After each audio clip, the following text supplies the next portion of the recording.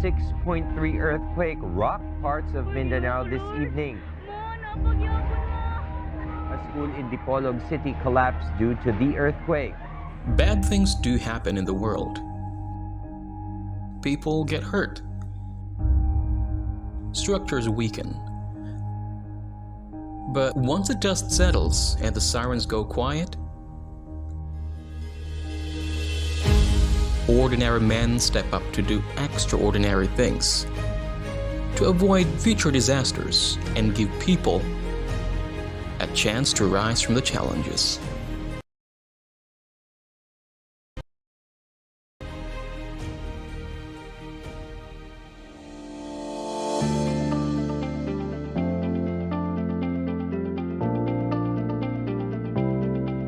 PICE, or the Philippine Institute of Civil Engineers, is an organization of civil engineers whose mission is to advance the welfare of our members and the development and prestige of the civil engineering profession, and to be a dynamic. We envision to be the leader among professional organizations known globally for professionalism, integrity, excellence, and social responsibility, a key player in nation building. Engineering, particularly the civil engineering, sounds simple. We plan, we create, and build structures and infrastructures and make sure that the people who will use it will be safe and secure. So they take on the challenge and do the work, because stability does not happen by chance.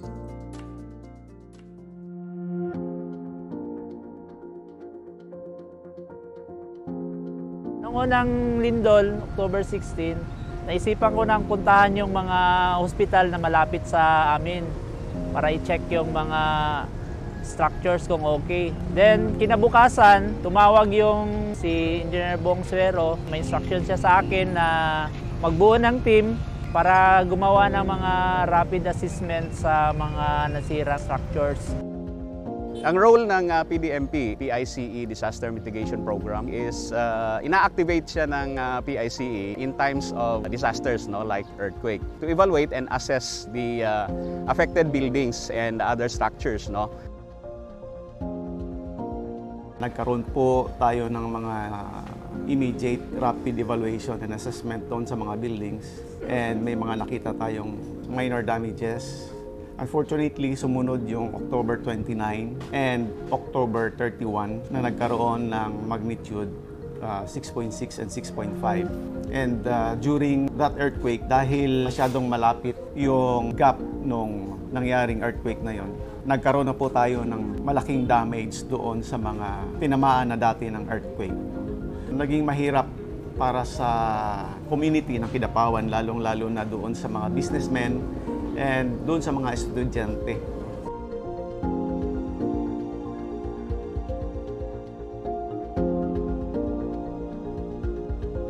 Dito may nag-school sa gawas kay ang among classroom kay naapektuhan siya sa lindol. So dito na lang mi sa gawas nag-learn. Siyempre po natatakot po kasi ako baka po maglindol ulit. Nung nakita na namin yung damage ng lindol sa mga building namin, sobrang nalungkot talaga ako.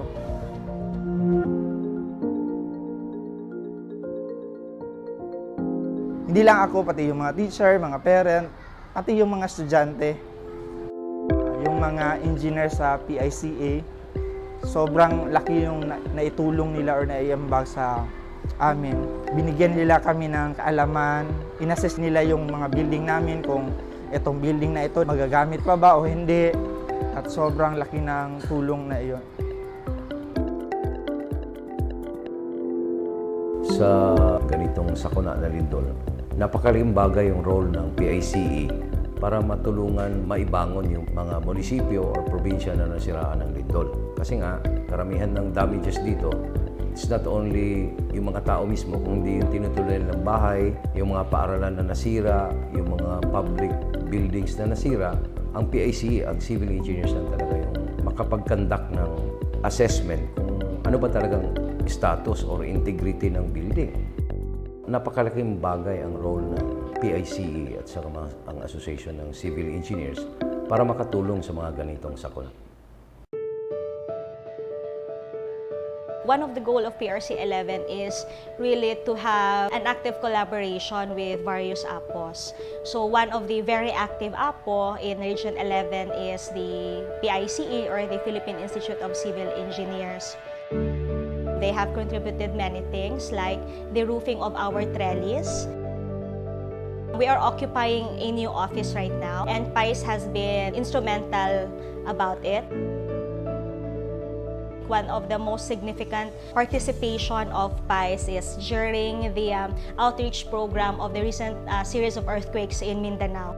DPWH, together with the Philippine Institute of Civil Engineers, nagdala kami ng mga relief goods, more or less 200 households.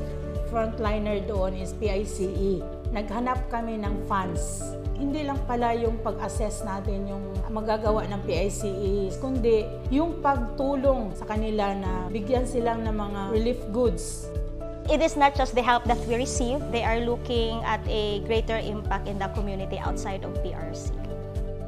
As civil engineer, talagang napakalaki ng role and responsibilities sa community. As a PICE scholar, thank you so much po, PICE. Binigyan nyo kami ng pag-asa po talaga na pagpatuloy yung pag-aaral namin sa kabila ng kahirapan. Dati po akong working student din, so I am financially incapable sa aking pag-aaral. Napakalaking tulong ng PICE both sa career building at financial na tulong na nakuha ko galing sa pagiging PICE scholar.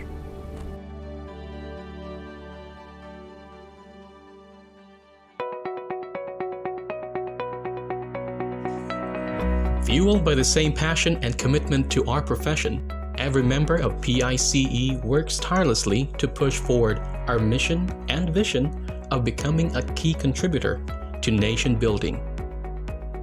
ASHER is a 24/7 structural health building monitoring system. So sa pamamagitan ng equipment na ito, malalaman natin kung paano natin masisiguro yung kahandaan ng ating buildings or other structures na importanteng mapagtibay. Nagkaroon kami ng pagkakataon through PICE, through its conference, na magkaroon ng mga presentations sa mga talks para mas may paliwanag namin yung importansya ng ganitong mga technology or yung ASHER system. PDMP or yung PICE Disaster Management Program, in response to the Philippine Disaster Risk Reduction Management, PICE and OCD have a collaboration or a memorandum of agreement to address the preparedness, response, and mitigation of the Philippines in terms of disaster. We coordinate with the local government. We have teams. So PICE is spread out nationwide. We have more than 100 chapters, more than 10,000 members that can be tapped to respond upon the request of the LGUs. PICE, as a professional organization of civil engineers, play a huge role in the enforcement of the building code insofar as teaching and updating the civil engineers in the latest in design and construction methodologies. However, we cannot tell in the near future how a natural disaster might occur. Hence, the study further of earthquake engineering design is constantly evolving. Rest assured that PICE will work on the development of these technologies with the help, of course, of civil engineering schools, colleges, and other institutions. Vanguards of a stronger nation, the Philippine Institute of Civil Engineers has been involved in numerous community service efforts. True to their commitment to nation building, PICE has been the forefront of many goal-oriented projects that aim to significantly improve the lives of Filipinos. Ako po si Engineer Julito Hernandez, Civil Engineer. Ademar Pama, Civil Engineer. Frederick Sison, Civil Engineer. I am Dale Peral, I'm a civil engineer. I am Rebecca Husay Suela. I am civil engineer. I am Ana May Manyas, civil engineer. I'm Dr. Francis Aldrin Uy, and I am a civil engineer. I am Erdsan Rene Suero, civil engineer. Here in PICE, we are at the service of every Filipino.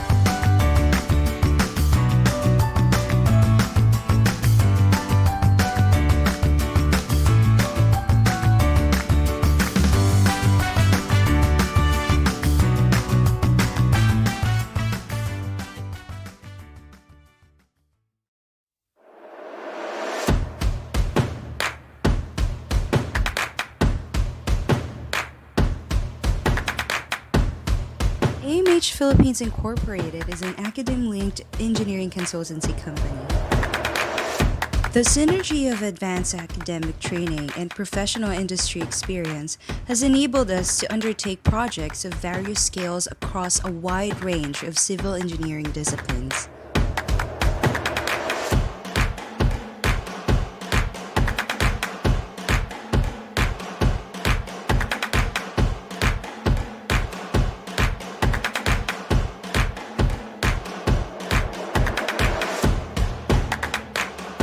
These projects have brought key and support staff to many locations within the Philippine archipelago and have produced publications presented in several local and international conferences.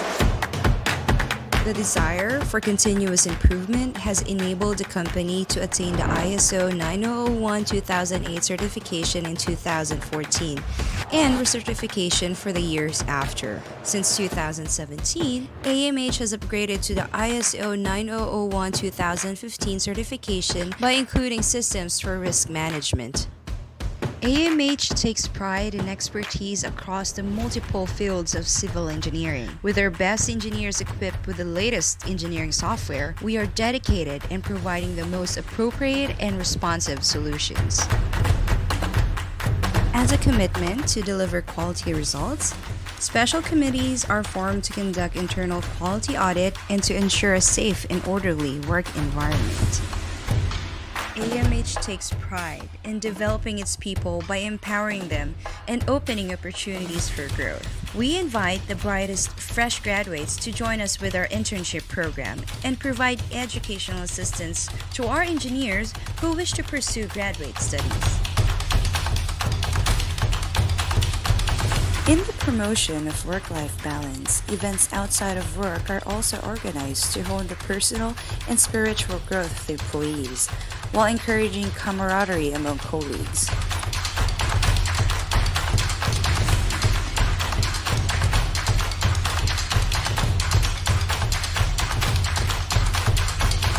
Responsive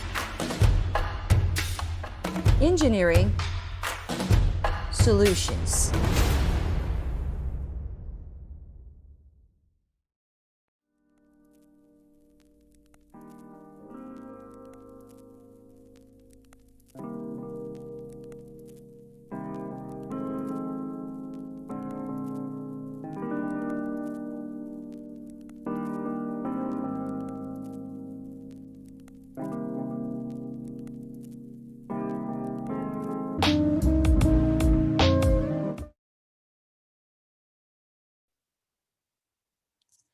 Good day to all the participants. It is with pleasure that we welcome everyone to this free webinar on geotechnical engineering hosted by the PICE National Board of Directors, spearheaded by the Interspecialty Group Committee through a Geotechnical Engineering Specialty Division.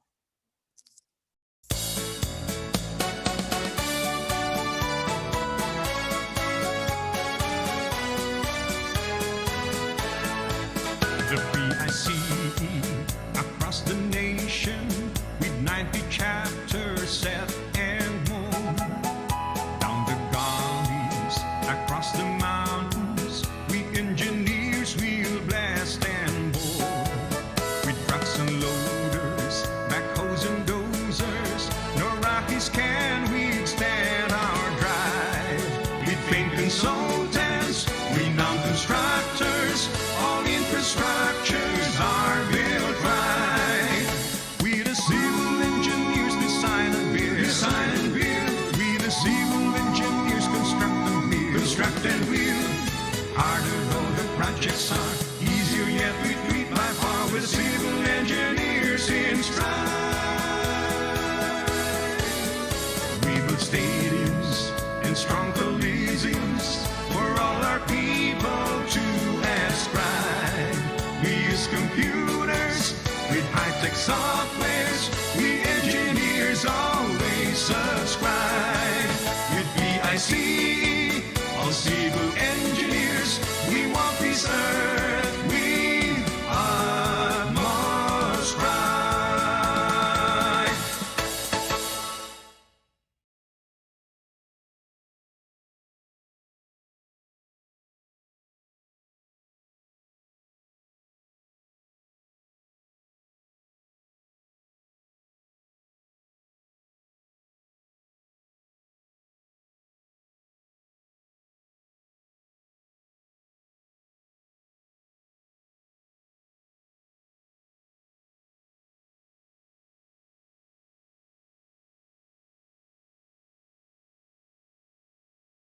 Afternoon and good evening to you all.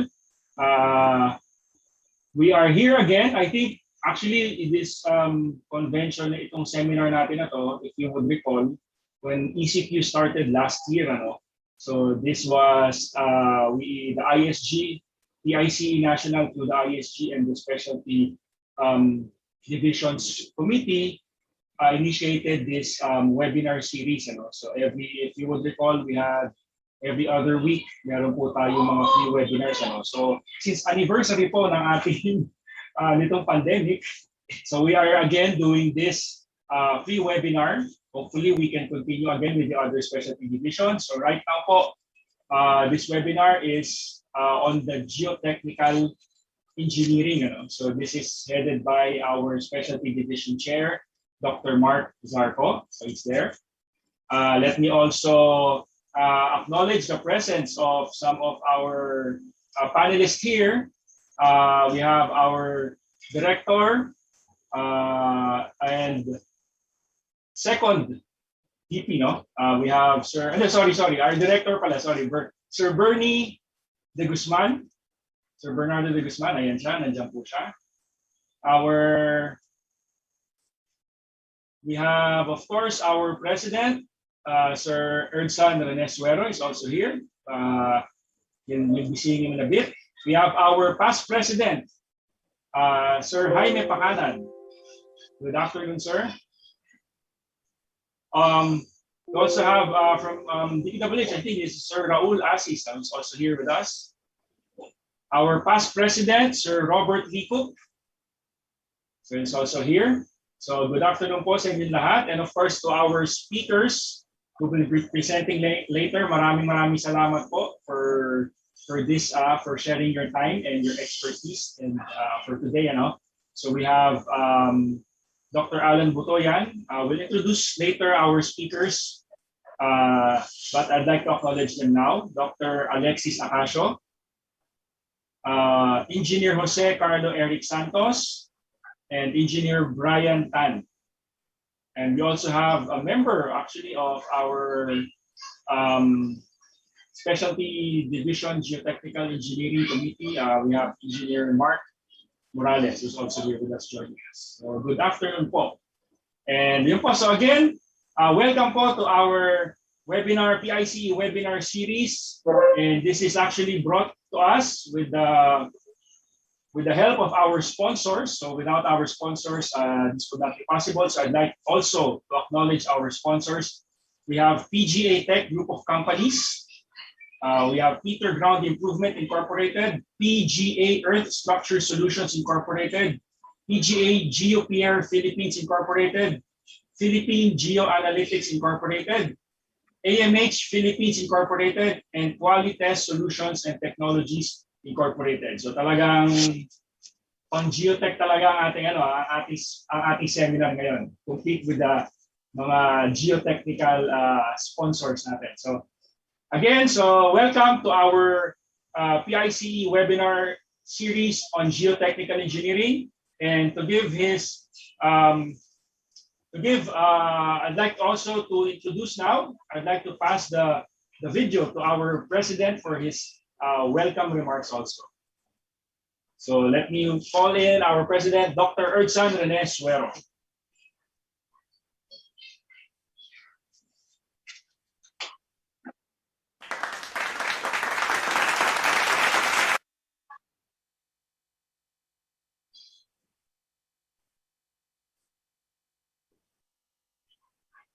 Thank you very much. Good day to all our dear members in the country and abroad. On behalf of the PICE National Board of Directors, I would like to welcome and congratulate you all. You are really very lucky to be among the 2,500 of the almost 100,000 members of PICE that would attend this webinar on geotechnical engineering this afternoon. Please allow me to recognize the efforts of our Interspecialty Group Committee headed by Engineer Eric Sison and the PICE Specialty Division on Geotechnical Engineering chaired by Dr. Mark Sarko and the PIC National Secretariat for coming up and organizing this webinar. May special thanks also to our resource speakers, Dr. Alan Butuyan, Dr. Alexis Philip Acasio, Engineer Roy Anthony Luna, and Engineer Brian Tan for sharing their valuable time and expertise. Yes, looking back on the past months, we're really into the most challenging and trying times. But with all of our determination, we've come to see great hopes and lights in PICE. And one of these is this webinar this afternoon on geotechnical engineering, a free online learning with free 3 CPD credit points for all those who will be successful in completing this webinar. Actually, our secretariat reported to me that we're still more requests from our members for them to be accommodated on this webinar. But we are really very sorry since the maximum limit of 2,500 participant slots were completely taken, which just means that our civil engineers really wanted to learn more and to ensure their continuing professional development. Nevertheless, we still have our 2021 National Mid-Year Convention and Technical Conference next month. And again, it's for free and more webinars in the near future. This is our way of thanking you all for your support and cooperation to PIC National's programs and projects for our country and the profession at this time of the pandemic. Actually, all the PIC National webinars and conventions conducted last year in 2020 and up to next month will be for free or with no registration fee, and hopefully up to the year end.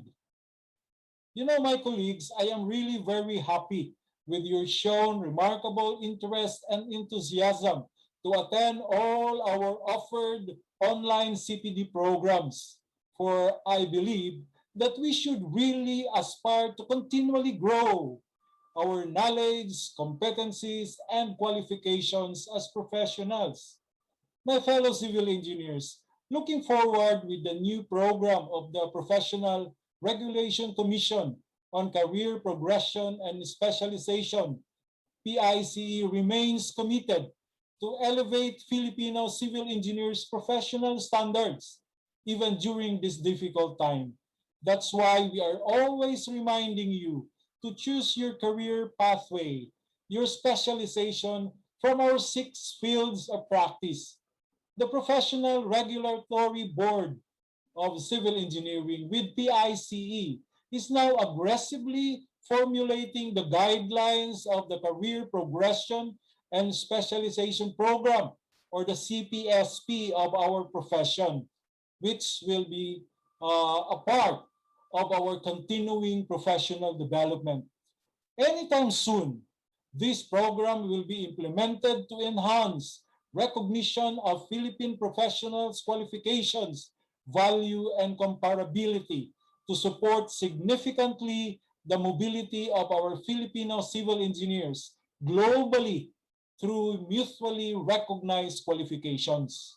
And we are challenged to be ready to level up through the CPD accredited programs like this webinar or any self-directed learning, formal or informal learning, and other learning activities through our professional work experience.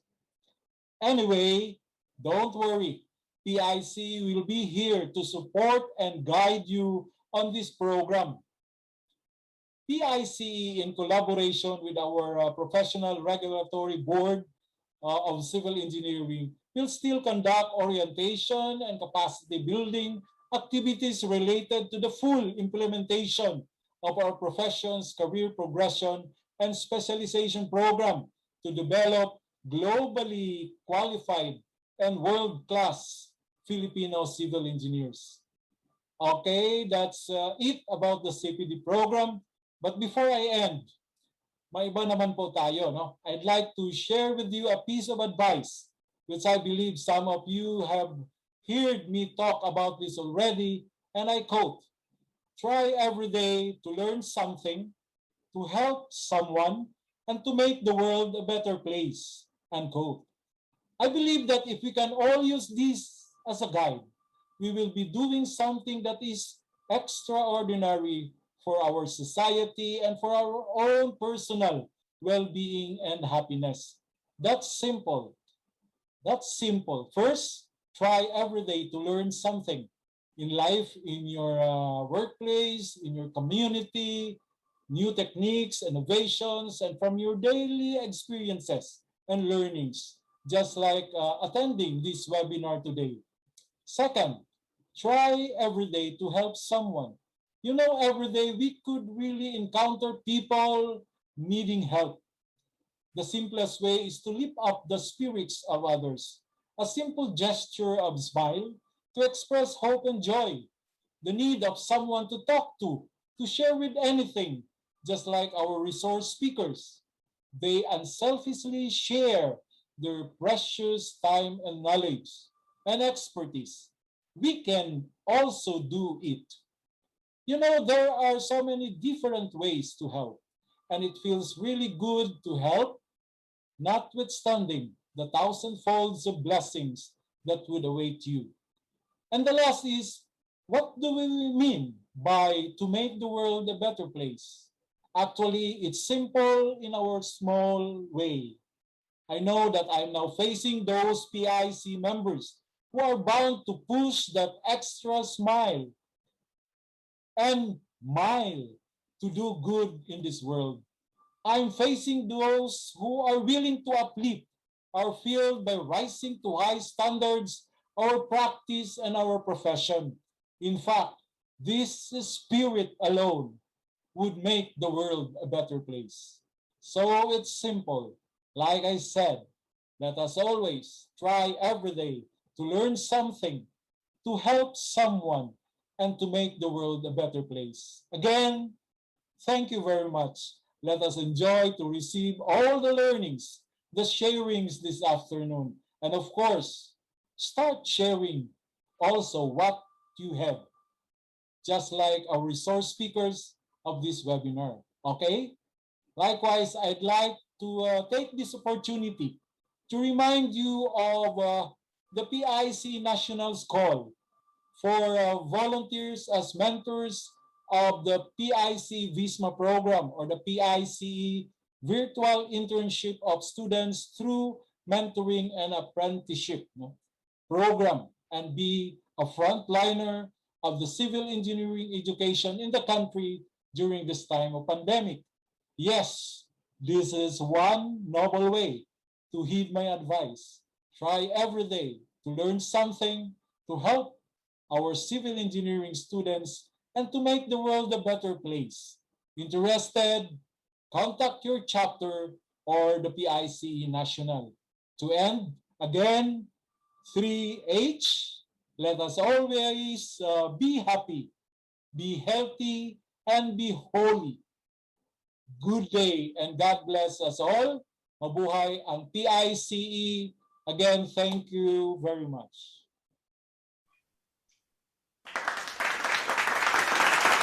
Thank you, Sir Bong. So, very relevant yung speech with these trying times. Tapos, thank you for the update, of course, on what the PICE is doing right now. So we have, again, as mentioned, we have the convention next month, the major convention, as well as the internship program or the VISMA program. So if anybody's interested, please do reach us. And then, of course, syempre, akala ko makakalimutan ni President yung 3H niya, no? So, hindi akala ko nabago na yung kanyang motto.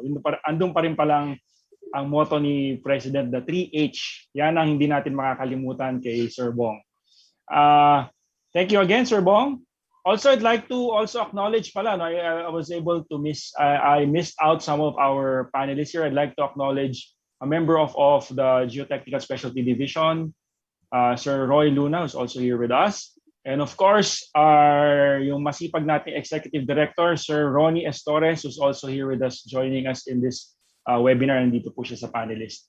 And I also forgot to mention one of our sponsors as well. So without this sponsor, hindi po natin ma-increase yung yung slots for this webinar. So it was possible through our sponsor Experto. That's why some of you are watching this webinar through the Experto platform, while some yung initial lang yung sa Zoom, and then the rest are all watching the Experto platform. So thank you to our sponsor. I'd like to acknowledge again Experto.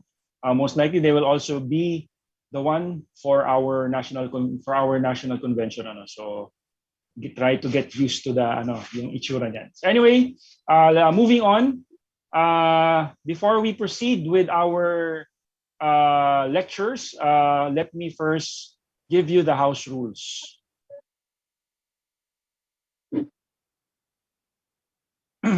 So, naka-share na ba siya? Ayan. So, house rules. Okay, so this webinar relies entirely on your internet, entirely on the internet connection and resources of your gadget. So, to better appreciate and experience the presentation, it is advised that you close all other applications and limit bandwidth sharing in your workplace or household while the webinar is ongoing. For those in the Zoom, the microphone of all the attendees shall be muted to avoid unnecessary noise and not disturb both the presenter and all the other attendees. The attendees can only hear and view both the presenter and the panelists. Participants who are in the Zoom hall shall send their questions to the Q&A button.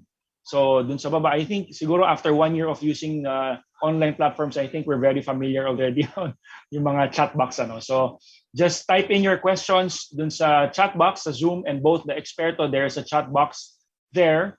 So type in your questions there. So even while the presentation is ongoing, kung may maisip na po kayong questions, just type it, and then we have our panelists and we have our secretariat monitoring those questions para after the presentation, we will screen a few questions to ask our speakers. And if in case your questions were not addressed, or if you have any other questions, just email it also to ginonrubyruth.pice@gmail.com so we can forward it to our speakers as well.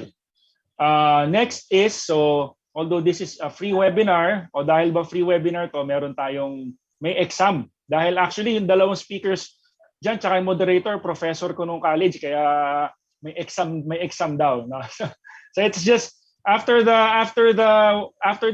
Q&A, we will be posting a link.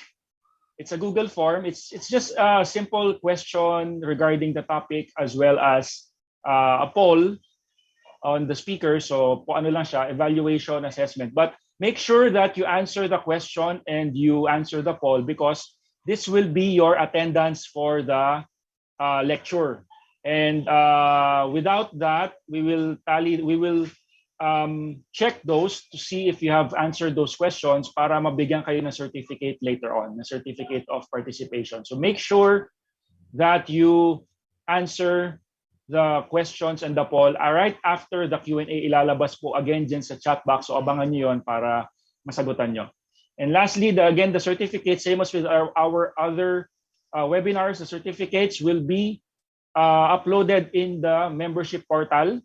So once the certificates are available, we will inform you, so you can just log into your account in the PICE membership portal to download the certificate.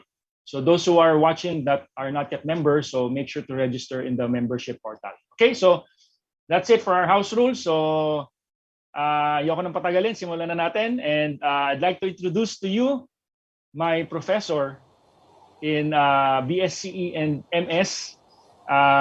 He is the chair of the specialty division in geotechnical engineering and a professor in the Institute of Civil Engineering, University of the Philippines. Let's give a warm welcome to our moderator, Dr. Mark Albert Zarco. Okay, good afternoon and thank you very much, Eric. So the Geotechnical Specialty Division of PICE has lined up 4 distinguished speakers for this special webinar devoted solely to geotechnical engineering. So without further ado, I'd like to introduce our first speaker, who is Alan Butoyan.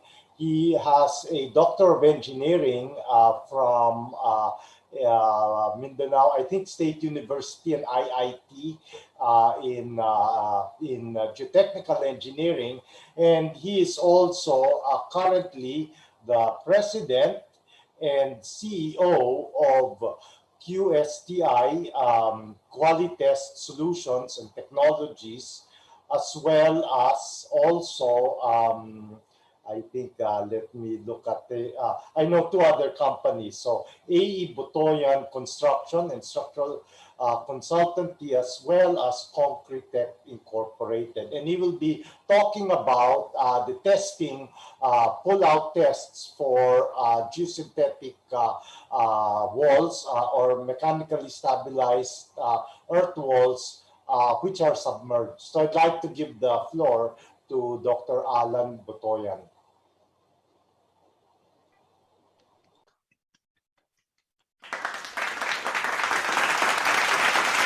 Okay.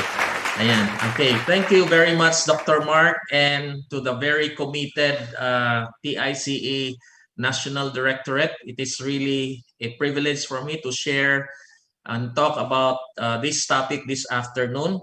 So let me now share my PowerPoint. I think I'm still disabled to share my screen. Okay, sir. Okay. It's still disabled. Secretariat, Host, please. Please.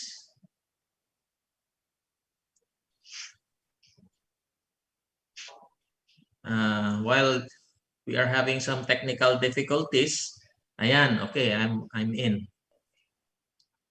Okay. So I hope I am now in.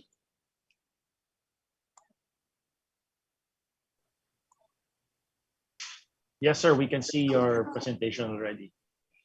Okay.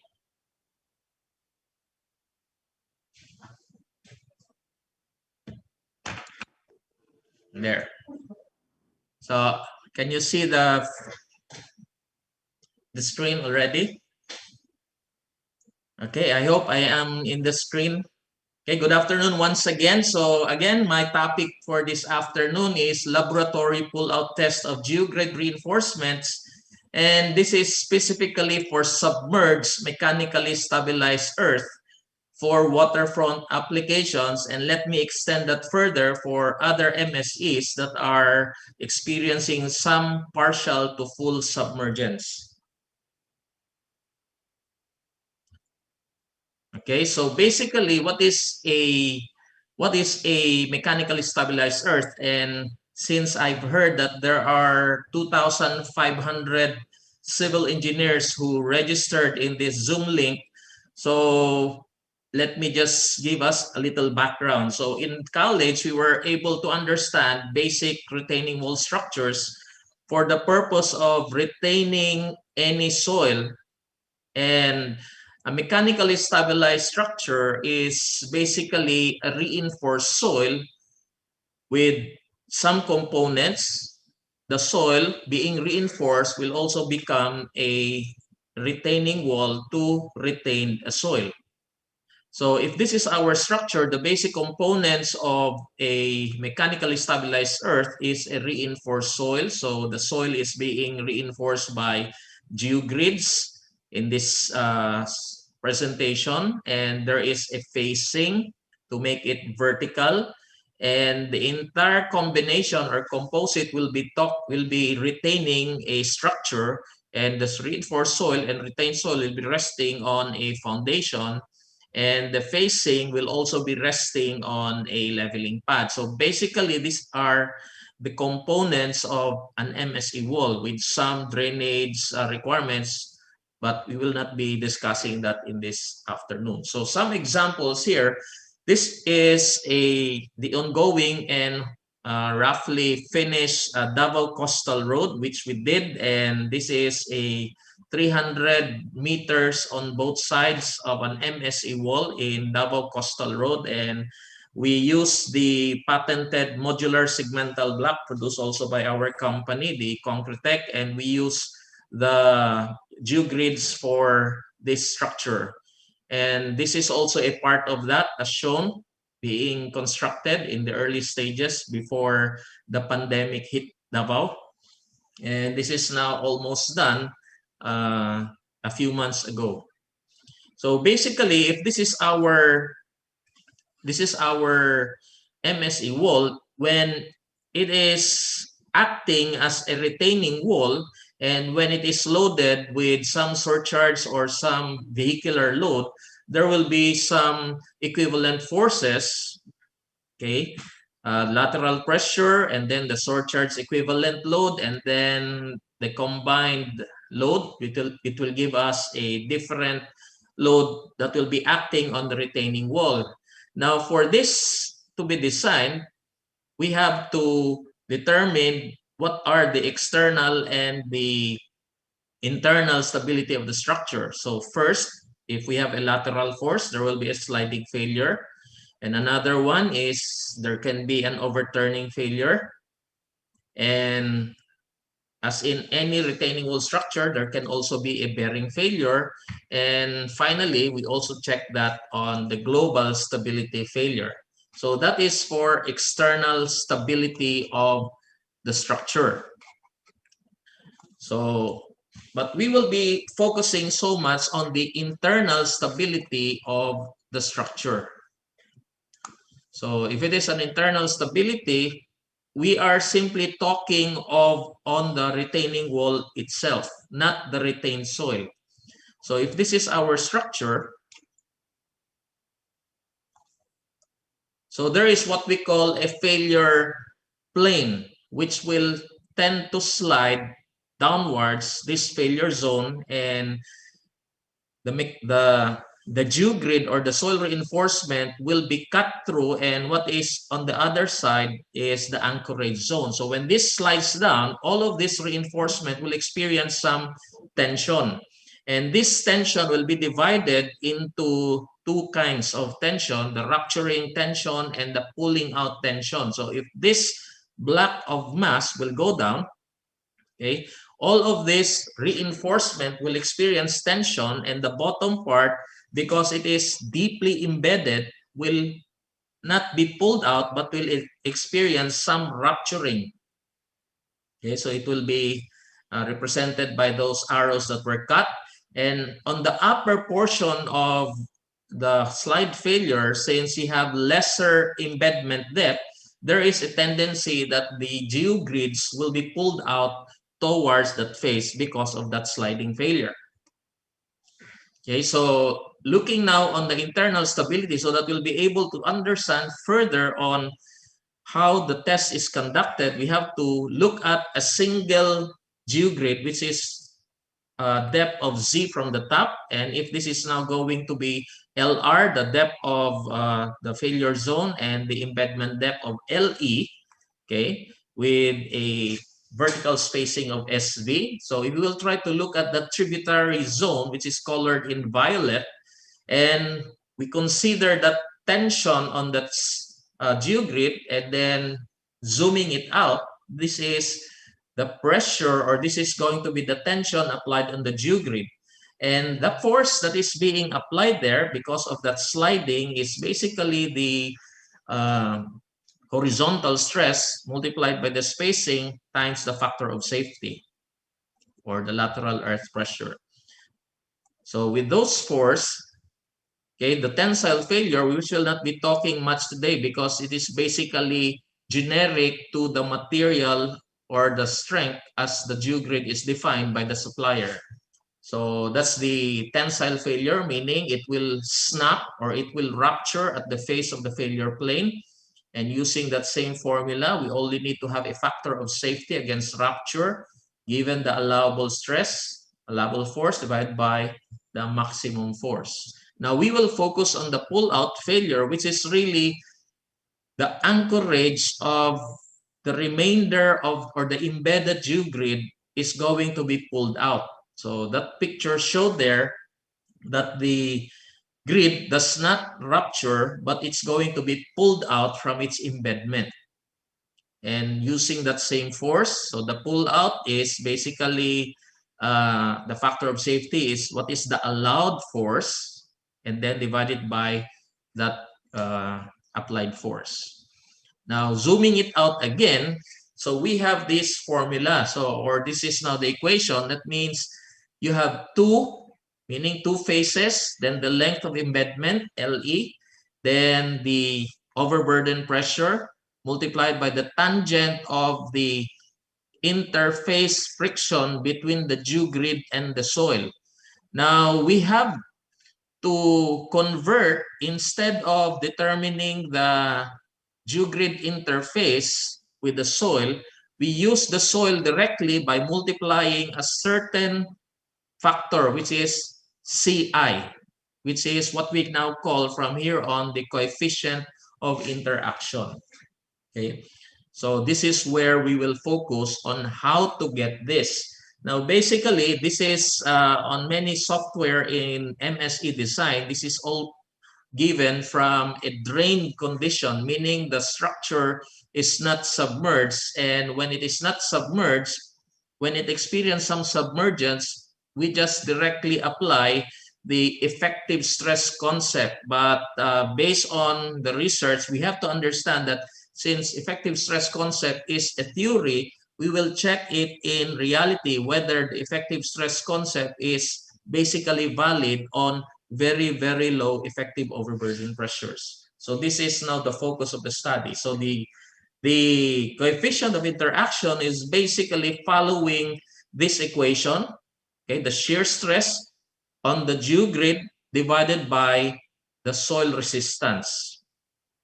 Okay, in other words, in simple terms, the apparent pull-out resistance when you pull the geogrid and you divide it by the resistance of the soil-to-soil interaction, you get the coefficient of interaction.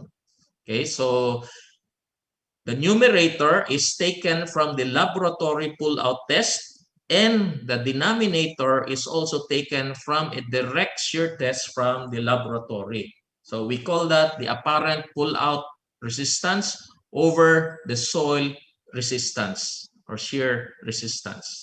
So if we have now here a basic graph, effective overburden pressure before versus shear stress. So if this is now the numerator, that's the strength envelope of the geogrid reacting with the soil, and then this is now the strength envelope of the soil. So for any given pressure or vertical pressure, we have an equivalent shear stress and also an equivalent shear stress on these two. So when we divide these two, we get the interaction coefficient. Okay, so basically this is our equation. And there is also another equation that is used today, which is very popular, the pull-out resistance by the AASTO simplified method. And that is basically the equation. And they are almost the same, but we will not be talking about that. If I'll be given another opportunity, we can discuss this in future webinars. But as this afternoon, we will only talk about the derivation of the angle of the coefficient of interaction CI based on this equation. So why do we do this considering submerged MSE walls? Okay, MSE retaining walls are not always drained or non-submerged. The reason is sometimes they are fully or partially drained or submerged after project completion. So this is one of the projects we did in somewhere in Davao del Norte, a canal that is about 2.5 meters wide, and this is about 2 meters deep. So during heavy downpour, this MSE, when the water will rise, will cause the geogrids or the soil reinforcement be submerged. So it is the intent of this construction to use this as a canal. Therefore, a portion of this will be fully submerged.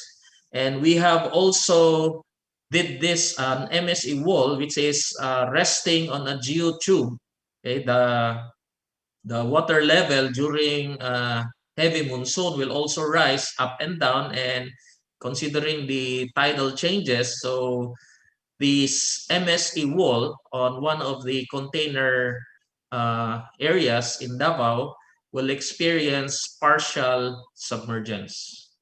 And this is also one of the riverbank protection beside our river here, and it is constructed with MSE. Even this gabion walls, this is also reinforced with geogrids. So not only the modular segmental block at the top, but from the bottom going up is also reinforced. And this is submerged during December to about early part of February.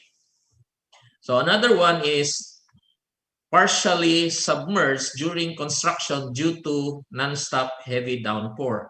So even if the structure is not designed to be exposed to water, but during the construction, just like this Tagum flyover that is still ongoing,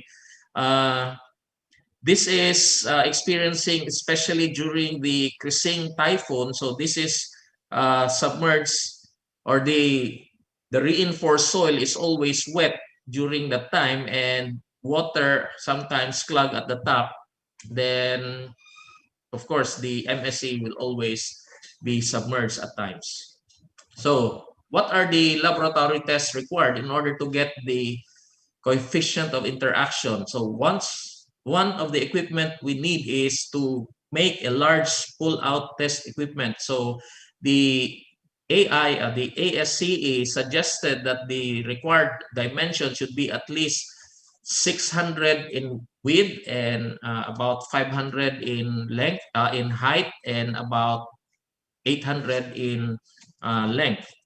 So another one is we have to make a large direct shear test equipment of about the same dimension.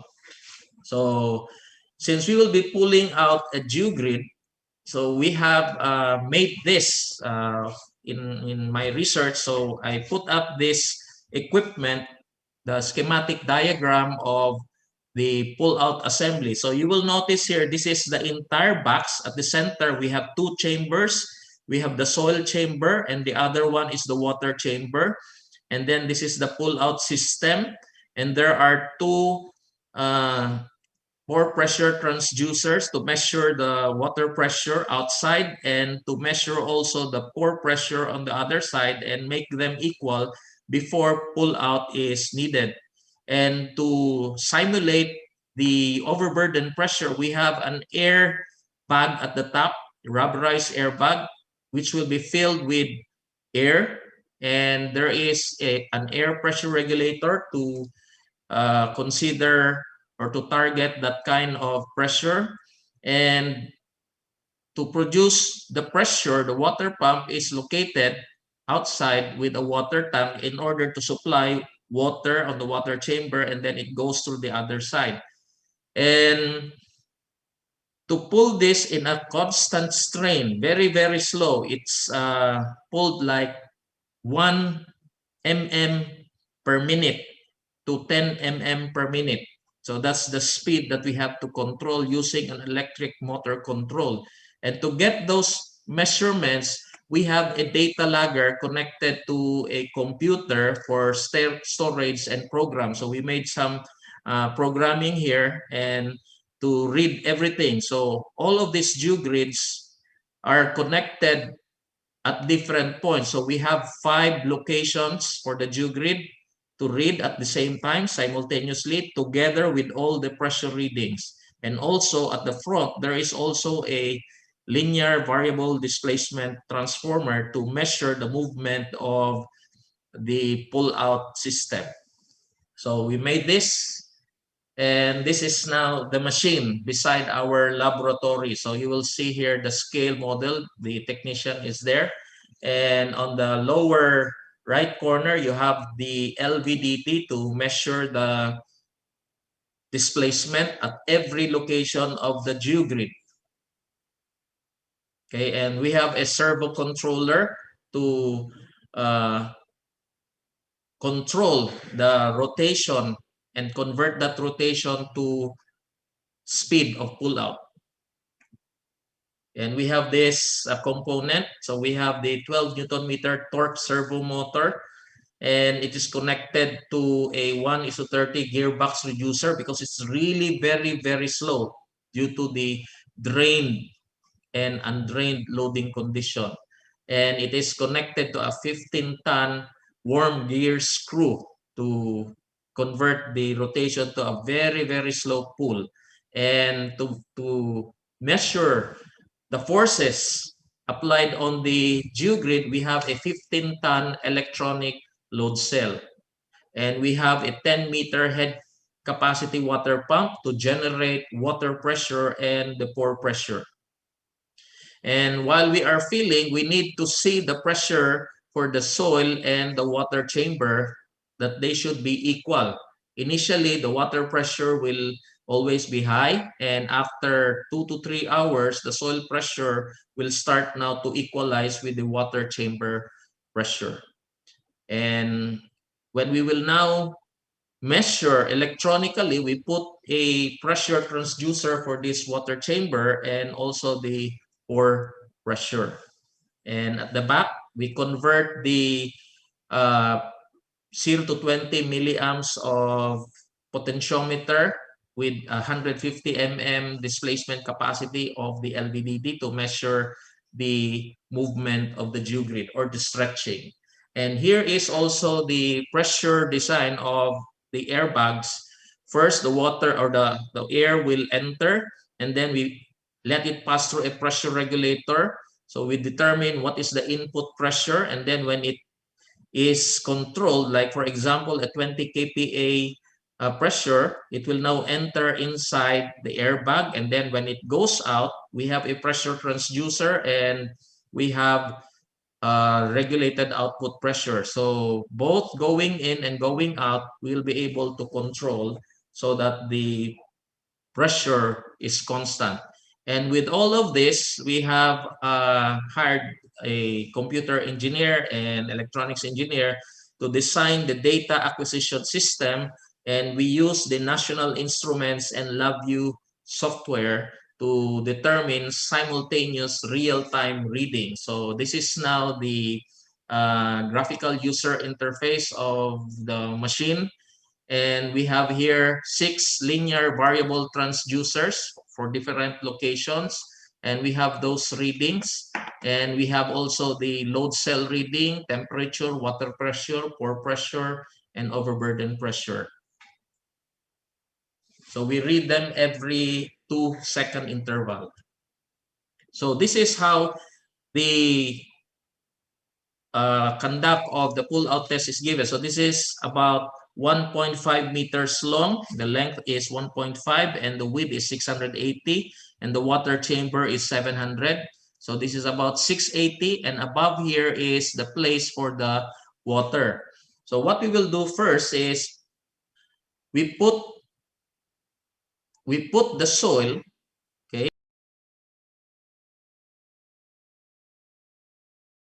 the air pressure and the overburden pressure. And if it is drain condition, meaning there is no water, the soil is dry, then we will now start to pull the geogrid while it is being pressed by a simulated overburden pressure. And after that, we now get the pull-out resistance of a non-submerged. And the same process will be done when we submerge everything. So we put water, we target a certain water pressure on one side and make sure and ensure that the water pore pressure of the soil will be equal to the water chamber pressure. So it will go under this zone, that is, you have seen those rods underneath, and then it goes up. Okay, and then once the pore pressure and water pressure has now been made equal, then the slow pull will be applied until we have reached those curves. So we thank one of the sponsors for this research is FW Nicole. They gave us plenty of Tensar RE580, which we use in the test. And also the other one is Tenkate, or Arizona Geosynthetics, the Tenkate Meragrid GX6030. So we have two components. And in the Tensar RE580 and GX6030, so these are the pull-out table. So we have CGS, which stands for coarse grain soil, which are sandy and usually common in places. And then we conducted a non-submerged or drain condition without water with different normal pressure from 20, 40, and 62. And the pore pressures here, you will notice they are 0. And the same combination, we have 3 tests also. We have the Tensar RE580 and coarse grain soil, which is also submerged. So the normal pressures are the same, but now we impute a different pore pressure. So 20 is now given a pore pressure of 14, 41 is 24, 62, and 34. So there will be a difference of these two. But on top of the Tensar, we also use coarse grain soils with Tenkate Miragrid 6030 and use the same setup. So we have normal pressure without pore pressure, without submergence, and we submerge the same with values. And use also a fine grain soil. Now, what are fine grain soils? These are usually made of clays and silts when there are no available coarse grain soil in the area. So this is fine grain soil, and then we use again the same setup, non-submerged and submerged. And at the same time, we did the same thing on Tenkate with fine grain soil with different normal pressure, submerged and non-submerged. So all in all, without considering all those repeat tests, the minimum test we did is 24 tests or 24 sample tests. Okay, so for the non-submerged condition, we'll just have this one example. We will not go through all of them. So this is coarse grain with Tensar RE550, and that is drained, meaning there's no water. So if that is now for a 20 kilopascal pressure, so the maximum pull-out force is when the curve starts to plateau. And also for the 40 kPa, the violet one, okay, and finally the 60 kPa. So once we have those pull-out force, we convert that to shear stresses by dividing it with the area. So we have now the shear stress, those points now for a 20 kPa, that's now the shear stress equivalent, and that's the shear stress equivalent. Then by regression analysis, we were able to determine the strength envelope with that equation, and from that line, we'll be able to determine the apparent cohesion and the apparent friction angle between the geogrid Tensar RE580 and the soil, which is coarse grain. And from there, we'll be able to get those angles and the cohesion value. So for the submerged condition, it's just the same. So we did 60 kilopascal overburden, and we have now introduced a pore pressure or water pressure inside the chamber of 14 kPa, giving us a difference of 6 kilopascal, or what you call the equivalent overburden pressure. So again, 40 kPa, we put 24 kilopascal pore pressure, difference of 16 kPa, and another test, 60 kPa, 60, and then 33, and finally 103, and 35 pp or pore pressure. So in short, this is now the value of the comparison between submerged and non-submerged condition. And we will see some findings. So looking at this thing, we just did the same thing in order to determine the apparent cohesion and apparent friction between the geogrid and the soil. So we have here the regression equation to get the angle or the friction angle and the intercept. So now if we try to look at this example, so if this is now the submerged CGS or the non-submerged CGS, and that is now the submerged CGS of the tensar versus the coarse grain soil, we will notice that the non-submerged has a higher value of CA. If you try to look at this, if you will extend this yellow line, it will intersect the vertical axis higher than the intersection of the submerged CGS. So that's the curve. And also for tensar compared with or interface with fine-grained soil, so this is the non-submerged. So you will notice that this red line will be intersecting higher. So it will have a higher cohesion value.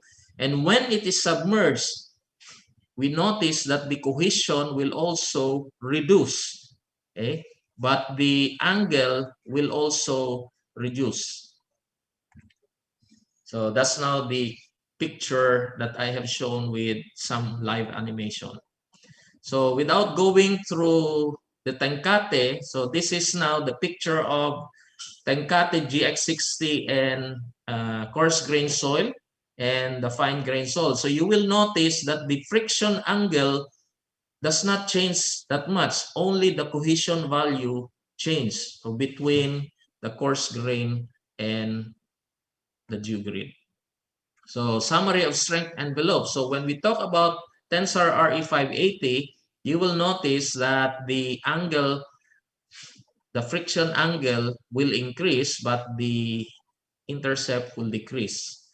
So same with the friction, the fine grain soil with Tensar. So this is the tabulation of the figure that I have shown just a while ago. Okay, so let's now go to the direct shear test because we already know the line, the strength envelope between a soil and the geogrid. So what we need to do now is what are the values, the strength envelopes of the soil that we use to interface with the geogrid. So again, we built another large direct shear box. So if this, what happened? Wala.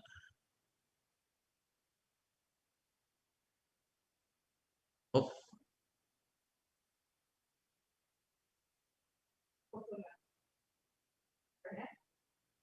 Sorry.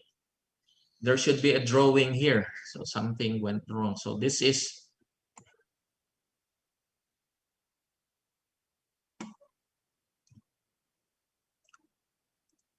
I'll open one file just.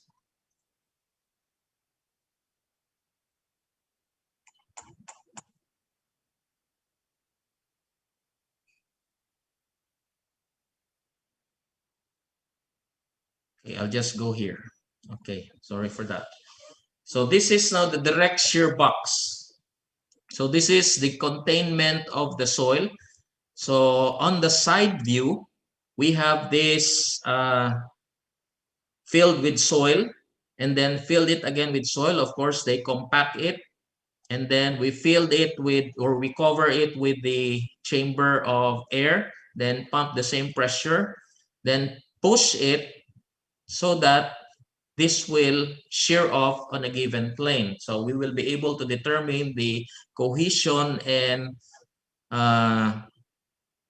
friction angle. So this is now the picture of the large direct shear box, okay, connected also to the same data acquisition system. So once we have determined the values of the strength parameters, we'll be able now to determine the strength. So we have the same values Okay, we have the servo motor control, air pressure gauge, and this is now the shear stress strain of the soil. So we have a coarse grain soil, the coarse grain soil. So we first use the 20 kilopascal overburden pressure, and that is now the curve. And we look at the starting point of the plateau for the shear stress. And we use again another pressure, 40 kPa. So just imagine it's difficult to assemble, then test, then remove again, then replace with a new one. So it will take at least 1 or 2 days to conduct one experiment. And we have finally the 72 kilopascal load, and we have now this curve.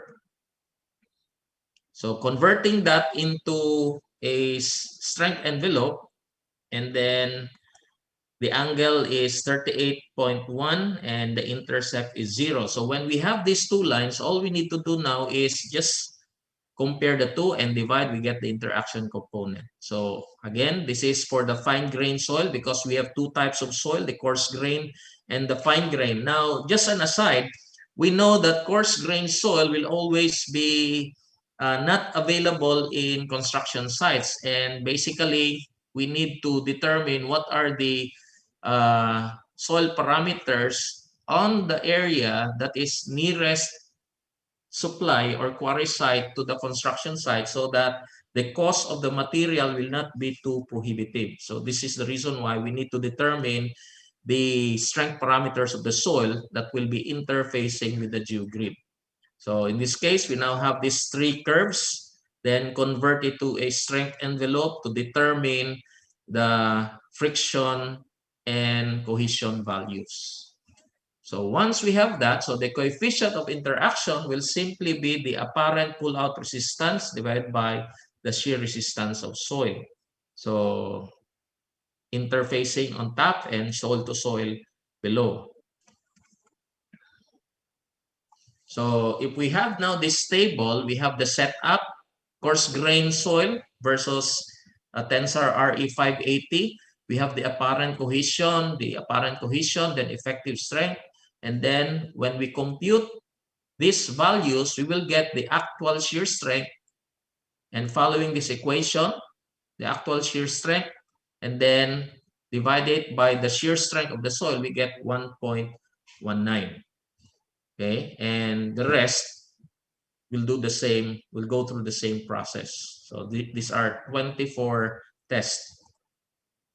So we have now this very nice curve. So sometimes in the design of MSE structures, we always input the CI value or the CBS value for these things. But when we investigated the effect of submergence, we will notice that the upper curve, which is the non-submerged condition, are higher compared to the same setup with when they are submerged. So you will notice that 1.19 here will become lower.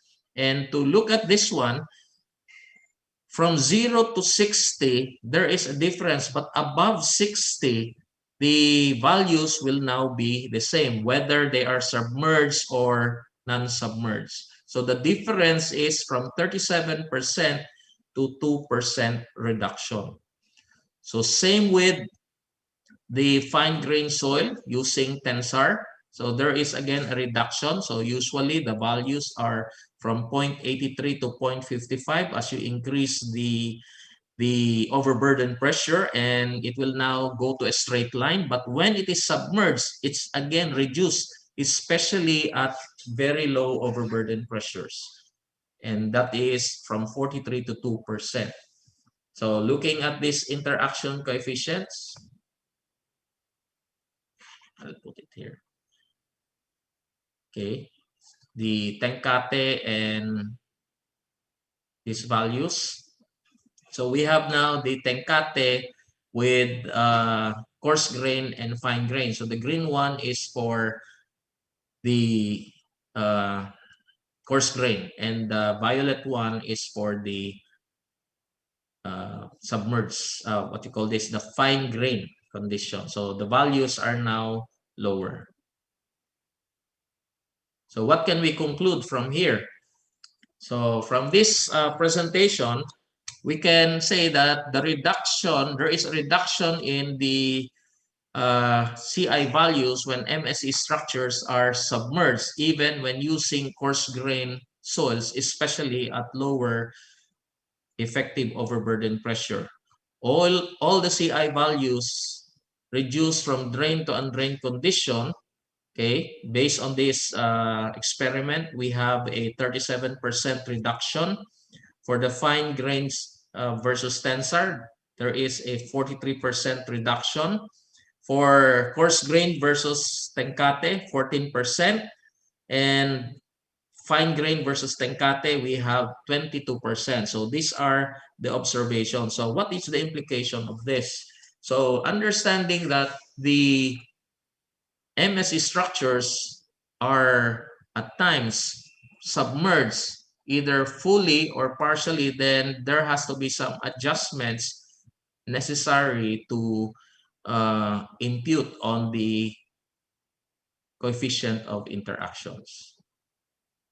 So equation, so because of this research, we are now having a value by regression analysis to have the coefficient of interaction for drain condition and undrained condition, for tensar versus coarse grain soil and fine grain soil versus tensar. So if we have this equation, we'll be able now to use this to determine what are the coefficient of interactions. Now, this is not really so much of a problem or a concern if the pressure or the overburden pressure is high, especially those at the lower level of the MSE.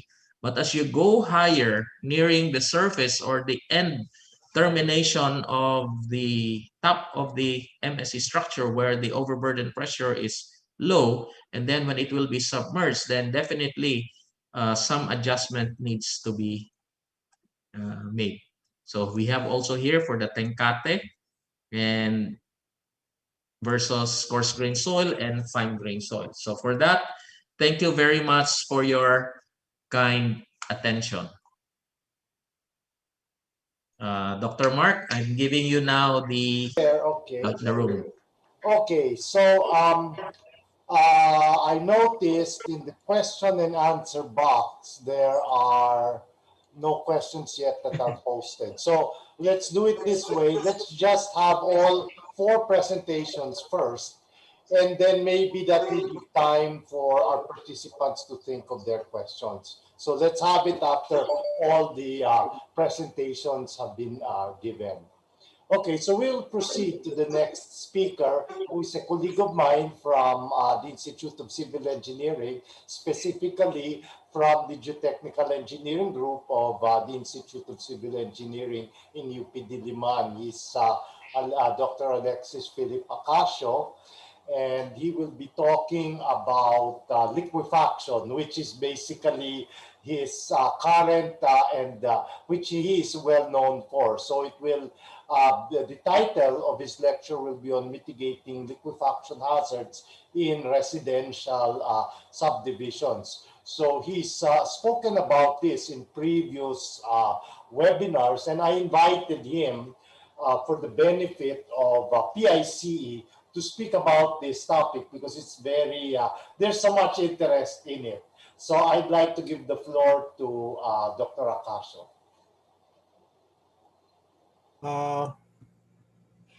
Okay, good afternoon and good morning to everyone. This is my presentation, and thank you PIC for inviting me. I'd like to share this with my 2 research group members, Tricia De La Cruz and Monica Ledesma. And of course, just a quick outline on my presentation today. I'll give a brief introduction of liquefaction, why we're doing this study. We have a case study about the Gupan city. I'll talk a little bit about seismic hazards. And then I'll present a simple methodology of liquefaction assessment. Of course, with the development of very fast computing software, we are already using a lot of software. And then I'll just show you the results of our tests, and I'll share with you the methods and damage mitigation. Soil liquefaction is a phenomena in which saturated and loose medium to fine grained soils loses its strength during an earthquake. Here, the soil has to be cohesionless, and we all know that. The picture on the right, of course, it's a 1990 picture. We all know that we had a big earthquake July 16, 1990, and then the Gupan city was badly damaged due to liquefaction. So basically, the soil loses its strength during an earthquake, and it only happens for saturated, loose, and cohesionless soil. So what happens if there is liquefaction? Number one, there's a distortion of the structure due to the settlement of the ground, loss of foundation bearing capacity, and of course, displacement of foundation and connections in between adjacent buildings, like water lines are sheared off, drainage lines are sheared off. So if you want to look at the theory a little bit, of course, we know the basic effective stress formula. Effective stress is equal to total stress minus hydrostatic stress or pore water pressure. The phenomena of liquefaction simply is the increase in pore water pressure. If the pore water pressure increases so much, then the effective stress basically reduces down to goes down to zero. These are just pictures of the liquefaction phenomena. I picked up some pictures from abroad, and then I'll move on to the local pictures that we have. Here, due to liquefaction, this fine-grained sand by means of sand boils simply goes up into the ground, and when it goes up into the ground during the process of liquefaction, effective stress is practically zero. I'm using practically zero because there's a small bit of residual strength that is left during liquefaction, but that residual strength cannot possibly support the structure. Here, these are sand boils, and on your right, we have also the uplift of underground buried structures. These underground buried structures are practically empty, and when there's an increase in pore water pressure from below, this will all be lifted up. A very common effect also is that the underground gasoline and fuel tanks of gas stations also get lifted up. And of course, there is some embankment spread. Here, the embankments, of course, since there is lack of lateral confinement, the tendency of this embankment is to spread towards the side. Of course, we also experience liquefaction. Well, this is a picture from the Bohol earthquake. This is a phenomena called lateral spread. We have here a damaged pavement, liquefaction induced also. And these are pictures from the 1990 Luzon earthquake. It will, in July, that will be 31 years. And when the earthquake happened, the Gupan city was put in the spotlight because it's a highly urbanized city, a lot of 3 or 4 story buildings. It's in the CBD or the Central Business District. That's why it became practically a research ground for several years. But take note that when we were doing back then, when we were doing field work, liquefaction was also observed in the towns of Herona, Tarlac, and there's this town also in La Union called Barangay Alaska, and in Aringay, liquefaction was very pronounced. However, it was not practically populated. That's why it didn't get the spotlight in terms of the news. I got these pictures from my colleague, former classmate, together with Dr. Sarko, Rolly Orense.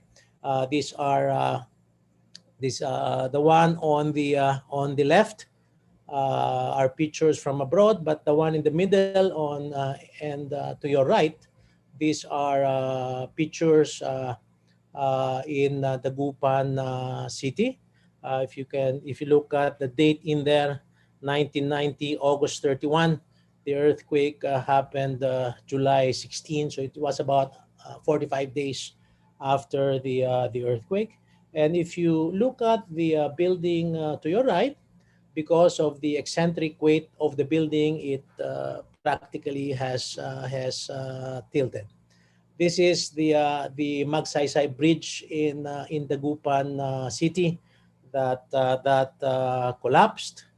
Of course, it was rainy season. That was July, and of course the road was also flooded for two reasons. It was the rainy season. That I think that's a major reason, and the other reason was that the ground was already submerged. Uh, these are my personal pictures. I took this during when we were doing a lot of reconnaissance work in there. This is your liquefied sand that simply came out of the ground.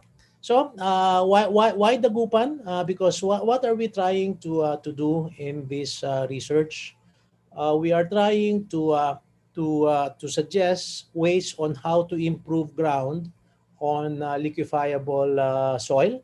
So let's look at the Dagupan first because it's a very good case study. We can learn a lot from the borehole data from Dagupan City, how to assess liquefiable soil, and then towards the end of my presentation today, we will try to look at ways on how to improve potentially liquefiable ground and try to minimize the risk with special focus on subdivisions and horizontal development.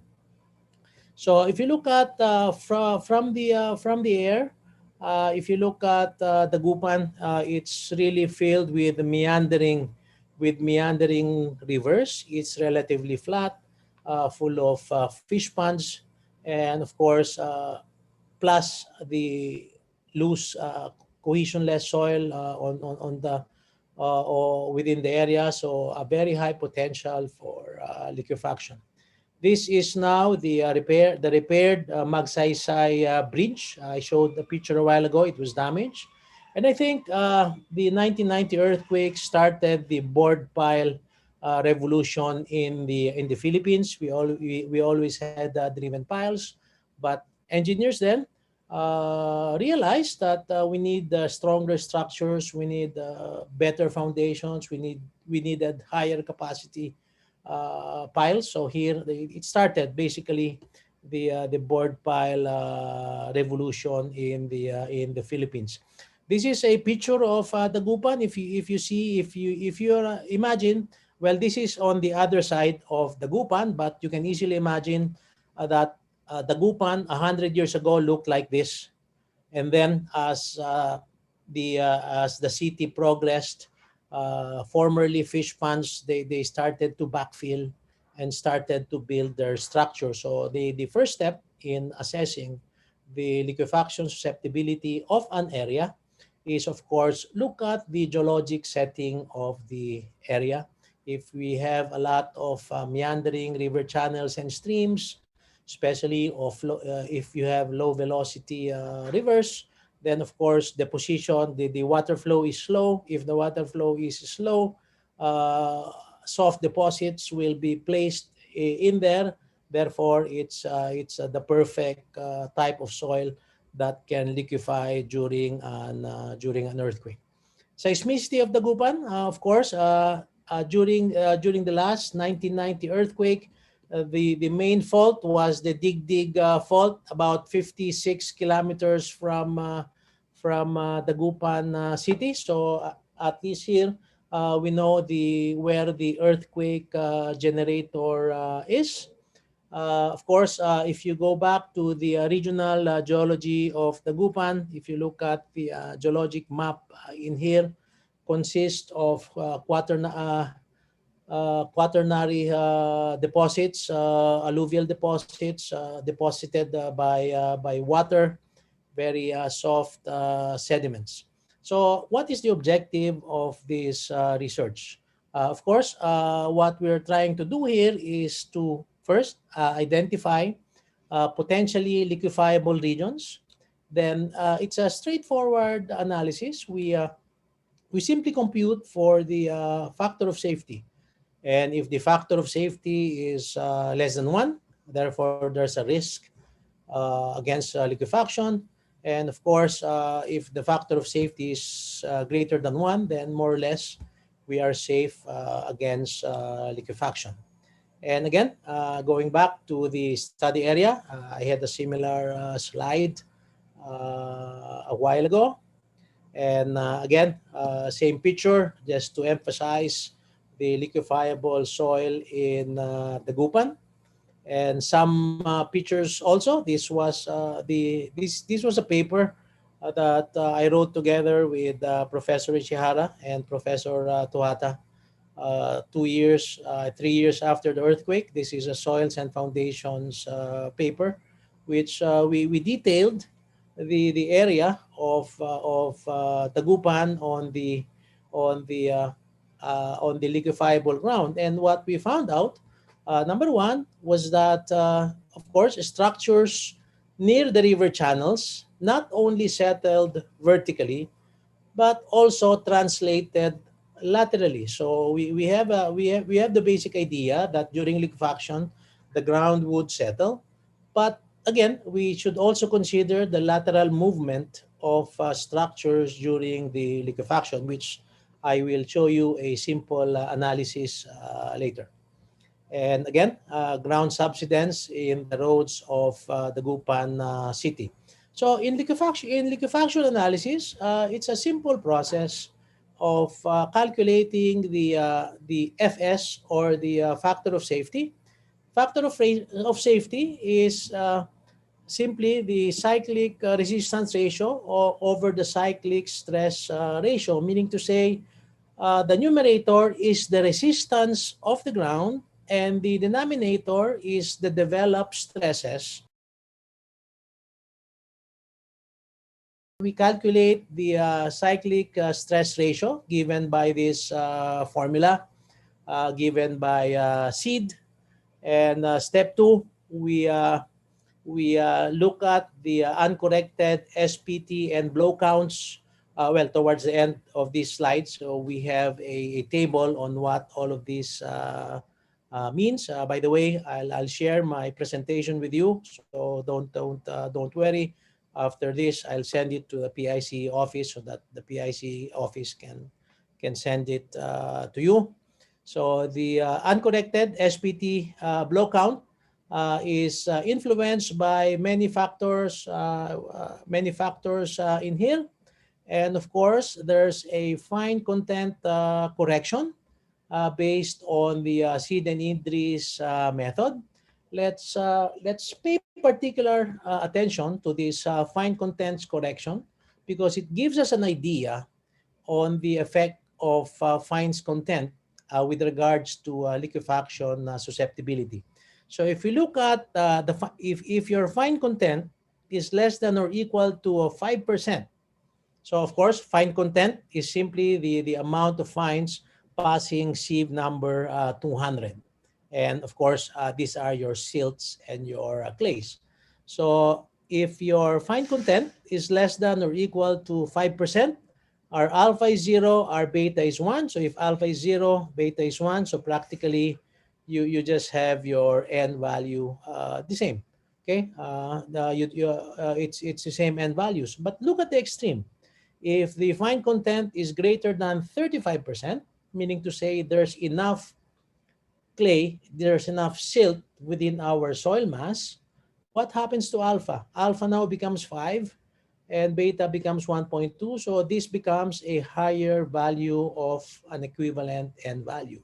It simply means that the more fines you have, the lower the susceptibility of your soil to liquefaction. And of course, research and field records have shown that if you are within the range of a fine content of greater than 35 or even greater than 30, there's a small chance that your soil will liquefy during earthquake. But of course, you still would have to calculate for the settlement effects during an earthquake. And of course, and we also have here the cyclic resistance ratio, simple, quick formula. Then, of course, we have to calculate now the overburden stress. We have to correct it. And of course, we have to correct the cyclic resistance based on the magnitude of the earthquake. And finally, this is where we end up. Factor of safety again is simply the ratio of the resistance being offered by the soil that you have divided by the developed shear stresses during an earthquake. And our objective here is to make sure that the numerator is greater than the denominator. So again, this is the main objective of liquefaction analysis. And this is the nomenclature. You can just look at it when you get the notes of this lecture. In liquefaction analysis, what we did was, again, Dagupan is still our study area.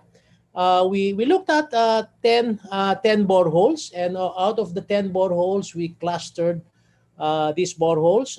These boreholes are scattered throughout the flat, undeveloped areas of the Dagupan City. So these boreholes are no longer within the central business district, but outside of the area. This is flat development. And you can see here that, of course, we just tried to cluster the 10 boreholes. So here we clustered 4 boreholes 1, 2, 5, and 9. They look similar to each other. So this is a summary of the results from the ground level to a depth of about 8 meters, loose to medium dense, poorly graded sand, silty sand, and values range from 7 to 29. And of course, beyond 8 meters, we have a denser soil. So again here, just by looking at it, of course, we can back it up with theoretical calculations. The upper layer is susceptible to liquefaction. The lower layer is not. And also, we had also the other 3 boreholes, 3, 6, 7, and 8. There's a firm layer at the top, 2 meters, highly plastic silt, highly plastic clay. And below that, of course, is again liquefiable ground. And 10 meters, it's very dense and stable soil. Take note, research has shown that if you have a non-liquefiable layer on top, it also adds as support for your light structures. Borehole 4, basically the same. Stiff clay layer, 1 to 2 meters, 1 to 3 meters on top. Then a liquefiable layer, and then we have the dense, stable layer. Borehole 10, very similar to the others, only that we observe a 1 meter stiff, highly plastic clay on top. And then below that is the liquefiable soil. And this is a summary of all of the boreholes that I have shown. Out of the 10 boreholes, by the formulas that we have used, it's practically all of the boreholes have an issue with regards to liquefaction. Borehole 1, 0 to 5 meters. Borehole 2, 0 to 5. Borehole 3, 2 to 5.7. So if imagine if you are doing a horizontal development or a subdivision development, you drill 10 boreholes, in your area, and then you look at this, and if you look at this, then in case of an earthquake, it's easy to see that your area would liquefy. So what would you do? What would you do? Of course, if it were a high-rise building, not much. Why? Because you can justify easily a 30 or 40 meter board pile foundation, then it will all solve all your liquefaction problems. But let's focus on horizontal development. That's the focus of our research. What are the options if you cannot justify the prohibitive cost of a board pile foundation for small houses, small warehouses, small manufacturing plants? You don't want a very expensive foundation for that. So what are our options? This also is, of course, the output of Liquify Pro. It's a commercial software which you can easily use. You just have to input the magnitude of the earthquake, the acceleration, and the red zone here indicates that, from 0 to about 4 meters, you have a big liquefaction problem. So that prompts the geotechnical engineer to find ways on how to solve this liquefaction problem. How do you mitigate that problem? And one issue also is, of course, lateral spread. If generally, liquefiable ground is also found near river channels. If you have a river channel, slow velocity, very sharp curves, and you have alluvial deposits, there's a strong chance that lateral spread can happen. And lateral spreading happens on very gentle slopes. And what do you mean by very gentle slopes? Slopes from 1 to 3 degrees in the field are known to induce lateral spreading. And what can we do? All you have to do is draw a cross section of you get 2 or 3 boreholes. Draw a cross section. We picked up in our sample in there. We picked up borehole 3 and borehole 9. In there, there's a lateral spread. There's a lateral spread issue in here.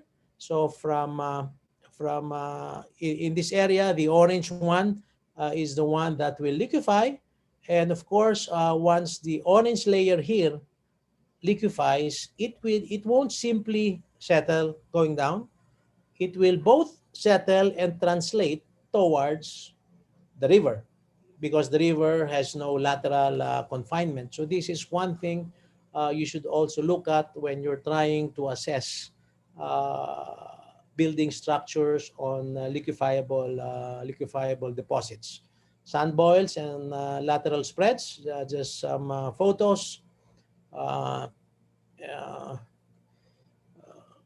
Here, yes, I think this is in New Zealand, from Michiko Kubinovsky. Well, we went to school together many years back. Lateral spread during the Loma Prieta earthquake. So let's move on now to the final section of my presentation. Once we have assessed liquefiable ground, once we are sure that there will be liquefaction, and we cannot, because the challenge really here is that you have liquefiable ground and you have light structures. And the challenge here is, what do I do? I cannot jump into a deep foundation. I have to do something with my ground. Of course, it should be economically feasible and technically viable. So this is just a short flow chart, if you want to say it, or a sequence of analysis. Of course, proper planning. You make sure that the environment is taken care of. Analysis and design. In the analysis and design, this is the analysis now and design of the ground improvement measures. But after ground improvement, a very important step that a few people forget is you want to verify if you really have improved the ground. Because some people, after improving the ground, they jump into building their structure. So there has to be a verification of improvement of the area, and of course, our quality control measures also. So There are two types of intervention when we are dealing with structures on liquefiable ground. There's what we call the structural intervention. We do something about the structure. And the other one, of course, is the geotechnical intervention. We do something about the ground, or we can do both. And of course, a rigid foundation system is one of the best ways. Imagine if you just have a 1 or 2 story house in your subdivision development. You have tie beams on both directions, that's one. And of course, we have a rigid floor slab tied to the columns of the house. And of course, it's very easy to say this: tie beams on both directions, rigid floor slab. But again, if you're developing a low-cost housing project, this becomes really a challenge, because this also adds up to your cost. So again, there are some economic calculations involved. It's usually the marketing department that doesn't want these solutions. But if you're with the engineering department, by all, please try to enforce these solutions. Uh, the other step is anchoring of equipment and flexible connections. Anchoring of equipment, it's very common in earthquake-prone countries like Japan. Cabinets, TV sets, tables are anchored against the wall. There's a special. It's just a small chain in case there's an earthquake. Your tables and cabinets won't fall on top of you. That's one. And the other one, of course, is to make sure that you have flexible connections. If you have adjacent structures, your water lines, drainage lines, there's a flexible joint in between them to make sure that in case there's differential settlement, these flexible joints can tolerate a little bit of differential settlement, and your lifeline facilities or your pipes will still be in good working condition. Deep dynamic compaction is very common for horizontal development, but of course, you can only do this deep dynamic compaction if you don't have adjacent structures. Because if you have adjacent structures, you will shake the entire area, and the adjacent structures will be damaged. So the assumption here is that you're in a new development, maybe a previous fish pond or a reclaimed area in which you can easily do this deep dynamic compaction. This is the process. You just have a heavy weight, lift it up, let it fall, then it will produce a crater like this. Then you will have a compacted area. This is very good for liquefiable ground, very good for liquefiable soil. It can easily compact the sandy nature of your soil. Of course, this is just the quick description of the process. You have a hammer weight, you drop it, and then, of course, it can improve thicknesses of up to 15 meters. And of course, there are a few things that affect the effectiveness of your compaction. You have to look at the soil type, initial density, what's your target density, the location of the groundwater table, what's the geology of the site, and of course, you have compaction variables, drop height, weight of hammer, number of drops. It's always good if you're doing deep dynamic compaction is to compact a pilot area, so to speak, perhaps a 20 meter by 20 meter pilot area. If you're trying to do deep dynamic compaction in a few hectares, you can have a 20 meter by 20 meter pilot area, and you can check there the effectiveness of your compaction process. Some tables on what on the level of compaction. If you have loose sand, clay sand, silty sand, drop of weight mass, and the depth of improvement in here, you can look at that later. And of course, it induces a crater. About one drop is about 1 to 1.5 meters deep. And of course, take note, there's a very strong environmental impact: vibration, noise, and lateral ground movement. So if you do deep dynamic compaction and there's an adjacent structure beside, Once you compact it, the adjacent structure might be damaged. So please exercise this with caution. You can only do this for large open areas. So here, some challenges. Groundwater level should be lowered. Confirmatory measures should be done, and of course, not recommended to mitigate lateral spreading, because if you only compact vertically, and of course, if you compact vertically, it will practically induce the lateral spreading of the ground.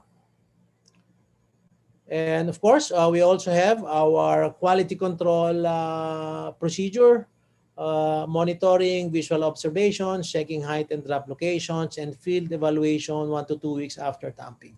Why are we stressing? This is a very critical thing to put our attention a little bit. Why are we stressing field evaluation 1 to 2 weeks after tamping? Because during tamping, pore water pressures develop. You're not sure that it's purely coarse grain. There can be fine grained soils below. And it takes a while for these pore water pressures to dissipate. 3 days, 4 days, 5 days. So again, you should also try to test maybe a week after compaction. Don't test immediately, because you'll be surprised of the low values that you will be getting. And of course, we have a menu of choices on the equipment that we can use. We can use the dynamic cone, SPT, or even the static plate load tests. So always remember, any ground improvement that you do, please assess the improvements. Please assess post-improvement to know or validate whether your target capacities have been achieved or have been attained. Mass mixing, it's a simple process also. All you need is an excavator and the attachment on top. Well, there are two methods here, either wet mixing or dry mixing. When you say wet mixing, it's really a dry binder that you mix. When you say dry mixing, you add water, and it's a slurry that you mix. Usually done with a mixing drum. It's less expensive than the deep mixing, very effective for depths of less than 5 meters. Why are we focusing a lot on 5 meters? Because that's where the stresses are. If you're just building a 1 or 2 story house in your subdivision development. Two methods, the wet and dry. And of course, the wet method is more technically and financially challenging. Again, the same QC, total amount of binder delivered, mixing time, and it's also operator dependent, and you have the usual post-improvement measures or post-improvement tests that you can do. The last method, which I'll discuss, is compaction grouting. We of course you inject a cement mix into the soil. It can be before the structure. It can also be after you build the structure. Low slump, very stiff mortar mix. It can give high pressure to displace and compact soils, about 1,000 psi of pressure. Very effective for coarse grain soils. And again, you can treat you can treat soil as thick as 5 meters. Improved soils can be very stiff, and the grout column may act as a vertical reinforcement. So shallow foundations, of course, you have a process here for both shallow foundations and matte foundations. And of course, we have to follow the usual QC and post-improvement tests to make sure that our target capacities or target post-improvement capacities are met. So now to my conclusion, we studied that the Dagupan City, susceptible to liquefaction, has a history of lateral spreading. So if you have any development in this similar area, therefore, take note, you have to assess if it's liquefiable. And here we have a lot of options. Of course, in a subdivision, there are big structures, clubhouses that are large, perhaps do a size-specific geotechnical assessment. On highly liquefiable ground, shallow foundations may only be used if ground improvement techniques are followed, because once it liquefies, you will have problems. And of course, the minimum that you should do is, of course, to have a rigid foundation system. It's the structural intervention that you can do. Just use tie beams and make sure your slabs are integrated to your columns. But again, as I said, it's really it's not a technical challenge. All you have to do is do it. It usually becomes a financial challenge, especially on the low cost housing market. And of course, quality control and post assessment checking should be done in order to confirm the post improvement properties of the ground. So this is the end of my talk. Again, I would like to thank PICE for inviting me. If you have any questions, I'll try to answer them during the open session. If your questions won't be answered, please send me an email. I'll do my best to answer your questions. So thank you, and good afternoon. Okay, thank you very much, Alexis. Sige. So before we take a break, because there will be a break to do product presentations, we'll go first through the questions and answers. So there have been some questions that have already been answered, and I'll just summarize what they are. One question was if there are standardized tests in the Philippines, and just to reiterate Alan's answer, he says that in the Philippines, we use ASTM and AASHTO standard. So we don't have our own, but our most of the testing protocols, even for most materials, are either ASTM, AASHTO, and I'm not really sure, but there may be also British standards that may be applicable here. But the ones that we are more familiar with, given the fact that we are American-oriented, are ASTM and AASHTO. Now, what I'd like as a follow-up question to this is that I think that what is unique about Alan's test is that I'm not too sure if the current ASTM and AASHTO standards involve soils which are saturated. So I'd like to ask si Alan to answer that question, because I think his test involves soils that are saturated, whereas current standards do not. That's right.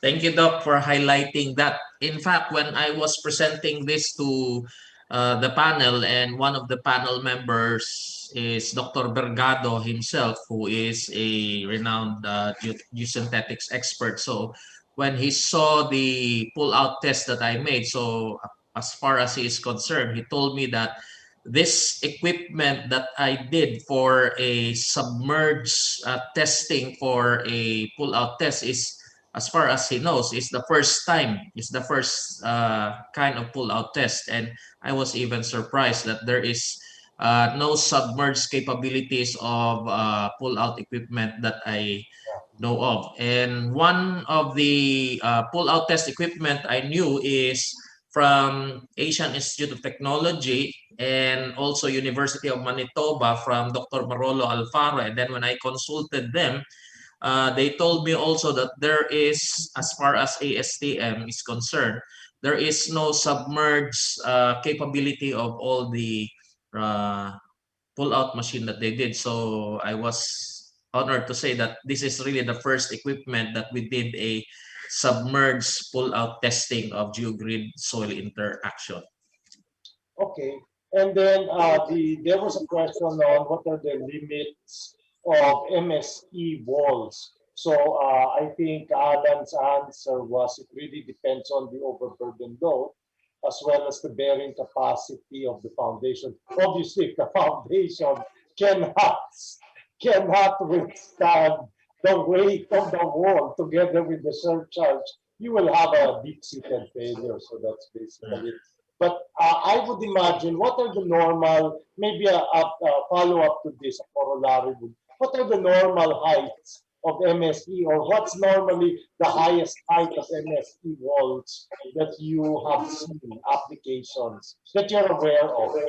Okay, so in the Philippines, when we did a lot of just inspection all over the records, some records, so usually the MSEs are placed on bridge approaches, and most likely for bridge approaches, the opening under bridges are within 6 meters or thereabouts. Therefore, the MSE walls extended to the top of the road slab will be about 7 meters high. So more or less it's like that. And this is usually carried out for normal soils without any ground improvements. So without to do some ground improvements, and so the bridge approach has to be piled so that we will be able to transfer some of the loads from the surface of the existing ground to a deeper portion. So the MSE wall, the 185 and 215-meter length of MSE wall is now seated on a pile in order to reach that 14-meter high MSE wall. Okay, now I will ask Mark Morales, based on his experience, what are some of the heights of MSE walls that you have worked on, or what's the maximum height that you're aware of that you can have a geogrid? I think what we're thinking about here is when you have a polymer geogrid type of reinforcement. What's normally the average height of the walls? Similar to what Dr. Botuyan just mentioned, the typical range of application that we're seeing now, like especially for bridge approaches, it's in the 6 to 8 meter range. But the tallest, like me personally, that we've worked on is it's a two-tiered MSE along the slope of a hill. I think Eric Santos might be presenting this later. It's around 23.5 meters. And then we also did one on reclaimed ground that was siguro around 19.5 meters.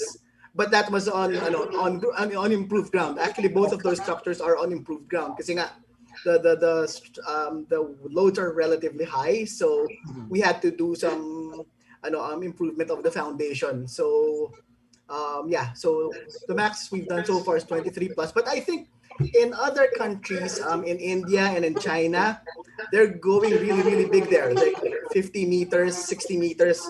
Yeah, I think the main constraint there is it becomes like the embedment length, because you have to have a certain length, like 80% of the height for the length of the geogrid. So the space becomes the prohibiting factor. But yeah, in other countries, they've gone as high as 40, 50, 60 meters. Okay, so I think this is just a clarificatory question.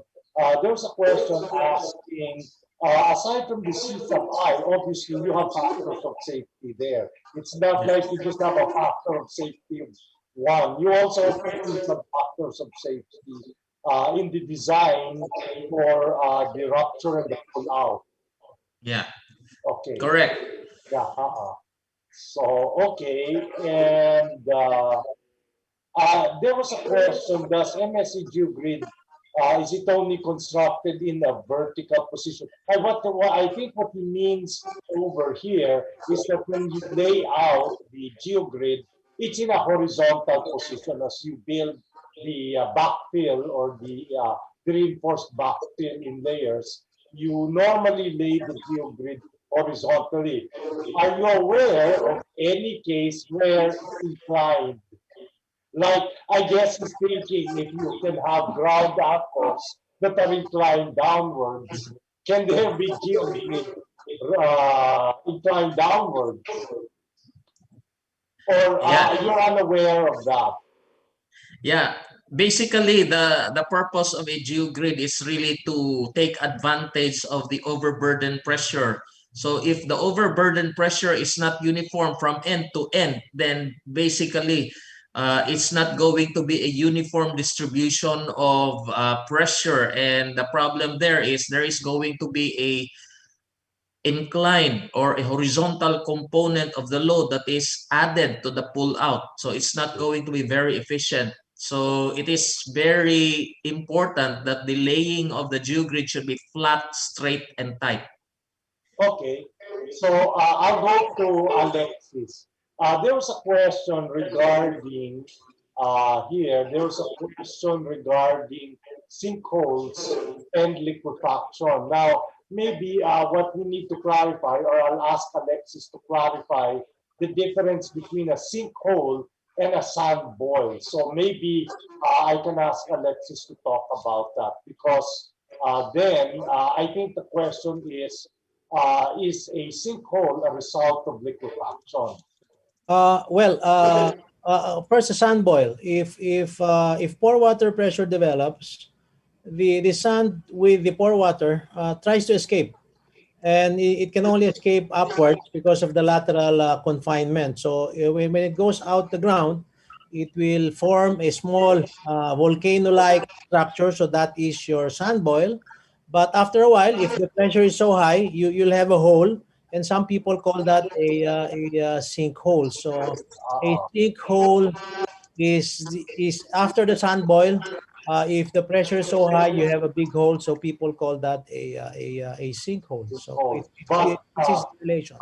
so I guess what we're trying to say is that we need to distinguish between sand boils that then manifest themselves as sinkholes and actual sinkholes, because I recall the experience in the 2013, October 2013 Bohol earthquake. There were significant sinkholes there, but due to the karstic nature of this was in Tagbilaran, so yeah, due to the karstic nature, this is where you have limestone formations in which you have solution cavities. So very often, when you have an earthquake, the ceiling of this cavity caves in, and that is a sinkhole. So that's normally what the geologists would refer to a sinkhole, whereas the depressions that fall during a liquefaction episode might really be first the sand boil leading to what you call that, to a sinkhole. sinkhole. I am trying to look here at some other questions. Oh, okay. It says here, with regards to the compaction grouting method to mitigate liquefaction, is there any standard grout that should be used for this method? By the way, I'll also ask Alan to answer this because I know Alan is also is one of the earliest experts in compaction grouting. Okay, so I'll first ask Alexis. I'm not an expert in compaction grouting, so maybe Alan can answer that. One input about compaction grouting, the target bearing capacity is one, but the usual problem really is the spacing.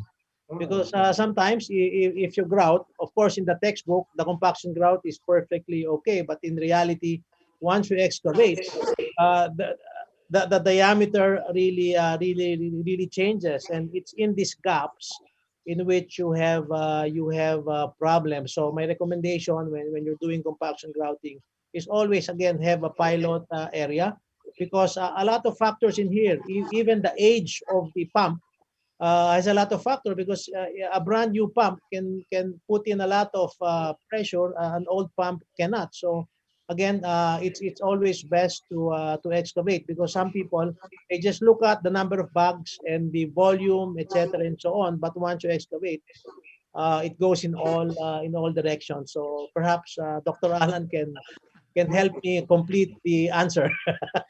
No, the reason why I'm referring it all to Alan is that I know many of the applications that you have had have been in fine-grained soils to address the consolidation settlement, or when there has been subsidence due to consolidation settlement, then you have used this to underpin. So I guess the question here is, can this be used as a prophylactic or a preemptive way of mitigating liquefaction? Okay. So may I answer, Doc? Thank you, Doc Alexis. Yeah. So when we did some grouting procedure in one of the buildings, a 5-story building in Divisoria, beside a 33-story building there, the building subsided by about 12 inches on one side, and the middle is about 8 inches, and then there's a differential settlement towards the 33-story building. So the question now is, how do we arrest first? So imagine a 5-story building and a 33-story building that's ongoing in construction. So definitely during the excavation and the watering on the 33-story building, there is going to be some sinking in the 5-story building. So you imagine the conference room on any of the floors of this 4 building, one of the chairs on one of the side of the table will go and slide on the other side because of the slope.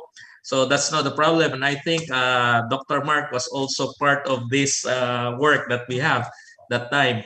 So when we did a grouting, first of all, we have to determine the pre-grouting condition of the building. So we have to do some SPT, do some testing of the materials, and then do some do some consolidation and settlement analysis just to predict these values.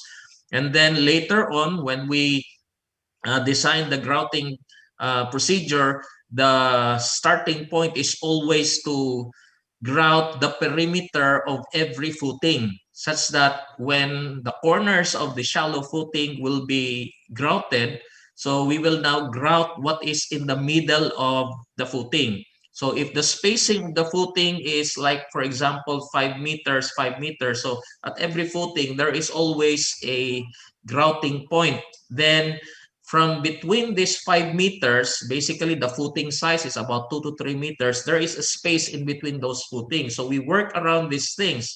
After we did the grouting, we now conduct an SPT. So we will now know if there is an increase of the N values before or after the grouting is done, before we fully execute everything.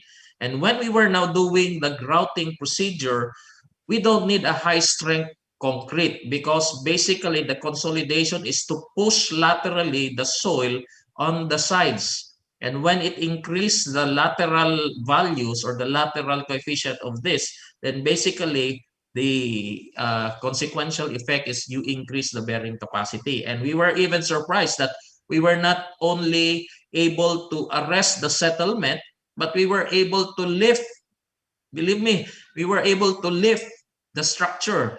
That structure has a swimming pool on the ground, and then we were able to lift the swimming pool back to its original position by grouting.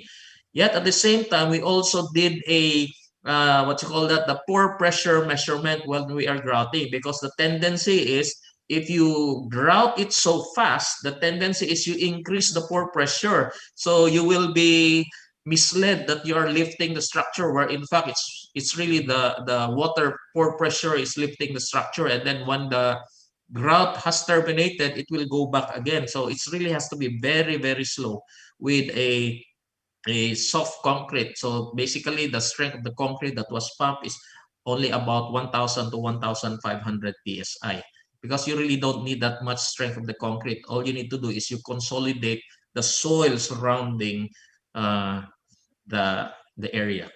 That's all, Doc Mark. Okay, so thank you very much. One last question. We'll try to accommodate the other questions by answering to them live, but then this is a question for Alexis.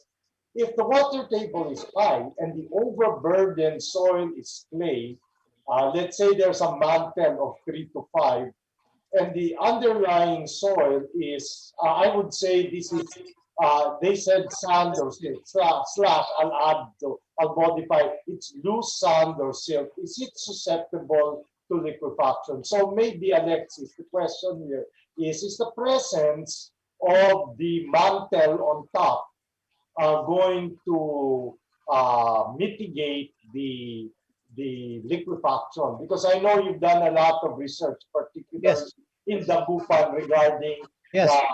the non-liquefiable layer. So tell them about that. Yes, I work on exactly the same model. We did some shaking table tests in the University of Tokyo, in which we had an unliquefied layer and a liquefied layer below.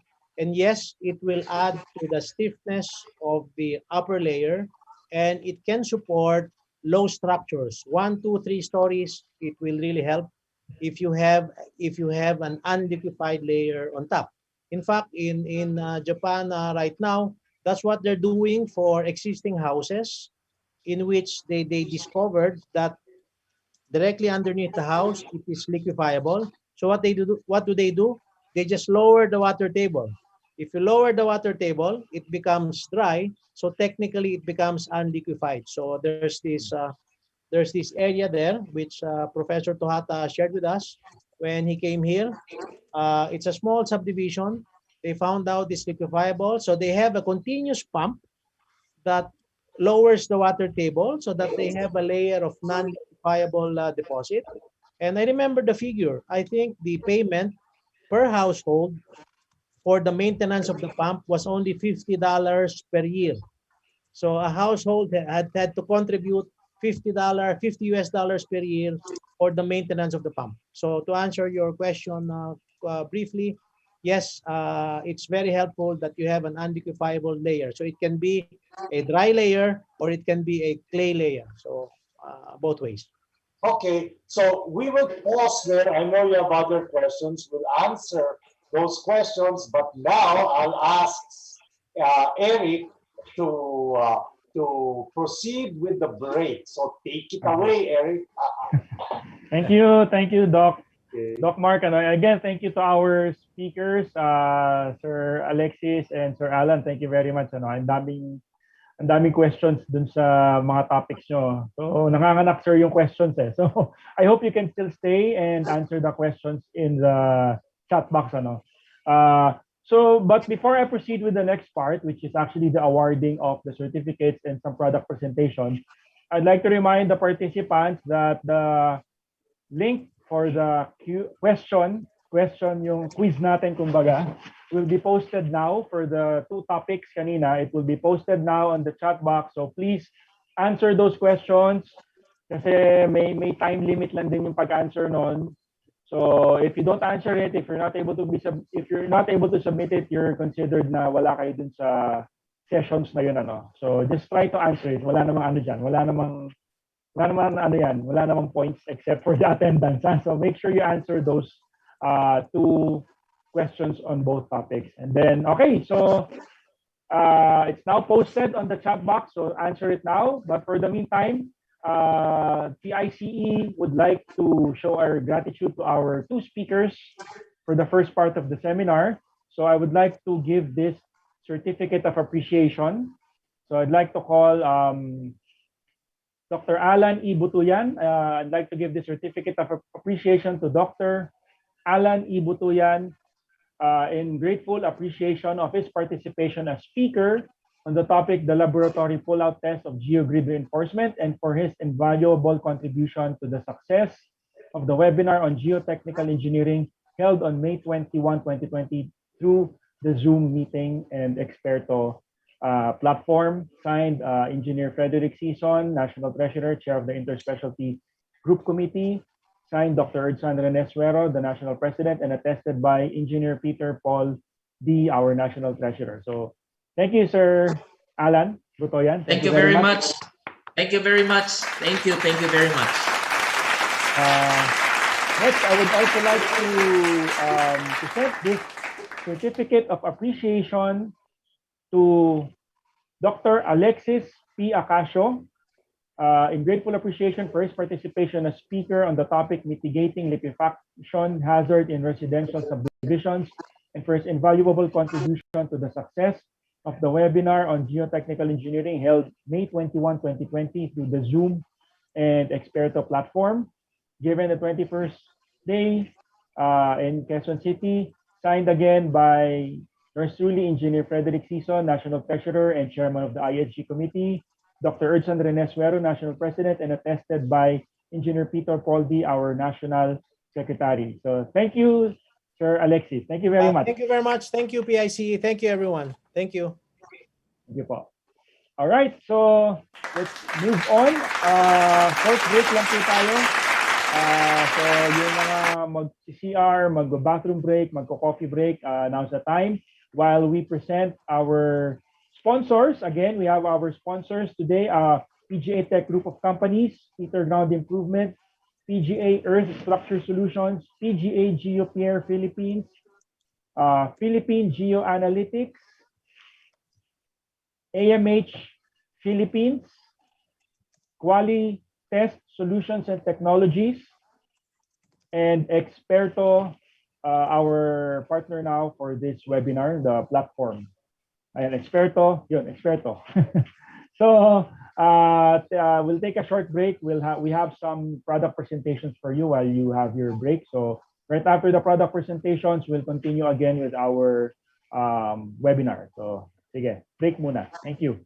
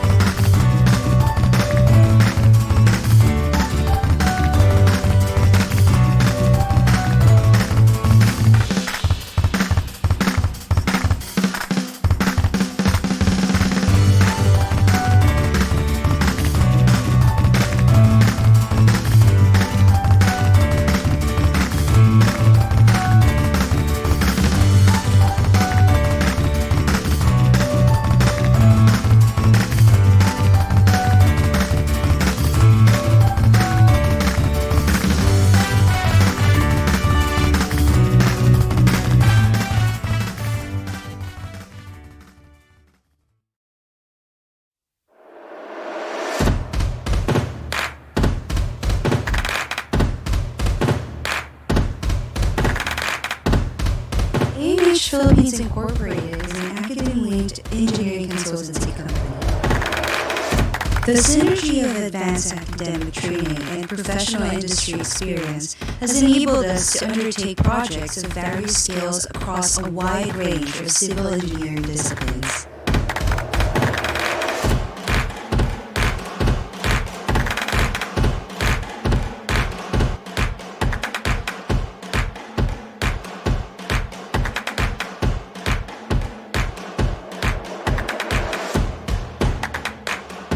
These projects have brought key and support staff to many locations within the Philippine archipelago and have produced publications presented in several local and international conferences.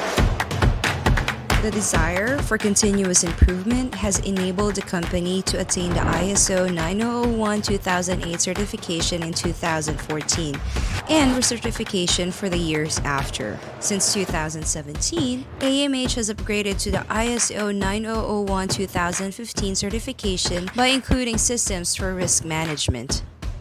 AMH takes pride in expertise across the multiple fields of civil engineering. With our best engineers equipped with the latest engineering software, we are dedicated in providing the most appropriate and responsive solutions. As a commitment to deliver quality results, special committees are formed to conduct internal quality audit and to ensure a safe and orderly work environment.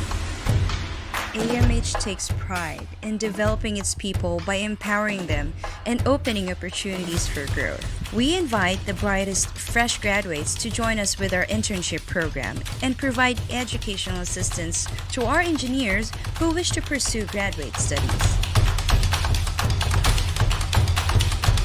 In the promotion of work-life balance, events outside of work are also organized to hone the personal and spiritual growth of the employees, while encouraging camaraderie among colleagues.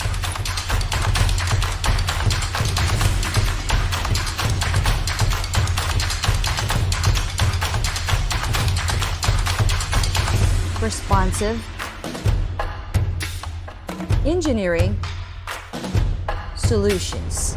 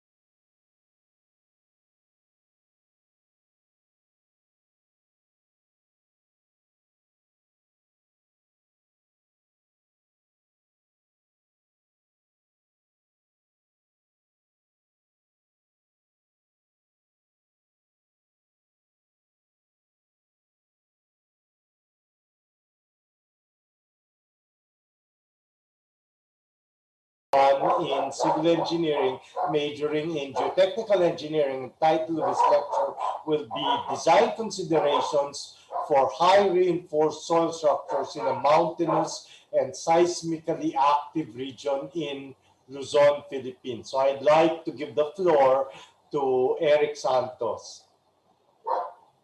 Thank you, Dr. Zarco, for your kind introduction to the officers and directors of PICE, as well as the other participants and guests. Pleasant afternoon to everyone. I actually prepared a video record of my presentation, so I believe the technical team will be presenting this. So before we start, I'd just like to thank everyone for this, or for PICE rather, for this opportunity to contribute to this webinar.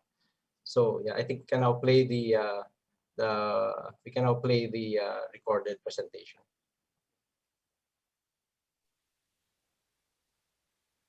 Good afternoon, fellow engineers and industry practitioners. Today we're gonna talk about slope stability and slope protection measures in general. And then more specifically, we're gonna touch on using reinforced soil structures as a way to stabilize slopes. So let me begin. The presentation today will basically contain these topics. We're going to talk about slope failure. We're going to define what slope stability is. Then we're going to show you general stabilization methods. And then we're going to use a particular application that we've done under Philippine setting. We're going to talk about the approach that we used and so far how the structure has performed. And then lastly, we're going to talk about some key learnings or key takeaways. And hopefully you'll be able to find these helpful. Let me define first what slope failure is. Slope failure, also referred to as mass wasting, is basically the downward movement of rock debris and soil in response to gravitational stresses. Basically, because of gravity, anything that is at a higher elevation ultimately will go down. We also know from experience that the rate of movement as well as the manner of movement would vary greatly for these different slope failure mechanisms. And depending on the rate of movement, that will also be influential in whether a particular slope movement is catastrophic or not. Let me show you some common slope failure mechanisms. Starting from the upper left corner, you have their flow. And in that particular illustration, you see, for example, residual soil overlying bedrock.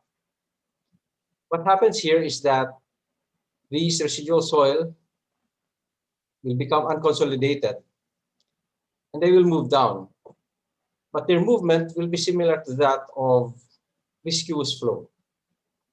Unconsolidated material flowing down because of the slope angle. And then moving to the right, we have toppling or toppling failure. Essentially here, you have rock because of the discontinuities and the breaks in between the rock blocks. Eventually, those on the outer portion of the slope will topple over and go to a lower elevation. Then what we have here, another one is what you call a slump.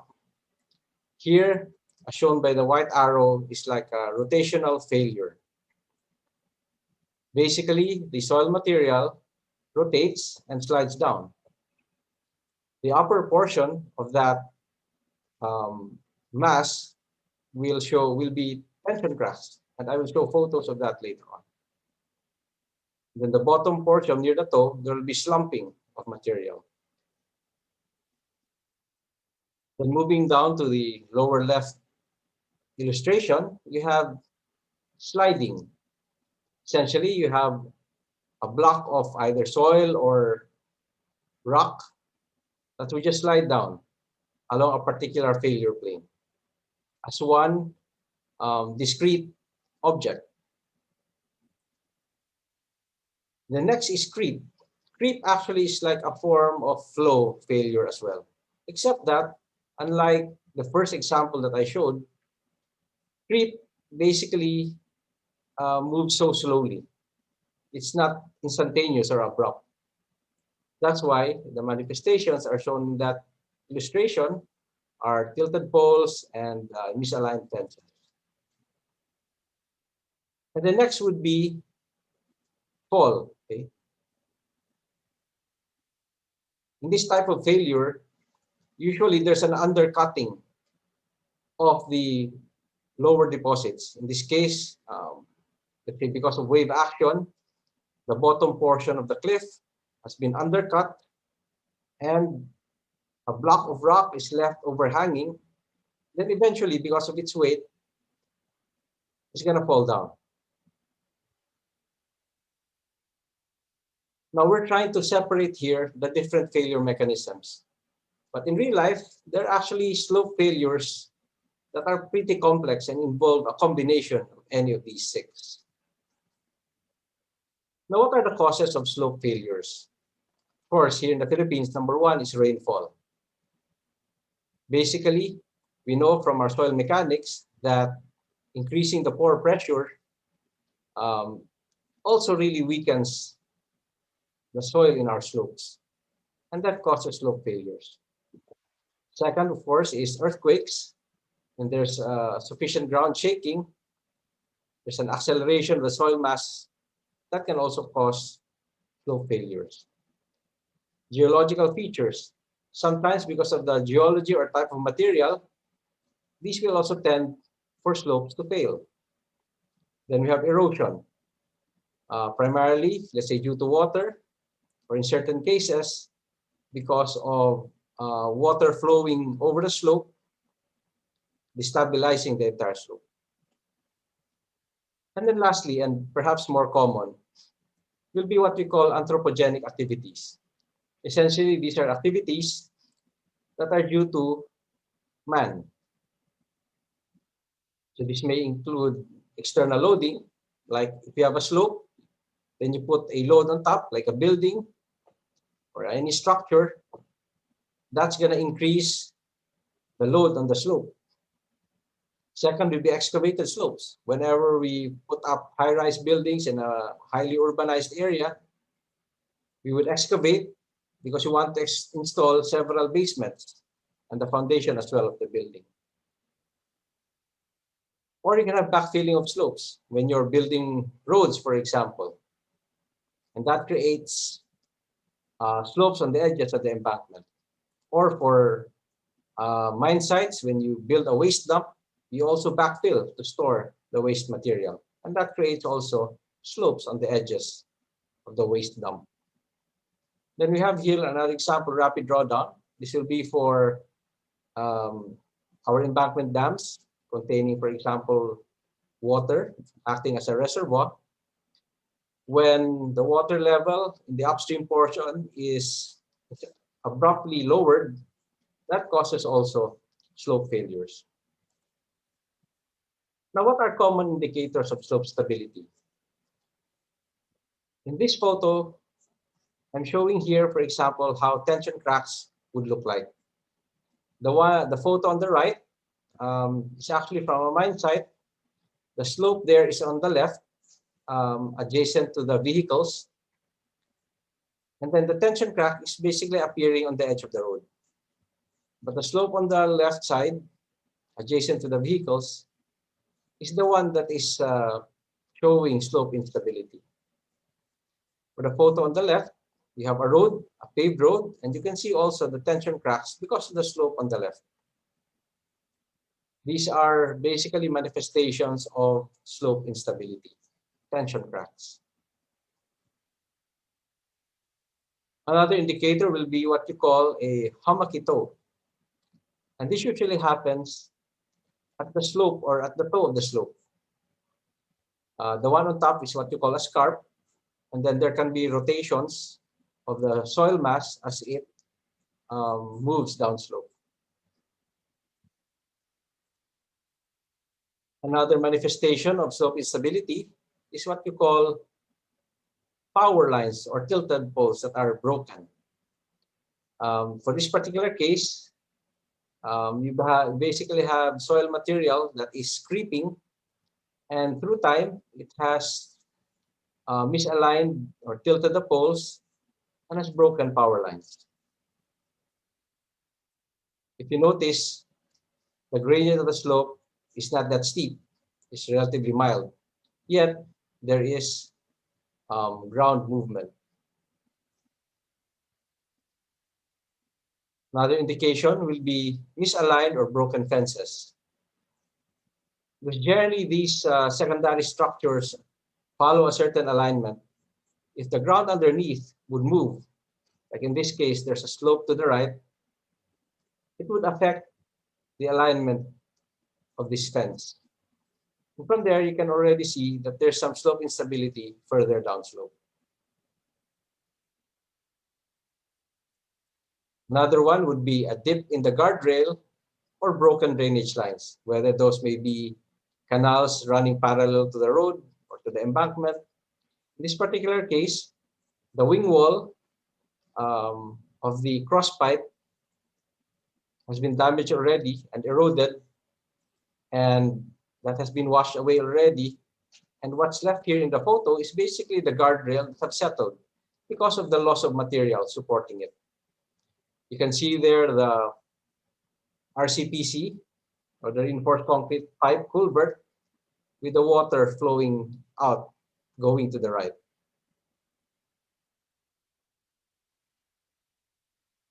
Another common indicator will be what you would call seepages on the slope. The photo on the left, just so that you'd be able to understand how the photo was taken, it is upslope looking downslope. And the one that's being pointed there are seepages near the toe of the slope. The one on the right is basically also seepages near the upper part of the slope. If these seepages are not addressed, they will increase the pore pressure of the slope, which will eventually contribute to slope instability. Now, slope stability is the potential or likelihood of a slope to fail due to a specific mechanism. It involves the interplay between two types of forces. What are those? The one that causes the slope to fail is basically what we call driving forces. They can be overturning, they can be sliding, etc. And they promote the downward movement of materials due to gravitational forces. Now, resisting forces, these are the stabilizing forces which prevent or deter the downward movement of materials. For most slopes, this would mean the shear strength of the slope, which would try to resist the movement of the soil mass for that particular slope. Now, for us engineers, the process of determining how much stress a particular slope can manage before failing, meaning before it flows down or goes down, is called stability analysis. Currently, our analysis, there are many ways that we can follow.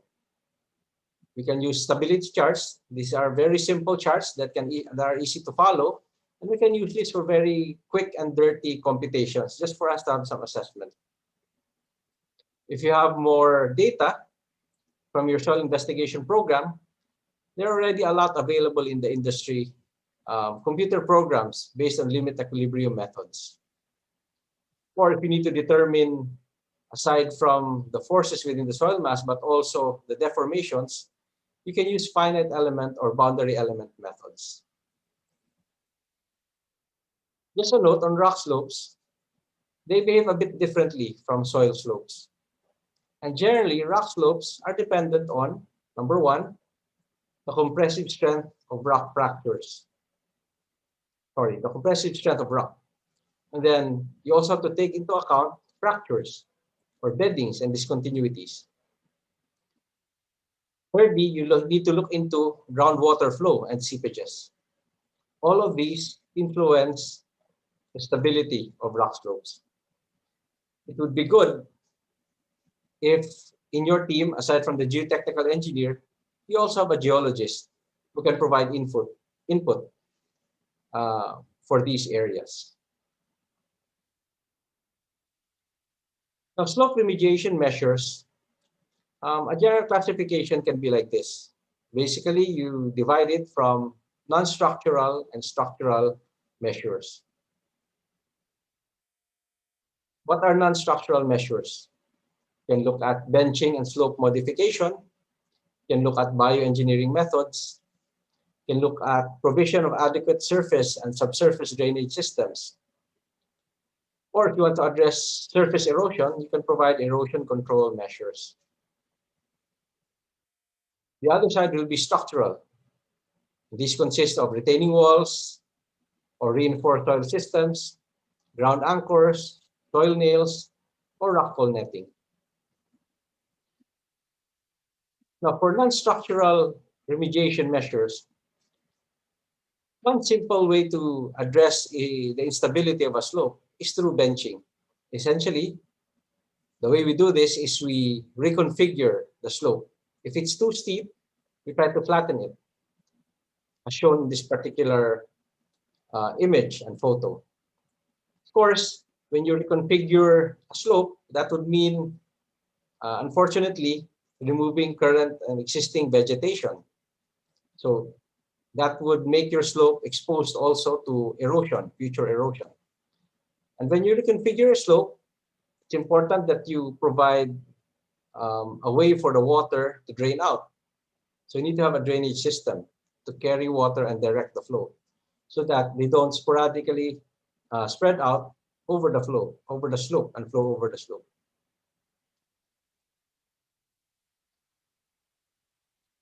Another way is bioengineering.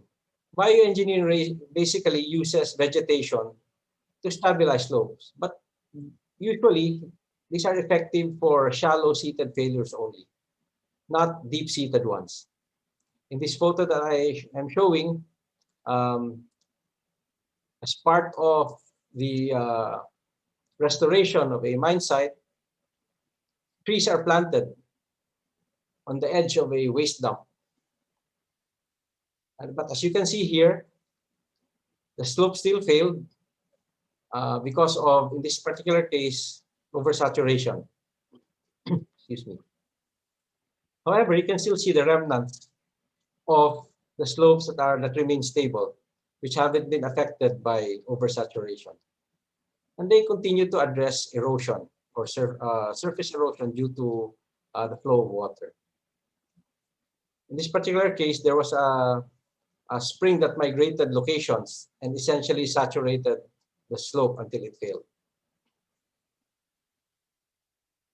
So another non-structural remediation is what you call drainage improvement.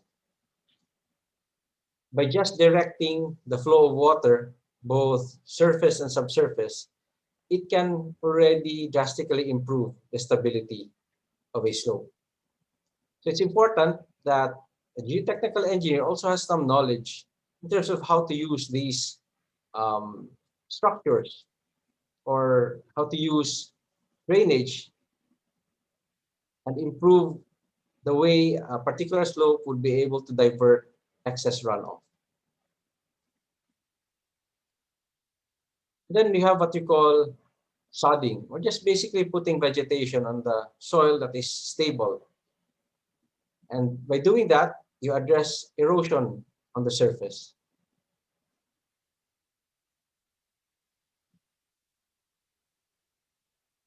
Available in the market also are erosion protection materials that can help your vegetation to grow relatively faster.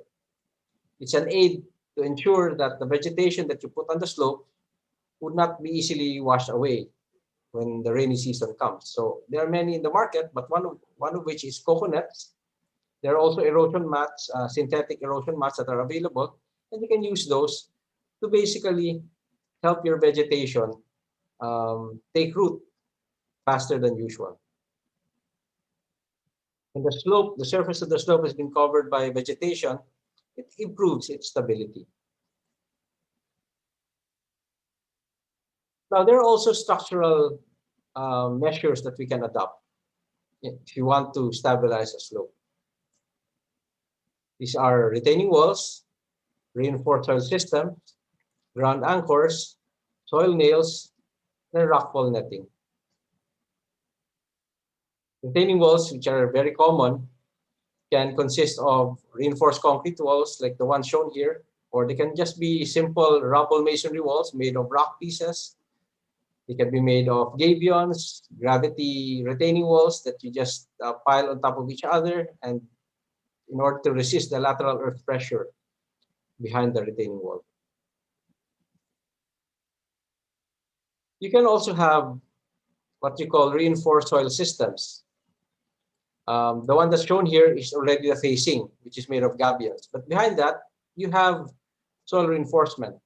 In this particular case, you have HDPE geogrids.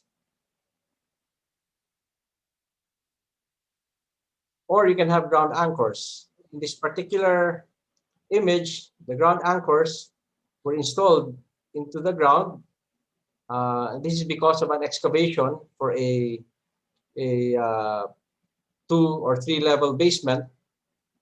And then in the excavation, in order to retain the verticality of the excavation, sheet piles as well as wailers were installed connected with ground anchors. So construction was able to proceed with the foundation, the basement, unhampered. You can also have what you call rock anchor stabilization. You basically connect pieces of boulders or rocks and stabilize them through rock anchors. Another approach is to use soil nails. In this particular photo, you have a shotcrete facing. The soil nails are the ones with a square plate. In between them are downspouts. And then there's a steel mesh, which basically holds together the shotcrete when it is sprayed on the slope surface. So this combination is another way for slopes to be stabilized. Another variation in terms of the facing of the soil nail is to use soil nails, but instead of shotcrete, because shotcrete sometimes will not allow vegetation to, well, it will not really allow vegetation to grow on it. You can have a combination of nettings, usually made of steel. And from there, depending on the detailing, you can allow vegetation to grow on these as well, to have a more natural looking slope. Then you can have rock nets and barriers. Essentially, when there's a risk of rock pieces falling down or flowing down slope, you can install these steel nets and barriers to catch these pieces of rocks that are falling down.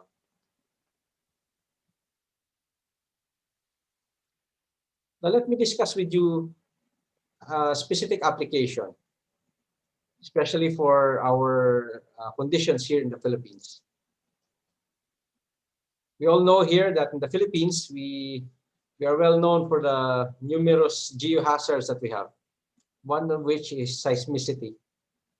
The Philippines is situated within the Circum-Pacific Belt, or what they call the Ring of Fire, where 80% of the world's earthquakes occur. Shown here also are the distribution of faults and trenches. And practically the Philippines has a lot of those. So except for Palawan area, most of the rest of the country, when you design structures or when you do mitigating measures, you need to consider seismicity.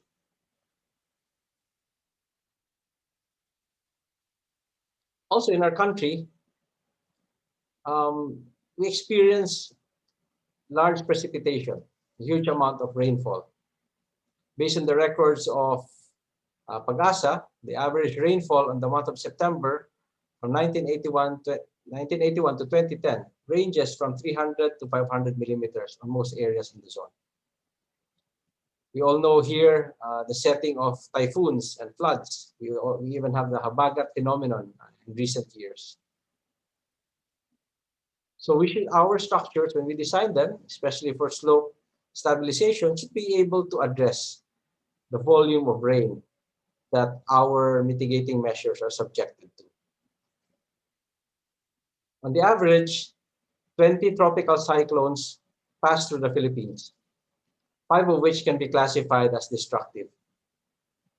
Moreover, the country often experiences heavy rainfall during Habagat, or what you call the southwest monsoon, which falls from months of June to October. These are just photos showing how rainfall really affects the stability of slopes. These are photos taken during Typhoon Mangkut, and this is in 2018. And as you can see, a lot of mountainside slopes failed, affecting critical road infrastructure and damaging as well dwellings that are along the path of the slope failure. Now, for this particular example that we are showing, the application of a slope stability, the area is generally underlain by volcanic deposits, relatively young, quaternary only, and they are chiefly pyroclastics coming from volcanic debris from a nearby volcano. Now, these pyroclastics generally consist of interbedded shale and sandstone, and then sometimes thin layers of tuff and reworked sandy tuffs and partly tufaceous shale. Now, based on the results of this geotechnical investigation, the recovered soil samples are generally classified as silty sand with medium dense to very dense relative condition. Now, this particular site, the development calls for the construction of an access road. And because it's in a mountainous area, there's a hairpin configuration. Obviously, when you alter the existing topography, it is necessary to construct a road network system to be able to access the development. Now, considering the proposed road grading, slope stabilization and protection measures were deemed necessary for the construction of the road. The investment on the pavement and the utilities will be put to waste if the slopes fail.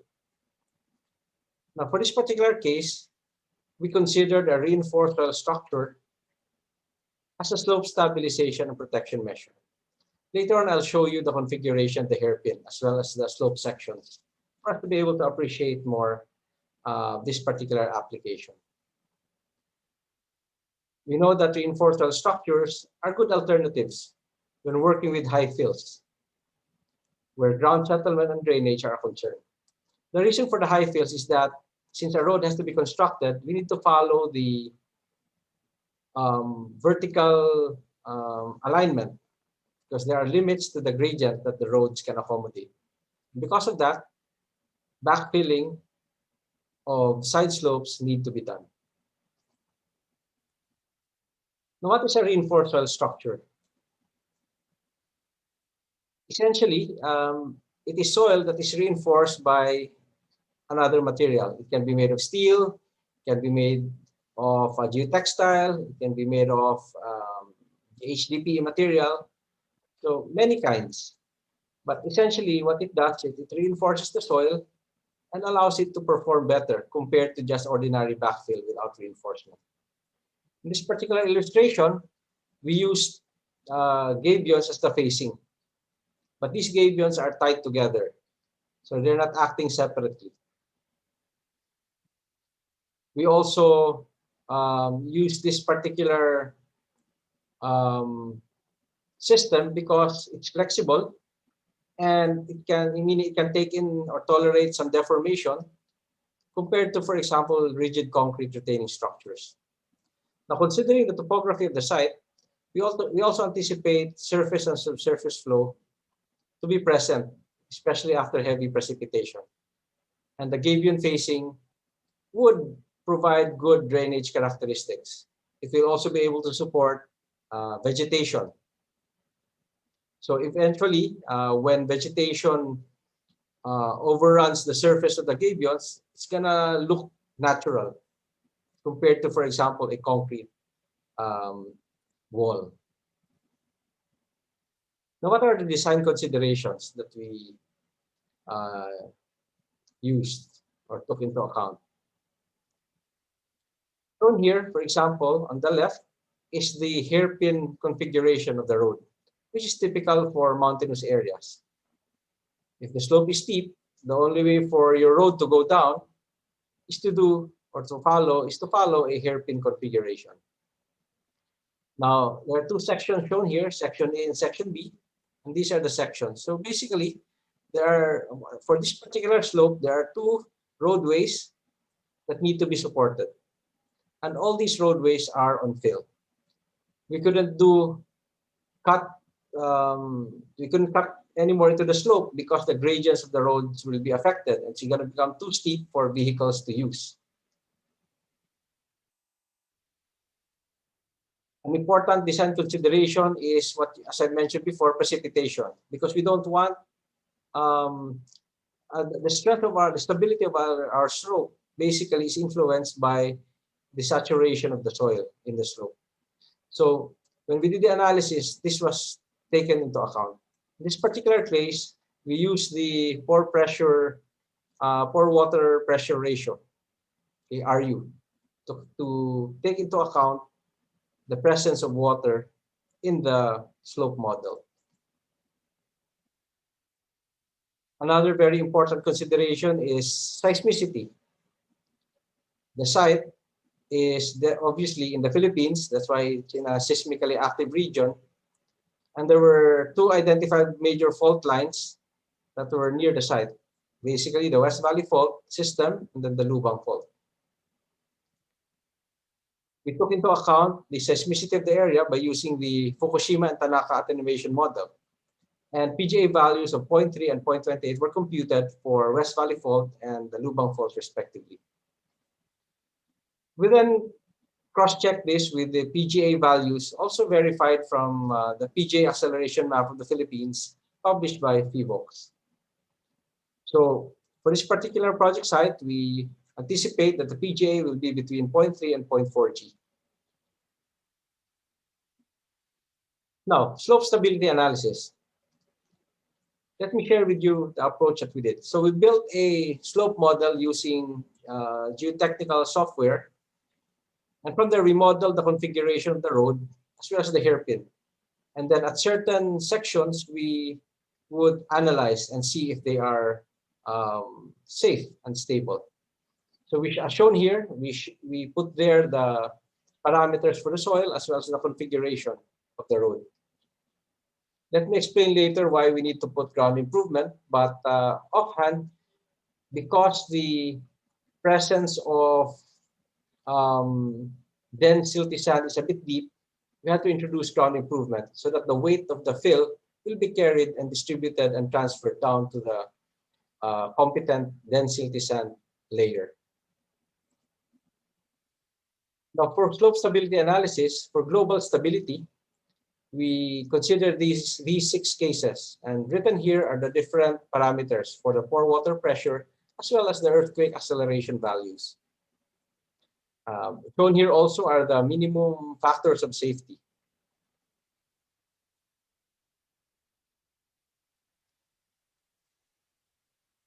For slope stability analysis, it's really an iterative process, and you do this for specific segments of your slope.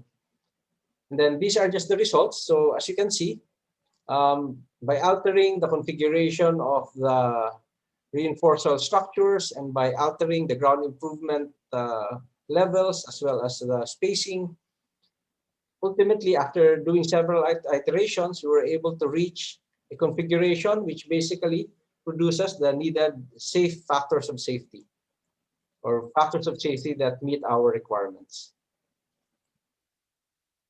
Now, we also check local stability of the reinforced soil structures. And we did this for every 10 meters because as the road goes down, the cross-section of the reinforced soil structures vary as well. So they change. So we check the factors against sliding, against overturning, against bearing capacity, and then against settlement, as well as pull out, which are important items that need to be checked when you use reinforced soil structures. These are results of the stability analysis, but incorporating the ground improvement. If you look at the ground improvement measures, we basically use here grouted piles or soil cement columns drilled into the soil so that it can reach the stable and competent soil layer, the dense silty sand layer. As you can see here, without those ground improvement provisions, the slope by itself, even with the use of the reinforced soil structure, will fail. Now, considering the heavy precipitation that the site experiences during monsoon seasons, it's important that proper drainage be detailed into the design. In this particular case, we use, for the facing, gabions, which are highly permeable. Behind it, we put also drainage blankets so that any seepage that will flow through the slope before it enters the reinforced zone, it will already be intercepted and drained out. We also introduce clay capping on the surface to minimize rainfall from seeping into the reinforced soil zone.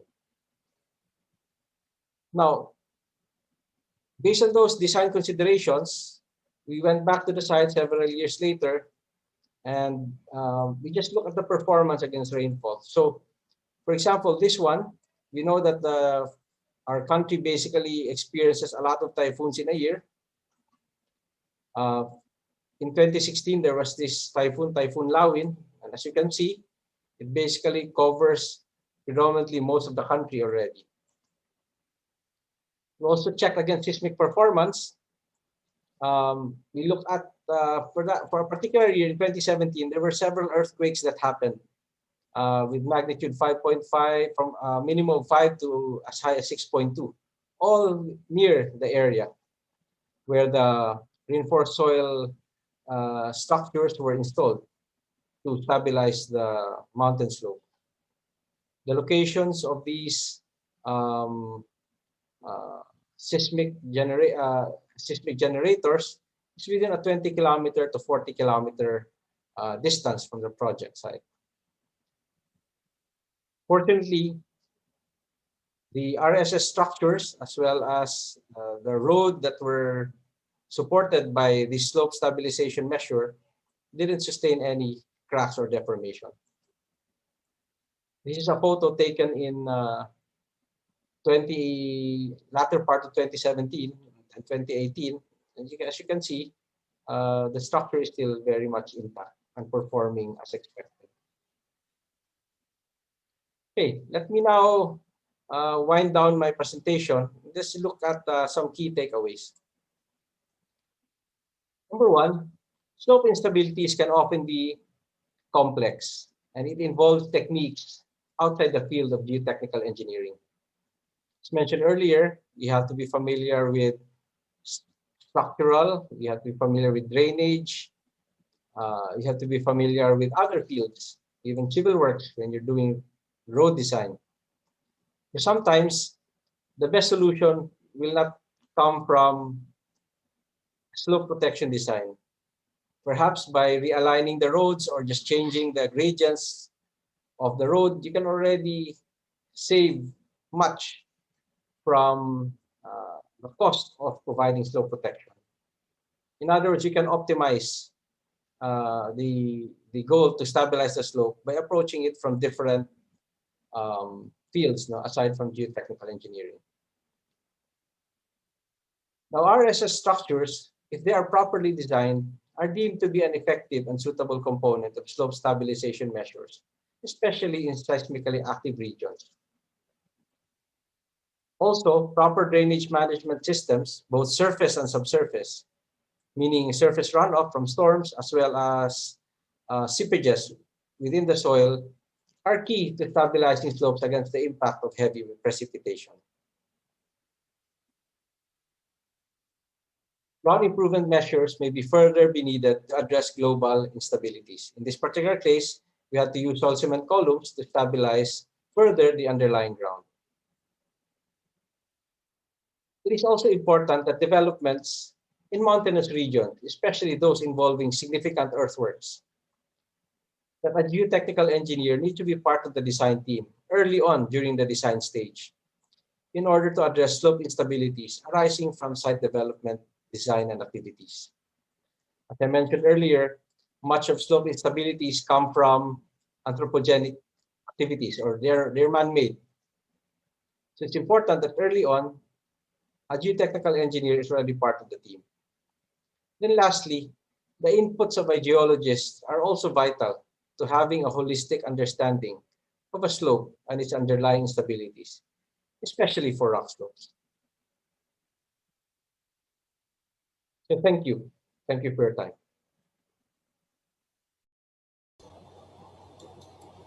Okay, thank you very much, Eric.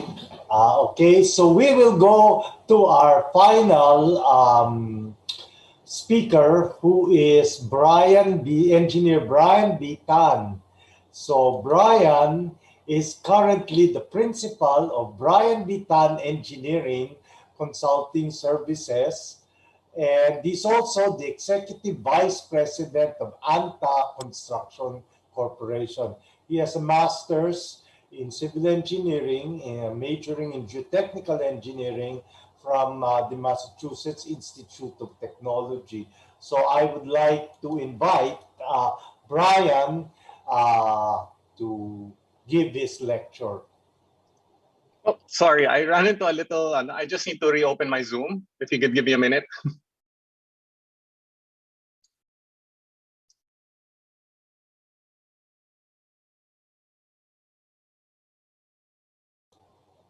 Okay, so while we are waiting for Brian, I think I've answered some of the questions, but after Brian has finished his lecture, I will ask some of our resource people to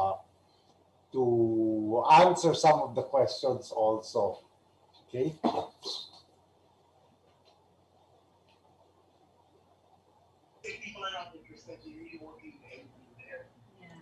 So, I'm just happy that we're able to okay, maybe while we're waiting for Brian, there's this question: what are the short-term and long-term analysis? I think this is for Eric. What are the long-term and short-term analysis in regarding the slope stability analysis? Yes, Doc Z. Well, for one, for example, in this case, we use HDPE reinforcement, so we have to check against creep of the material itself. Yeah. And then, so we have to look into that. And then for the slope stability, basically, we just factor in some reduction in the soil material, because through time, sometimes they continue to weather. So we just include that already in the analysis as part of the iteration. So that's basically. So, but then I think there's also the addition when we talk of long and short-term analysis, the fact that sometimes when you build a structure, the foundation is fine-grained material, so hasn't yet consolidated. So Sorry, the short there we term go. would be basically that, and then the long term is what happens down the road when it's already consolidated and gained strength. So that's the main thing I think I can add to it. So here we go with Brian Tan's presentation. Yeah, sorry about that. Can you see my screen? Is it? Yeah. Okay. Okay. So good afternoon. So thank you for inviting me to give a lecture here in this webinar. So initially when I was discussing with Dr. Zarco what topic I was going to discuss, initially we wanted to do something related to geotechnical reports, but then we felt that it might be better if we could maybe do something before geotechnical reports, meaning the part of the study that you do before a geotechnical report is done. So we discussed that I should probably talk about soil investigation first, and then maybe in a future lecture we could talk about the aspects of a geotechnical report. Okay, so first question we have to ask is why do we need to investigate the soil in each project? Okay, so first and foremost, soil is heterogeneous. Second, soil is a natural material and does not have well understood properties. And third, soil conditions can be highly variable.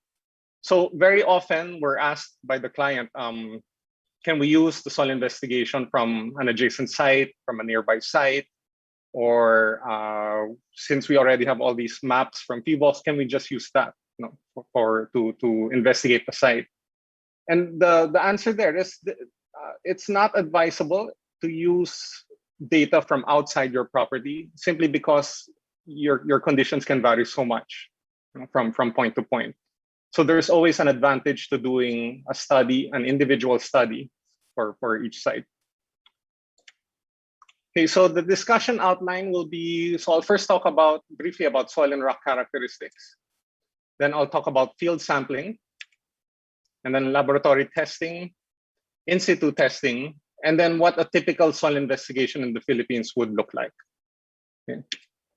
So first, soil characteristics. So we have to break down soil into the types. No? So you have two general types of soil. You have a granular soil and a cohesive soil.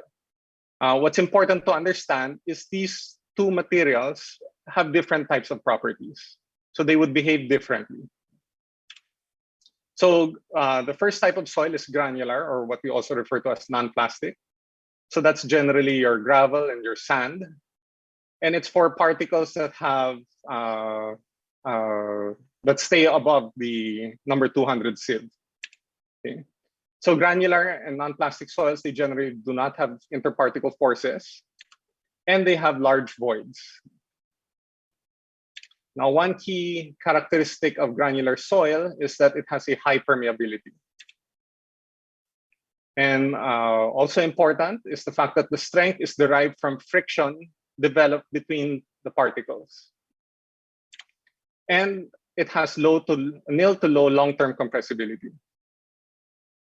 So meaning if you were to apply a load on sand, generally speaking, the amount of settlement you'll get is already what you've experienced. Now, if you compare it to the other type of soil, which is cohesive, so cohesive soils, these are silts and clays. These are the particles wherein majority of the particles will go below, will pass the number 200 sieve. So there are interparticle forces that act between the different particles, and you have very small voids. And as a result of this, you have low permeability. Now, the strength of cohesive soils generally is derived from interparticle cohesion. And one key characteristic of clays and silts, especially if they're soft, is they have low to high long-term compressibility. Okay. So normally we describe granular soils as being from a very loose to a very dense state, depending on on its condition in the ground. As opposed to in cohesive soils, it usually is described as very soft, medium stiff, very stiff. Okay, so that's a clear distinction that has to be made when describing soils. Of course, there's hard also. Now, for soil parameters, normally when you have granular soils, one of the key parameters is the particle grading. So you want to know how the grain size varies across the formation. Okay. Then, of course, you also need to know the strength. And again, this is usually from the friction angle between the different particles. And you also like to know the moisture density relationship. So meaning if there's this much moisture in the soil, how dense can the soil be? When it comes to cohesive soils, while particle grading is something we check, what's more important is the plasticity of the soil, or basically how sticky it is, or its ability to absorb water. Now, we also need to check the swell potential of the soil, because since cohesive soils can absorb water, they have a tendency to change in volume, especially when transitioning from a dry to a wet state. Now, we also need to check on the compressibility of the soil. So as I noted earlier, the clays tend to have tend to compress over the long term. Okay, now the strength, it's also determined, well, there are two types of basic strength for cohesive soils. You have an undrained and a drained shear strength. And then, of course, you also need to know the moisture density relationship. So that's for soil. Now, after soil, we also have rock. So again, the three types of rock formation, of rock types. So you have igneous rock, sedimentary rock, and metamorphic rock. Locally, we generally have sedimentary rock. So here in the Metro Manila area, we have what we commonly refer to as the adobe, but it's scientific name or engineering name is the Guadalupe Tooth Formation. And then if you go further south, you also have the Taal Tooth Formation. And then once you go to, say, Cebu, some areas of Cebu, Zamboanga, you also have limestone.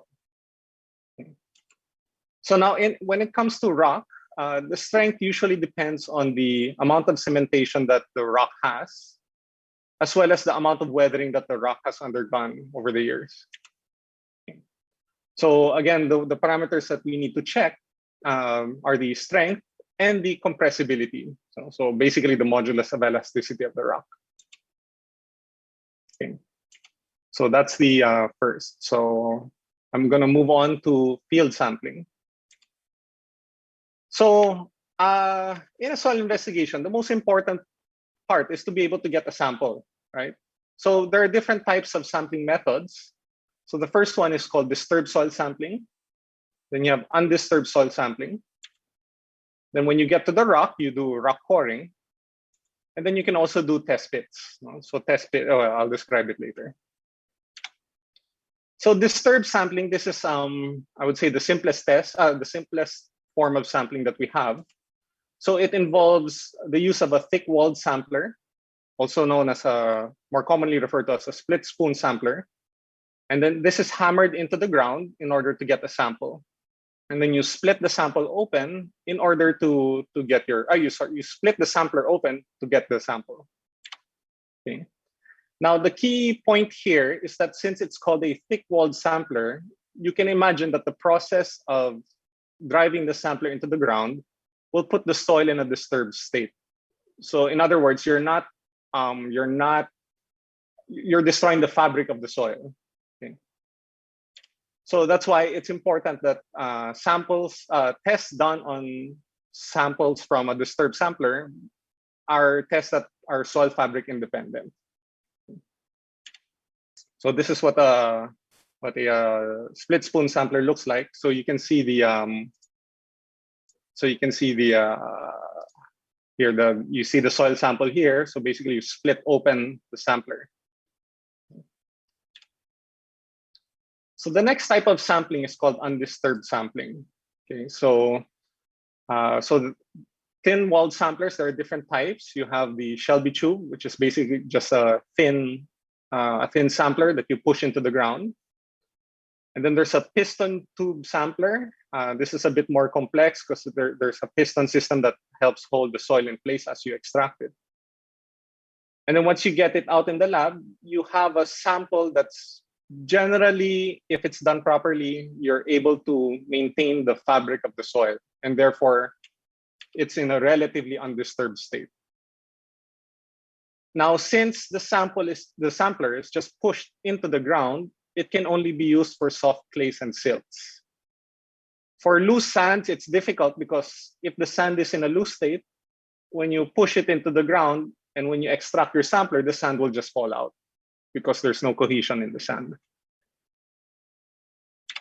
Okay. So we do the sampler. The samples that we test from this sampler is for tests that require the soil fabric to be intact. Okay. So when we encounter rock, we do rotary coring. So there are three types of samplers for rotary coring. There's a single tube, the double tube, and the triple tube. Okay, so the single tube gives you the most disturbed type of sample for rock. So ideally, it's not something we should use because the samples that you get would have already been disturbed by a great amount. Now, a double tube sampler is when you have a sleeve inside the single tube sampler.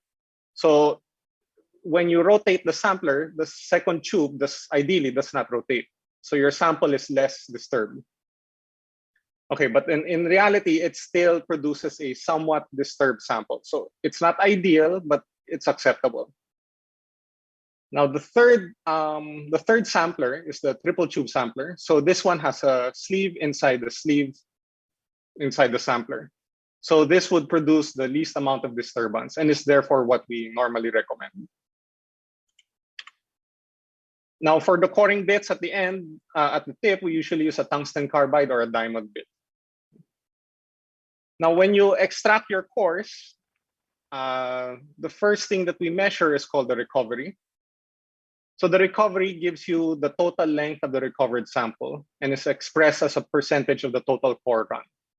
So if you have a 1 meter core run and you are able to get 500 millimeters or 0.5 meters of sample, your recovery is 50%. Now, the next measure that we do is called the RQD, or the rock quality designation. So this one measures the total length of sample greater than 100 mm. And again, it's expressed as a percentage of total core run.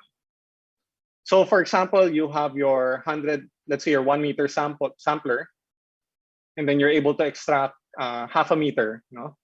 But let's say all the samples are less than 100 millimeters long, your RQD would be 0. But if, let's say, out of that half meter length sample, let's say half of it, let's say 25 cm has a total length of greater than, or sorry, the individual cores have a total length of more than 100, or individual lengths of more than 100 millimeters, then your RQD is 25%. Okay, so the RQD is an important indicator of how weathered the rock is in the ground. Now, but of course, we have to understand that this has some, how do I say this, operator error. There's some technique to making sure that you're able to get a good recovery and a good RQD. So in order to get a good recovery and RQD, you need to use a good coring bit. And you need to replace the core bit as necessary. Sometimes kasi in the field, they're trying not to dispose of bits that have been destroyed. So they tend to use bits that already are not very good. And of course, you have to use a slower drilling speed. And ideally, you should use a shorter core run because you don't want the sample to be in the sampler for while you're drilling. So this is a triple tube sampler here. So you see the outer tube, inner tube, and then an inner sleeve. And this here is the coring bit. Okay, so the last type of sampling that we typically do is a test pit. So this is fairly routine. It's a 2 meter deep test pit usually, but you can go deeper depending on your requirements. Now it gives you a large soil sample volume, and it allows you to visually inspect the soil conditions. Now this is important because very often, especially within the upper 2 meters, you want to be able to see what the soil looks like, especially if your structure is just a light structure. You want to see how well the soil looks like. You want to see if it looks like backfill. You want to see if there's any organic soil in some of the shallower layers. Okay, so that's for field sampling. So once you get your soil samples, the next thing you need to do is you go to the lab and you test it. Okay, so the first set of tests that we do are called index tests. And these are usually done on disturbed samples because the fabric of the soil doesn't matter to the test. Okay? So these are the particle size analysis, the Atterberg limits. So this is the liquid limit, plastic limit, plasticity index. Then, of course, the moisture content. And, well, there's the free swell test. And, of course, the specific gravity.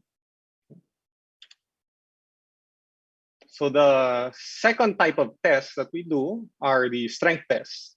So ideally, these are done on undisturbed samples because if you change the fabric of the soil, if, for example, the sample you get has been disturbed a lot, the strength that you'll get is very different from what's in the ground. Okay? So some of the some of the more routine strength tests that we have are the vane shear test, unconfined compression test, the direct shear test, and the triaxial shear test. Now, the third type of test that we sometimes do is the consolidation test. And again, this is a test that has to be done on an undisturbed sample because the fabric is very important. So for consolidation tests, you have the odometer test and the controlled rate of strain consolidation test.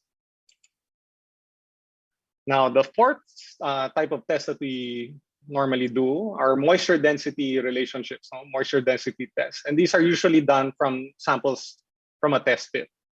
So these are the Proctor test, so standard or modified Proctor test, the Harvard kneading test, or the California bearing ratio.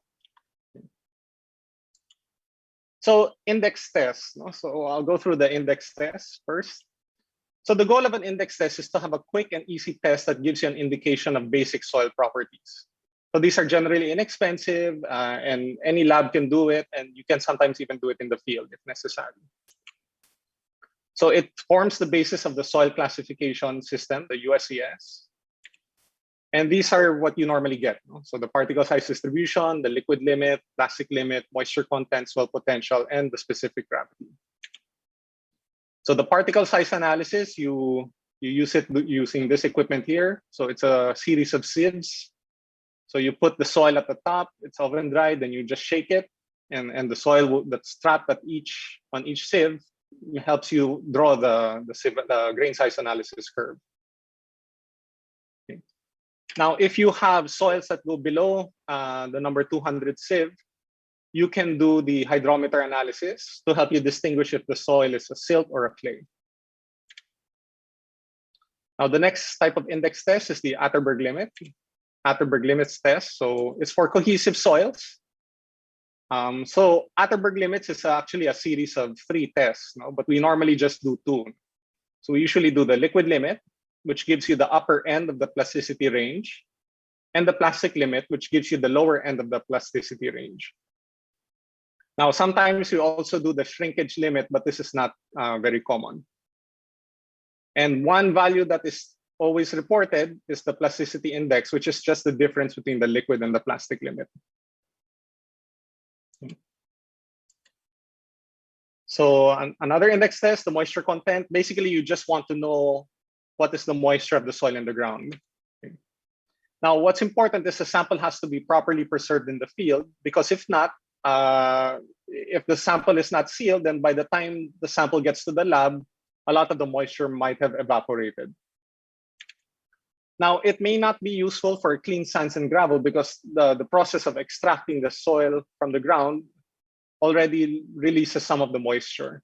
So whenever you have the moisture content, for clean sands and gravel, you take it with a grain of salt. Now, another test we do, it's a simple test. It's the free swell test. We use it to determine the swell potential of the soil. Now, this one doesn't have an ASTM standard. It's just a very routine, quick test. You just put in soil in a test tube, and then you see how the soil expands over time.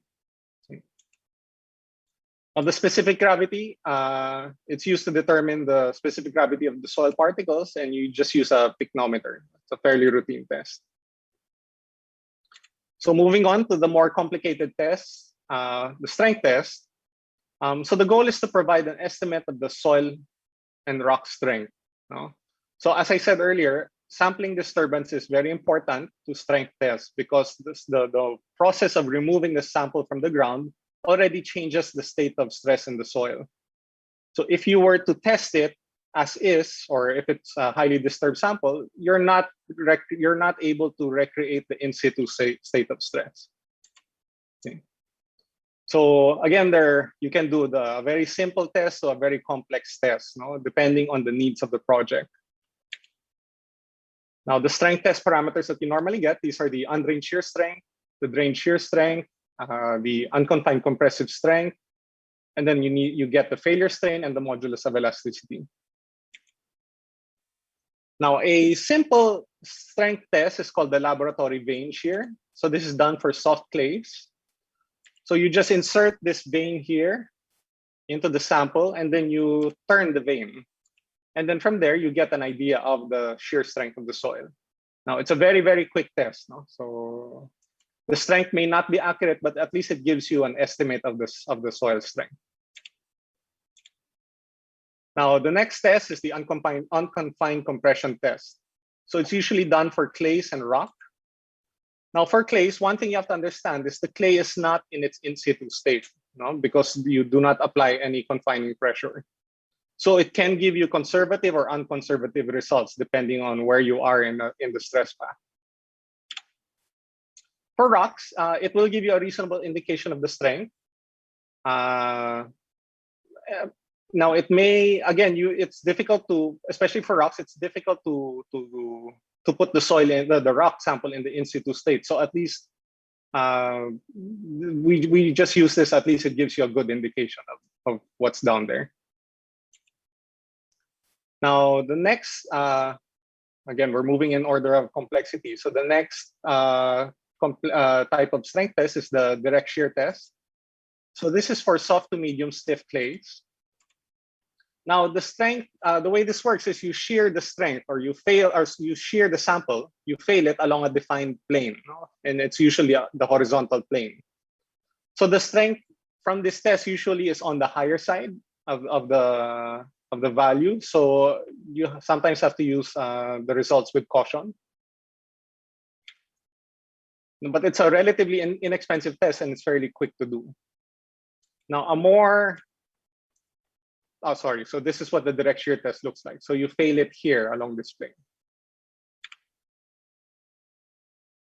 Now the most complicated strength test is the triaxial shear test. So you can do it on an undisturbed sample. You can do it on a reconstituted sample as well. Now there are three types of triaxial shear test. You can do the AST, the unconsolidated undrained test, consolidated undrained, and consolidated drained, again, depending on the requirements of the project. Now, it's a computer-controlled test, so it's usually a pretty expensive piece of equipment. But the strength that you get here, assuming the test is done properly, is probably the most accurate that you can get. Now, the sample shears along its weakest plane, and you can calculate the stress path of the failure of the soil. Now it's an expensive test, and I think locally only a handful of laboratories are able to do this. Now it can take a long time to do this, so some clients, of course, they always balk at the fact that a consolidated drain test, depending on the clay that you're testing, can take up to 2 weeks just for one test. So this is what a triaxial test looks like. It's not that, well, it's kind of complicated. You can buy a commercial setup like this one. This is the one I used during my master's thesis. So it's a homegrown machine, but it works. So as you can see here, this is an example of a failed triaxial test, or the failed sample. So you see here, the failure plane is a classic X failure. Okay, so those are the strength tests. So as I said earlier, another type of test that we need to do is a consolidation test. So the goal of the consolidation test is so that you can calculate the estimate of the ground settlement. Now, sample disturbance here is very critical, because if the fabric is very different from what was in the ground, then the amount of settlement that you'll calculate from the test parameters will be very different. Okay. Now, the test can take, again, up to 2 weeks, depending on the test that you do. Now, the output of the test are the consolidation parameters. So these are the compression index, the recompression index, the coefficient of consolidation, and the OCR. So this is what the odometer test looks like. So it's a fairly common test. I think most laboratories here are able to do this.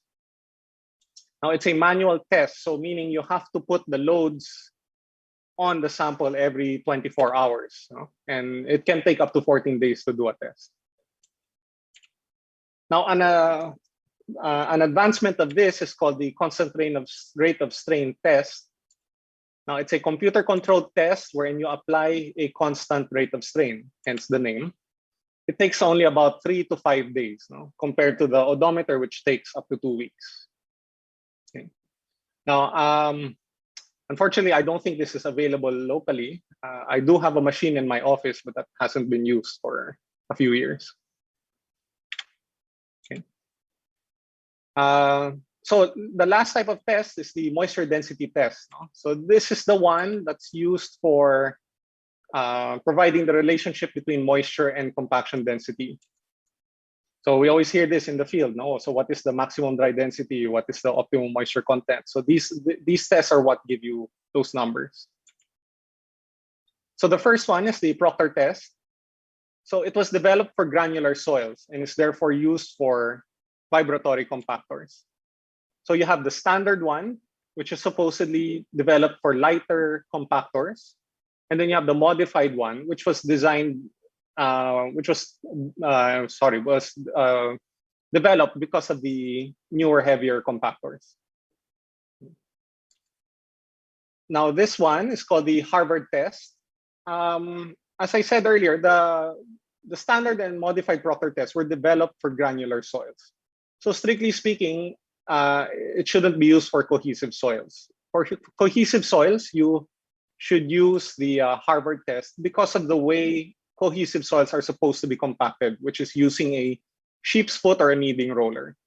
So the Harvard test replicates that type of action. Now, another common test is the CBR test. So this is what it looks like. It's used for pavement design.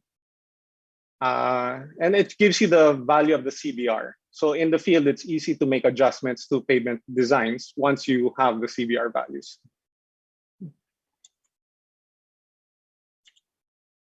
Okay, so that's it for laboratory testing. So we're gonna move on to in situ testing. So again, I've mentioned many times that laboratory testing is only good if your samples are able to represent the field conditions. So one way of actually getting field conditions is to do in situ testing. Okay. So the most common one is what we call the standard penetration test. We also do the plate load test in some occasion. Now, the third type of in situ test is the cone penetrometer test. It's not as popular here, but it's a very good test to do.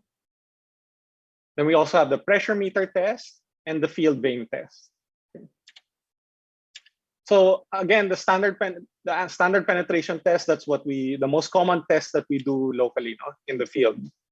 So it's when you take the split spoon sampler and you drop, you hammer it into the ground using a 140-pound hammer raised to 30 inches, and you drive it for 450 millimeters.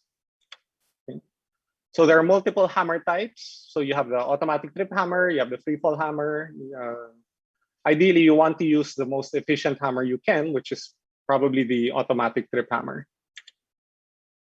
Now, typically what we do is we do the standard penetration test within the every 1 meter within the upper 6 meters, and then 1.5 meters below 6 meters. But again, you can change this depending on the project requirements. Now, we do the standard penetration test until a certain refusal criteria is met. No? So normally it's 50 blows in any 3 of the 150 mm increments, or when you get to a total of 100 blows, or if you notice that the sampler does not move even after 10 successive blows. So, oops. See if it's still playing. So this is how a standard penetration test is done. So you can see the hammer is attached to the drill string. Okay. So this is the hammer up here.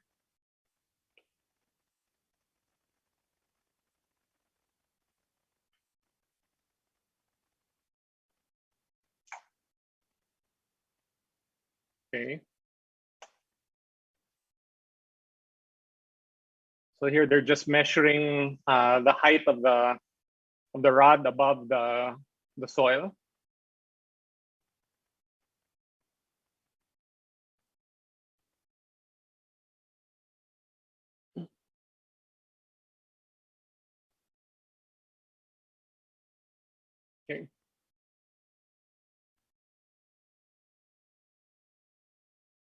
And this is it here. So the hammer is lifted and it's automatically released. This is an automatic trip hammer. Okay.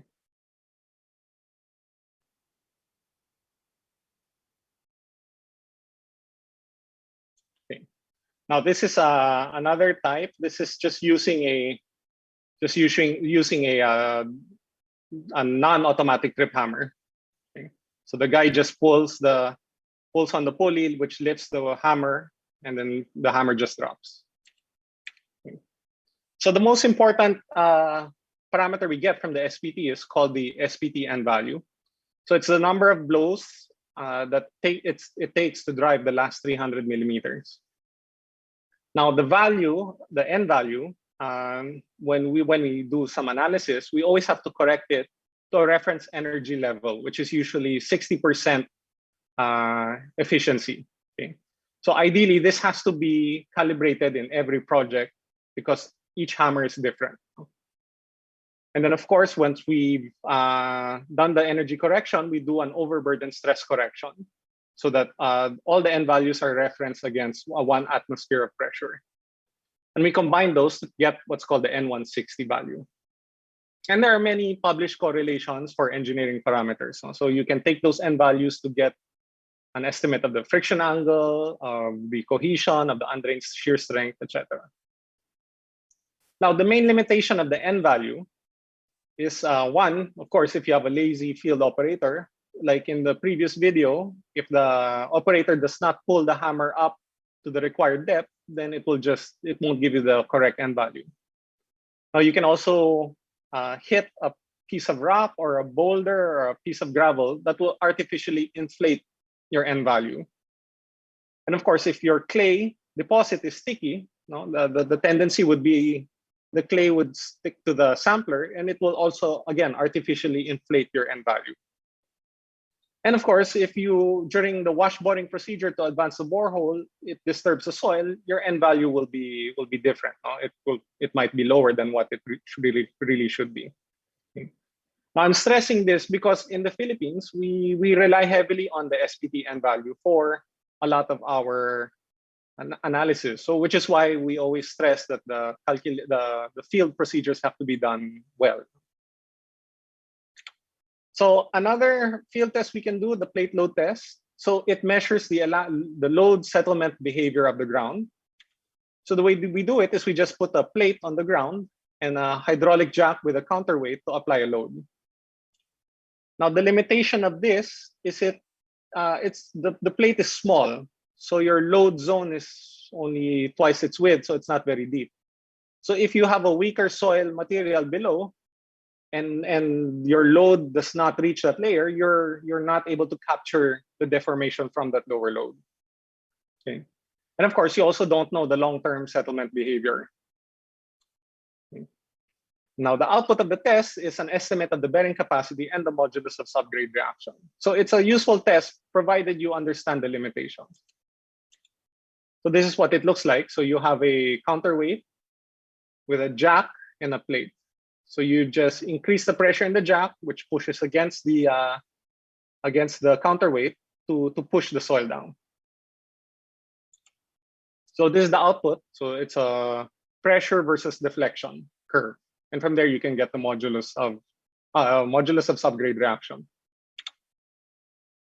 Now the third field test is the cone penetrometer test. Now the cone penetrometer test, it involves an instrumented cone that you push into the ground. Okay. Now there's a load cell at the tip, and then there's a friction sleeve that measures the friction developed as the probe is pushed into the ground. Now in some cones, there's also a piezometer at the tip to measure pore pressures. Now the output of the test is the cone resistance and the frictional resistance. And from there, you can use those values with established correlations to determine various engineering properties. Okay, so for example, here, this is the tip resistance, and then the friction ratio. And from there are established methods to determine if a soil is sand or clay. And then you can also have a measure of the permeability, the Young's modulus, the relative density, the friction angle. You can even have a correlation to the SPT n value. Then you can also get the shear modulus, shear strength, OCR values. And again, you can even get an estimate of the shear wave velocity.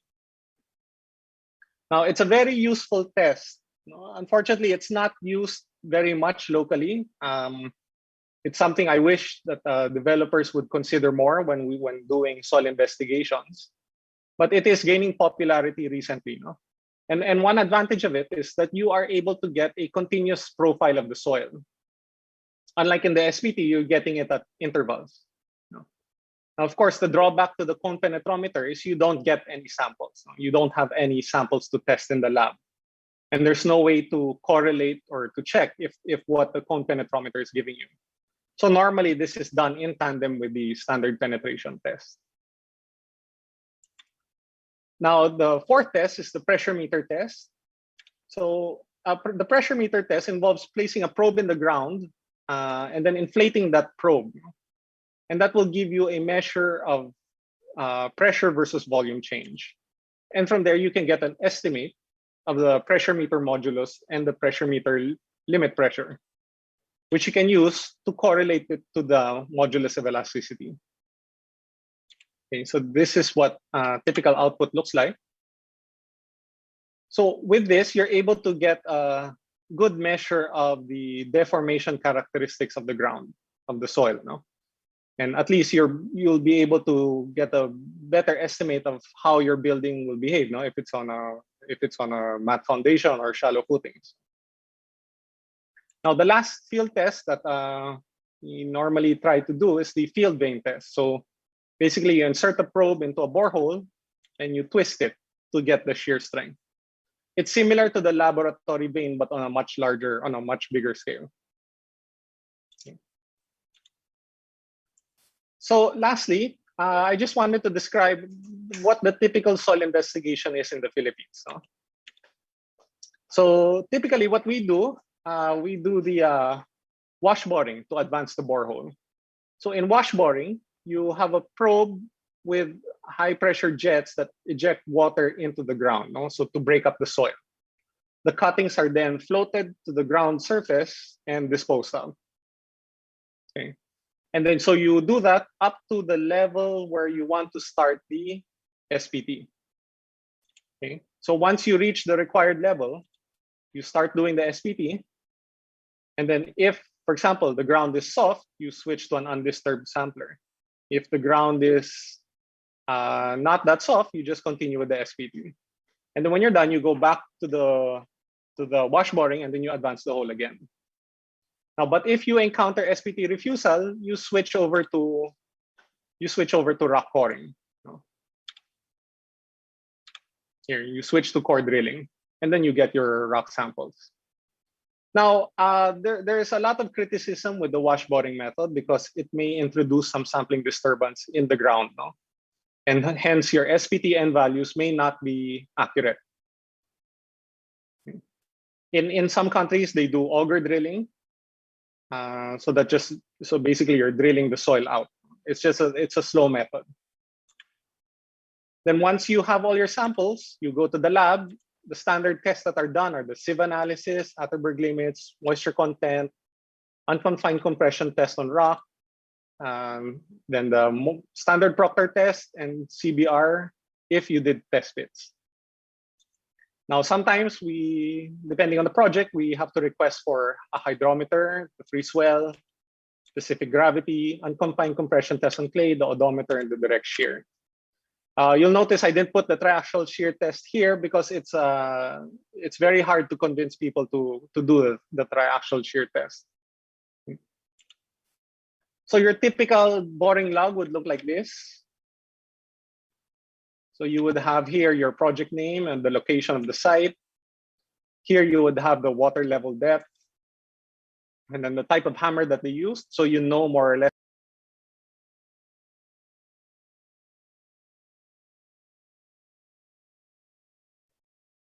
Then after that, you have below, you'll have the soil description. And then your SPTN values should be given here. and then the recovery and RQD of the rock.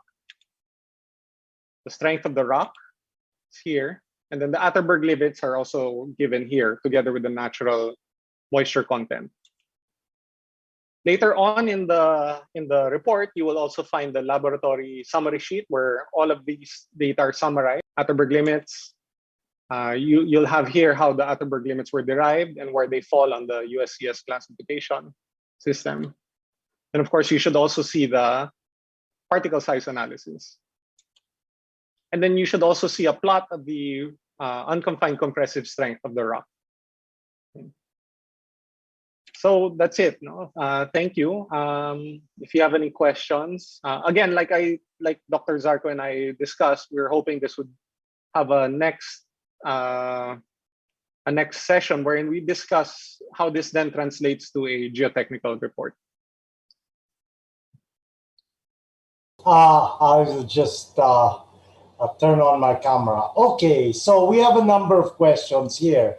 I've answered some of them, but the other questions, which are interesting, I am going to throw to the panel of our four speakers. So one of the questions, and even Engineer Morales, so that these can, I think that they both have educational as well as entertainment value. Okay, so one question is, what happens when you have two subsurface investigations done on the same property and they come up with different results? Which one should you believe? Or do you take the average of the two? So maybe Brian, what would you do in that particular situation? Well, it's happened a few times. No? So the first thing I do is see if I've done something nearby, if I have data from a nearby site, and compare which one closely matches the other one better. No, so that's first. Second, of course, you look at I hate to say it, but you look at the reputation of the driller. You see if you know if they're reliable or not. Third, you also check geologic maps. You see if the conditions match what's given in the geologic map. And then I think what I would also do is take a look at the adjacent structures and see what type of, for example, what type of foundation system they use. If the foundation system they use matches the conditions given in one over the other, then you would think that, this one's been there for quite some time. It looks okay. Then maybe this other set is better. It's more reliable. I'll ask Mark Morales. Have you ever had the experience where there is a person that comes to, let's say, PGA, asks you to do a subsurface investigation, and then after you submit the report, they say, oh, we had the previous thing done, and your results are very different from those previous results. So how do you answer that in that particular situation? We've had several instances where, so normally, let me preface this. No, normally we ask is, the first question we ask is whenever we're asked to be engaged, have there been previous borings done in a particular area? Most of the time, wala naman. But in the cases where there have been, it's honestly, we try to stay away from those types of projects because, I can see Brian smiling. It's basically like naghahanap ka ng batong ipupukpuk mo sa ulo mo in those particular instances. But because it really it's hard sometimes na, and you have to forgive me for saying this also. Sometimes clients also want to hear they want to get the answer that they want to hear. So if it's an unfavorable or an expensive quote unquote na solution, they try to shop around. So I think off the bat, the best way to do it is find someone reputable and find someone that you trust, and don't get someone na mura lang and then you will second guess the recommendation. So I guess that's my answer. So I didn't really directly answer that question, but I think that's the best way to go about it. Is find someone that you trust and believe what they say. I mean, don't wait for an answer that you just want to hear. Okay. Next question. That's interesting. Okay, so one of our participants asked, let's say, for example, you have the subsurface investigation of the next property. What is the value of doing a subsurface investigation for that property? Can't you just use the neighboring property in lieu of a subsurface investigation? So I'll ask Brian first. Let's say your Well, client gives you a subsurface investigation. Turns out to be the subsurface investigation of the neighboring property, not the site that you have. Has that ever well, happened? it's happened. Again, it's not something we recommend, simply because you don't know how the soil conditions will vary from point to point. And believe me, even sometimes even a 20-meter difference, it makes a big difference. Now, in fact, there's one project I'm looking at. Since the two properties are right next to each other, and this one suggests you need to use piles, this one suggests you don't need piles. Now, whether or not both are correct, that's another thing. But then if let's say they're both correct, and you're this property and you just have this information, then you'll have a problem with your structure. Okay. And I guess I don't think it's that big of a cost to have to deal with. I mean, take note, when once you put the foundation in, the cost to repair the foundation is a lot more than the cost of a soil investigation. Okay. Next question deals with what happens for small projects. So I'll also ask Alexis this. What are the options to doing a subsurface investigation? Pwede bang visual na lang? Well, if correct me if I'm wrong, no? If we cite the building code, any structure two stories below, you can just make an assumption on the bearing capacity. And I think the reason for that is number one, an overestimate or an underestimate of the bearing capacity and an overestimate of the foundation won't affect your cost that much if you're just talking of a one level or a two level house. But beyond two stories, you cannot get the building permit if you don't have the soil investigation test results. And I think the reason for that is very well founded. Again, as what our speaker said, you can look at the geology, adjacent properties, and the general. You most of the time you have a general feel of the area. So again, my experience with one, two-story houses, the structural engineer simply assumes 3,000 PSF or 144 kPa. But sometimes nagmi-miss because sometimes it's a very soft area, formerly rice land, naglagay ng house, and 144 kPa might sometimes it's just too much. Baka 90 kPa lang o 100 kPa. So again, as what Brian has said, the cost of soil investigation is very small. It's like buying insurance, no? I'll spend X amount of pesos just to make sure that throughout the design life of my building, the foundations will be okay. And the reality is that we really have a hard time convincing owners to spend this amount. You know, for example, 500,000 pesos on soil investigation for a 400 million peso building. Sometimes we still have problems convincing the owner to spend. So I think that's a challenge for us geotechnical engineers. Okay. What about, I don't know, I'm just adding this. What about the possibility of not doing an SPT, but doing certain things like SW, like Swedish weight sounding test or a dynamic cone test? This is if it's a small thing. What is your, I'll ask Alexis this question. What is your take on doing some of these tests that do not really require a drill rig if it's just yes, if you do the Swedish weight sounding test or the dynamic cone in which you have a small weight, I think it's 8 kilograms, all of these eventually end up to a correlation of bearing capacity. There's literature to support if your the number of revolutions in your Swedish weight sounding is this much, there's an associated bearing capacity. And based on my experience, the bearing capacity that they give is more or less very conservative. No?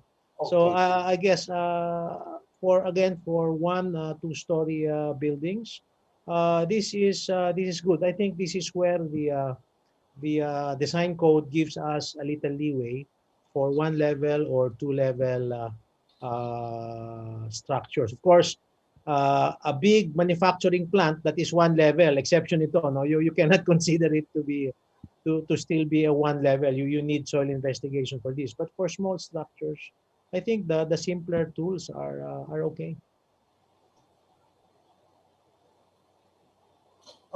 There's a question. How long do you recommend to repeat a soil investigation if the project implementation is delayed for years? So in other words, if we did a project, we did a subsurface investigation, the project got delayed for a number of years, how long do you need to, what time until you need to redo the subsurface investigation?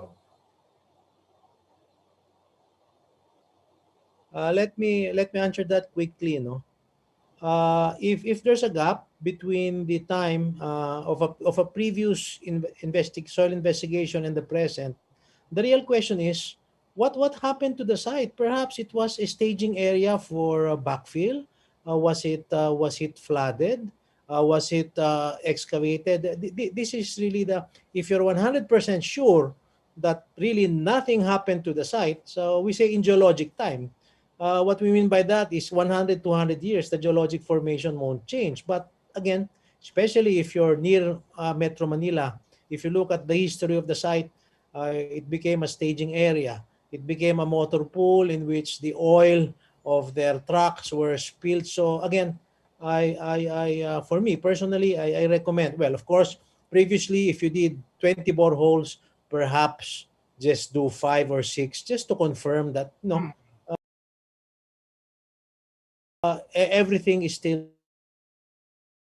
that is really the question. Sometimes it was used as a previous barracks in which when you start excavating you see the footings of the barracks. So again, it's a disturbance that is the issue.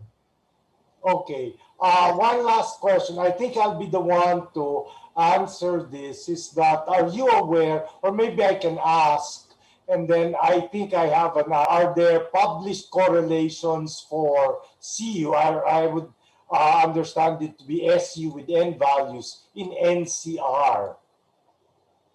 Are any of you aware of correlations for NCR? For undrained shear strength in NCR. So I would say SU all over P versus N. Any what you call that? Any things you could suggest? So Brian, you're not aware of any. You mean local correlations? In Metro Manila, maybe in Manila. Not really. Although in the DPWH BSDS, they do give a correlation, but again, it's a general correlation, not specific to. What about Mark? None. No. Not that you know of. Not that I know of, yeah. Yes. The closest I've heard of is the study that you and Brian are doing on Guadalupe tooth na strength, right? But for SPT and soils, I'm not aware of. I'm not aware of anything. So this is what I would normally answer to this question, because my students have asked me the same question before. So ask Richard Tan, because his thesis was on the SU all over P, C sub C, I know at least T sub C and SU all over P now. I do think that when they say SPT, we assume that this is not only SPT, but there were classification tests, because there are values there of the SPT, but you also need to take into consideration the Atterberg limits. I think in that particular case, it's the liquid limit or the plastic limit. So as far as I know, Richard Tan of Advanced Geotechnical Engineering Systems, his thesis was on that particular topic. So you can write him and ask for a copy of his thesis. So, okay, I'll end there. We will try to answer some of the open questions afterwards by emailing you. But I would like to thank our speakers, our four speakers, to Dr. Butuyan, to Dr. Acasio, of course, to Engineer Santos, and of course to Engineer Brian Tan. I really thank you. This webinar would not have been possible if you had not volunteered for this. And the mix of topics ranged from the very novel research that is being done to the down-to-earth questions of soil investigation, how to mitigate liquefaction, and how to do slope stability analysis. So I'd like to thank you. I'd like to thank our speakers. I would also like to thank our sponsors, because this would also not be possible without the support of our sponsors to PICE, and of course our participants, because if they were not here, there would not be a webinar. So thank you very much, and I give back the floor finally to Eric. Thank you, Doc Mark. And again, thank you to our speakers. Parang na deja vu ako nung nakita ko kanina, puro para ako nasa college ulit. Yung mga speakers natin kanina, mga... Si Brian, Alan, and Star in a Million, si Eric Santos, were my students. And Alexis used to be my classmate and now my colleague. So we're all related. Sama-sama tayo. And then orgmates tayong tatlo ni Brian, Eric. Ayun nga, exactly. Kaya para tayo nasa college lang ulit. And so again, for the record, mas mataas ang batch nyo sa akin. Mas matanda kayo sa akin, for the record. Oo, kabatch ko yan si Brian, kabatch ko na naging professor ko ng masters din. So again, thank you for your time, and thank you for yung sharing nyo. And I think based on the questions, ang dami pang questions, I think okay itong mga basic na, kumbaga, going back to yung mga basic concepts natin ng geotechnical. And I guess this would also be applicable to the other fields of engineering. So probably we'll be having more of these types of conference or webinar. And siguro, I think some of the questions in the geotechnical, let's say, I was planning on actually having yung, if some of you who have attended before, yung PICE sessions na, it's more of like a Q&A type of webinar. So siguro we'll have those also again. Kasi kagaya dito yung questions, it just keeps on rolling. Pasok ng pasok about it's very concept and very practical questions yung tinatanong. And it's really, kumbaga, as for PICE and for the ISG, okay yung tanong na yan because we really need to address those things, those basic things that we initially assumed na dapat alam na natin as engineers, but apparently there's a lot of questions that are popping up about those things. So again, thank you very much. And before I move on with the certificate of appreciation to our two speakers, I would like to again, and based on the chat kasi meron daw hindi nakapag answer ng questions kanina, so we'll post again the 4 links for the 4 questions on the topics, on the 4 topics. So we'll post ulit. I think nakapost na dyan. Take note, may time limit yan, para exam talaga yan, parang quiz, hindi siya parang pop quiz yan, hindi yan, wala unlimited time. So make sure you answer those, and we will also post the evaluation form. These are all forms that are required for your attendance as well as for the certificate and the CPD points na ma-earn nyo dito. So make sure that you answer all the evaluation form and all the questions and the evaluation form. So while you're doing that, I'd like to present the certificate of appreciation to our speakers. So may I like to give the first certificate of appreciation to Engineer Jose Carlo Eric Santos. Grateful appreciation of his participation as a speaker on the topic design considerations for high reinforced soil structures in a mountainous and seismically active region in Luzon, and for his invaluable contribution to the success of the webinar on geotechnical engineering held on May 21, 2020, using the Cloud, Zoom, and Experto platforms. Signed, Engineer Frederick Sison, National Treasurer and Chair of the Interspecialty Group Committee, Dr. Erdson Renesuero, the National President, and attested by Engineer Peter Paul D, our National Secretary. So again, thank you, Engineer Santos. Thank you very much. Thank you, Eric. Thank you, Grace. Thank you, everyone. Next, I'd like to present this certificate of appreciation to Brian Tan, in grateful appreciation for his participation as speaker on the topic subsurface investigation and for his invaluable contribution to the success of the webinar on geotechnical engineering held on May 21, 2021 through our Zoom and Experto platform. Signed, yours truly, Dr. Erdson Renesuero, and attested by Engineer Peter Paul D. Thank you, Brian. Thank you very much. Thank you, PICE. Thank you, Eric. Thank you, everyone. Ayan, so may utang daw sa atin yung geotech, ano, sa isang topic pa raw nila, continuation. So we'll have that again. Okay, so I guess that Doc Mark, meron pa ba kayong supposed to be closing remarks kayo, but I think you already gave your closing remarks. So meron ka pa idadagdag, Doc Mark? Wala na. Okay na. Sige. So lastly, I think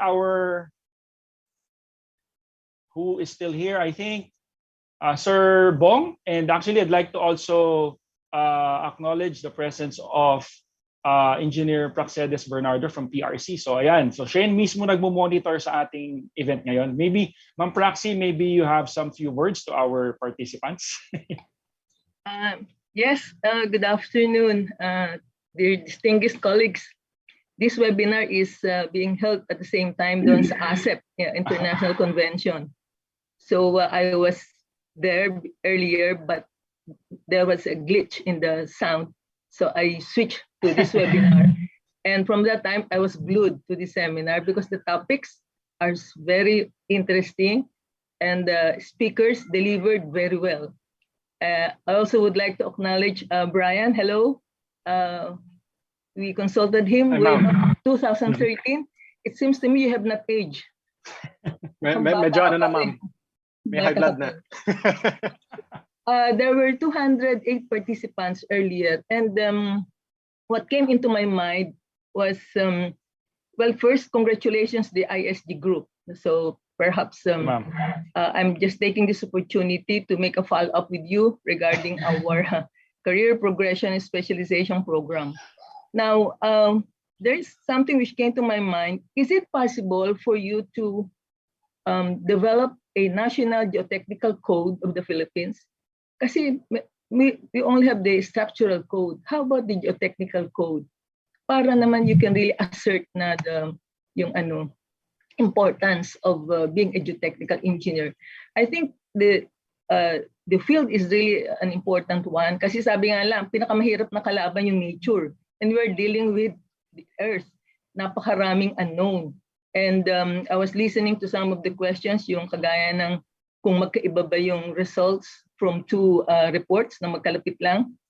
Which one are you going to take? Well, nangyari na rin yan sa amin.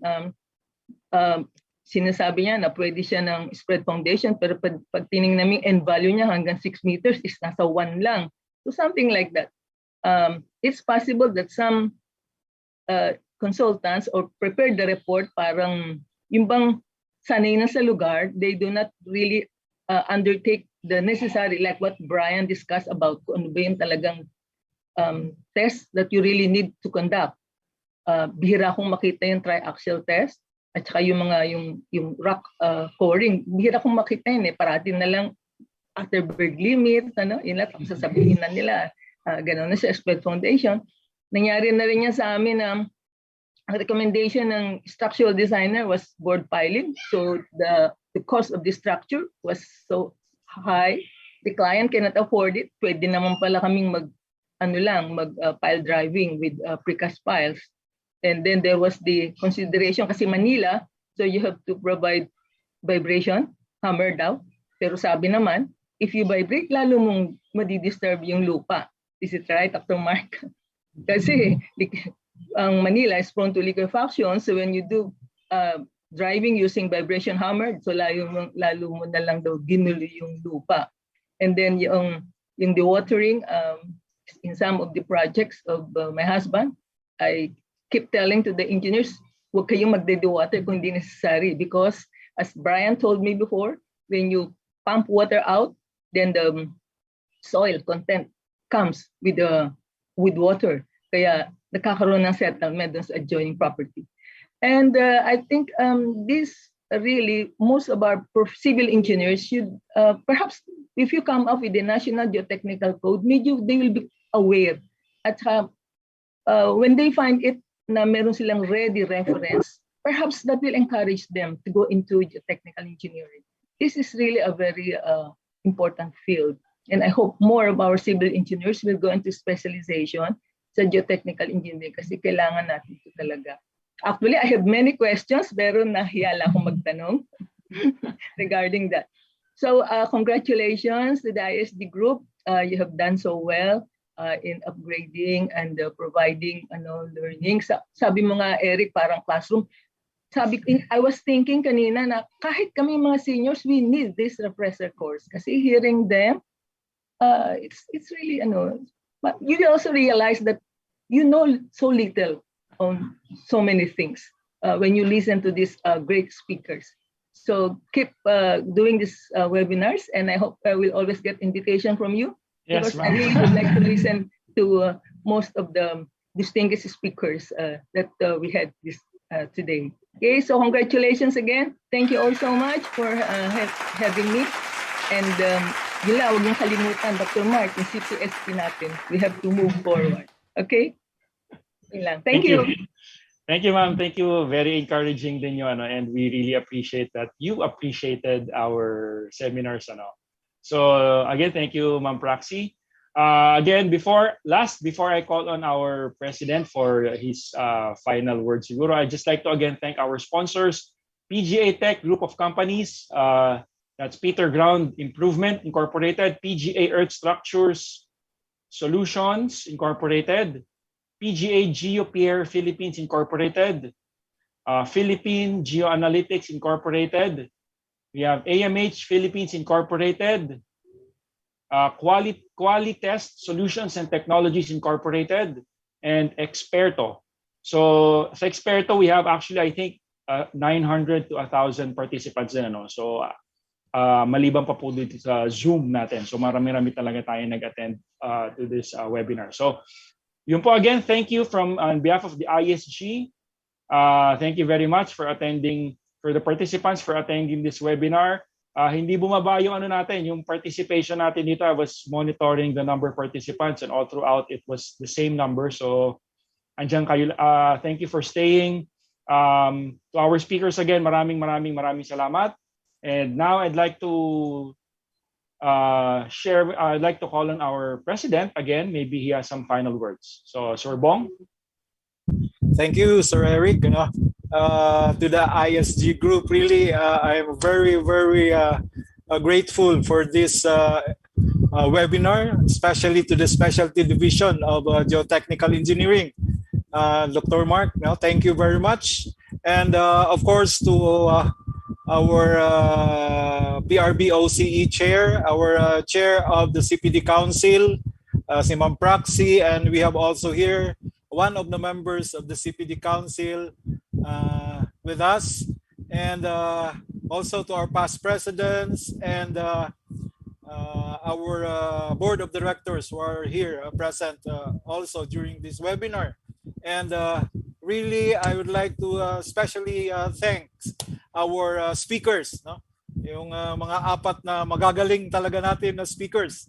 So I salute you all for this very good webinar this afternoon. And of course, I'd like to announce that next month we would be having our mid-year convention and technical conference. It would be 2 days, June 25 and 26. So watch out for the registration again. But I would like to really push that please, no, register only if you are really be attending the event, no, because we have noticed that there were engineers or civil engineers, PIC members who registered, but they did not attend the session, no? So sayang naman for those other interested members, no? So just be careful because we will be checking that now. We have already announced it that you should register if you will really attend the webinar, no? So be careful of that,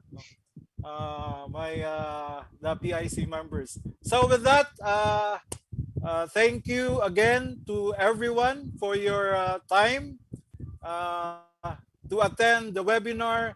A very good, no, a webinar this afternoon. So with that,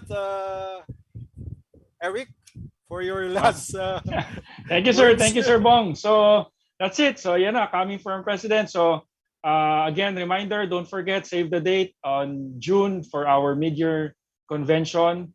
Yung links are still there, so make sure you register. Make sure you fill in the questions and the evaluation. So maraming salamat.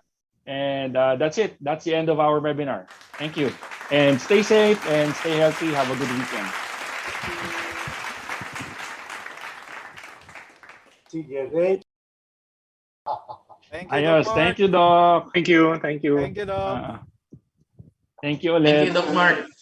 Sige, let me Si Brian para nag-lecture talaga ng ano eh. Para ako nag-attend ng, para ako nasa ano ulit, Melchor Hall. Buti walang quiz. Si Mark eh. Si Mark Morales mo siya. Special mention ka lagi ni Doc Mark Zarco ah. Dapat. Si Doc, pagka-controversial yung topic, ako tinatanong eh. Ay, kita niya yung panic sa mukha mo eh. Ay, yung mga iniiwasan ko na topic din na hinaan.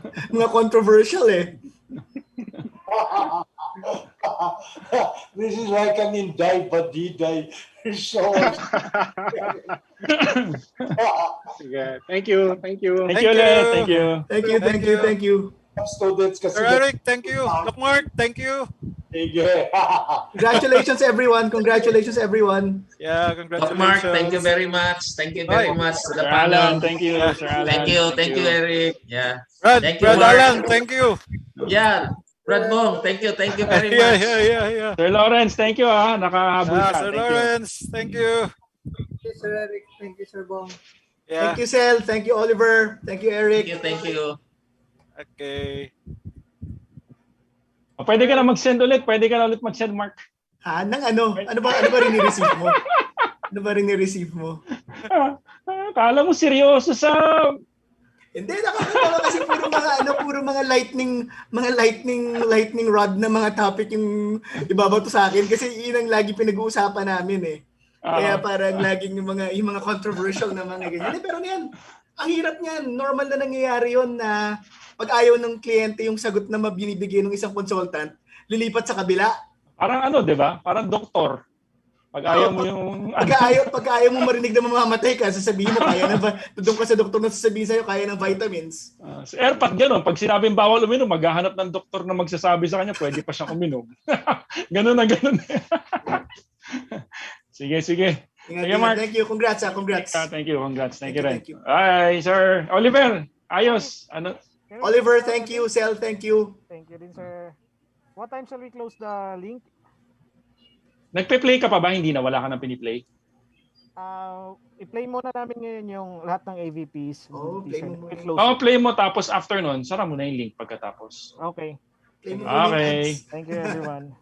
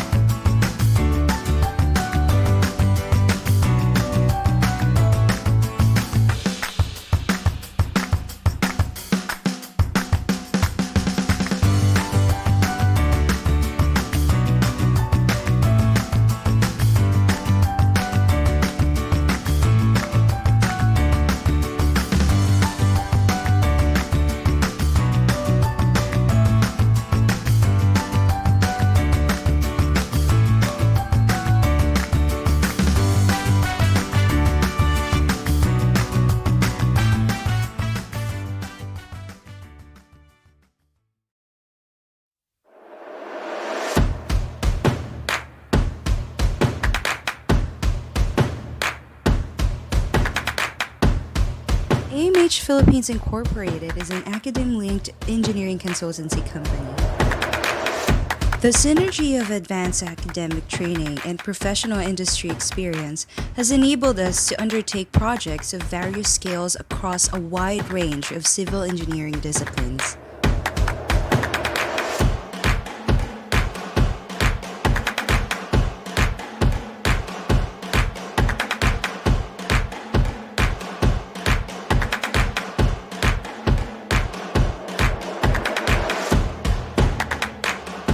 These projects have brought key and support staff to many locations within the Philippine archipelago and have produced publications presented in several local and international conferences.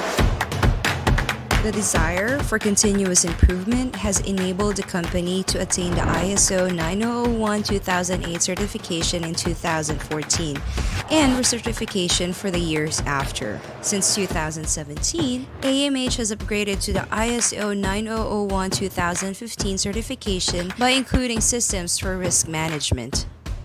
AMH takes pride in expertise across the multiple fields of civil engineering. With our best engineers equipped with the latest engineering software, we are dedicated in providing the most appropriate and responsive solutions. As a commitment to deliver quality results, special committees are formed to conduct internal quality audit and to ensure a safe and orderly work environment. AMH takes pride in developing its people by empowering them and opening opportunities for growth. We invite the brightest fresh graduates to join us with our internship program and provide educational assistance to our engineers who wish to pursue graduate studies. In the promotion of work-life balance, events outside of work are also organized to hone the personal and spiritual growth while encouraging camaraderie among colleagues.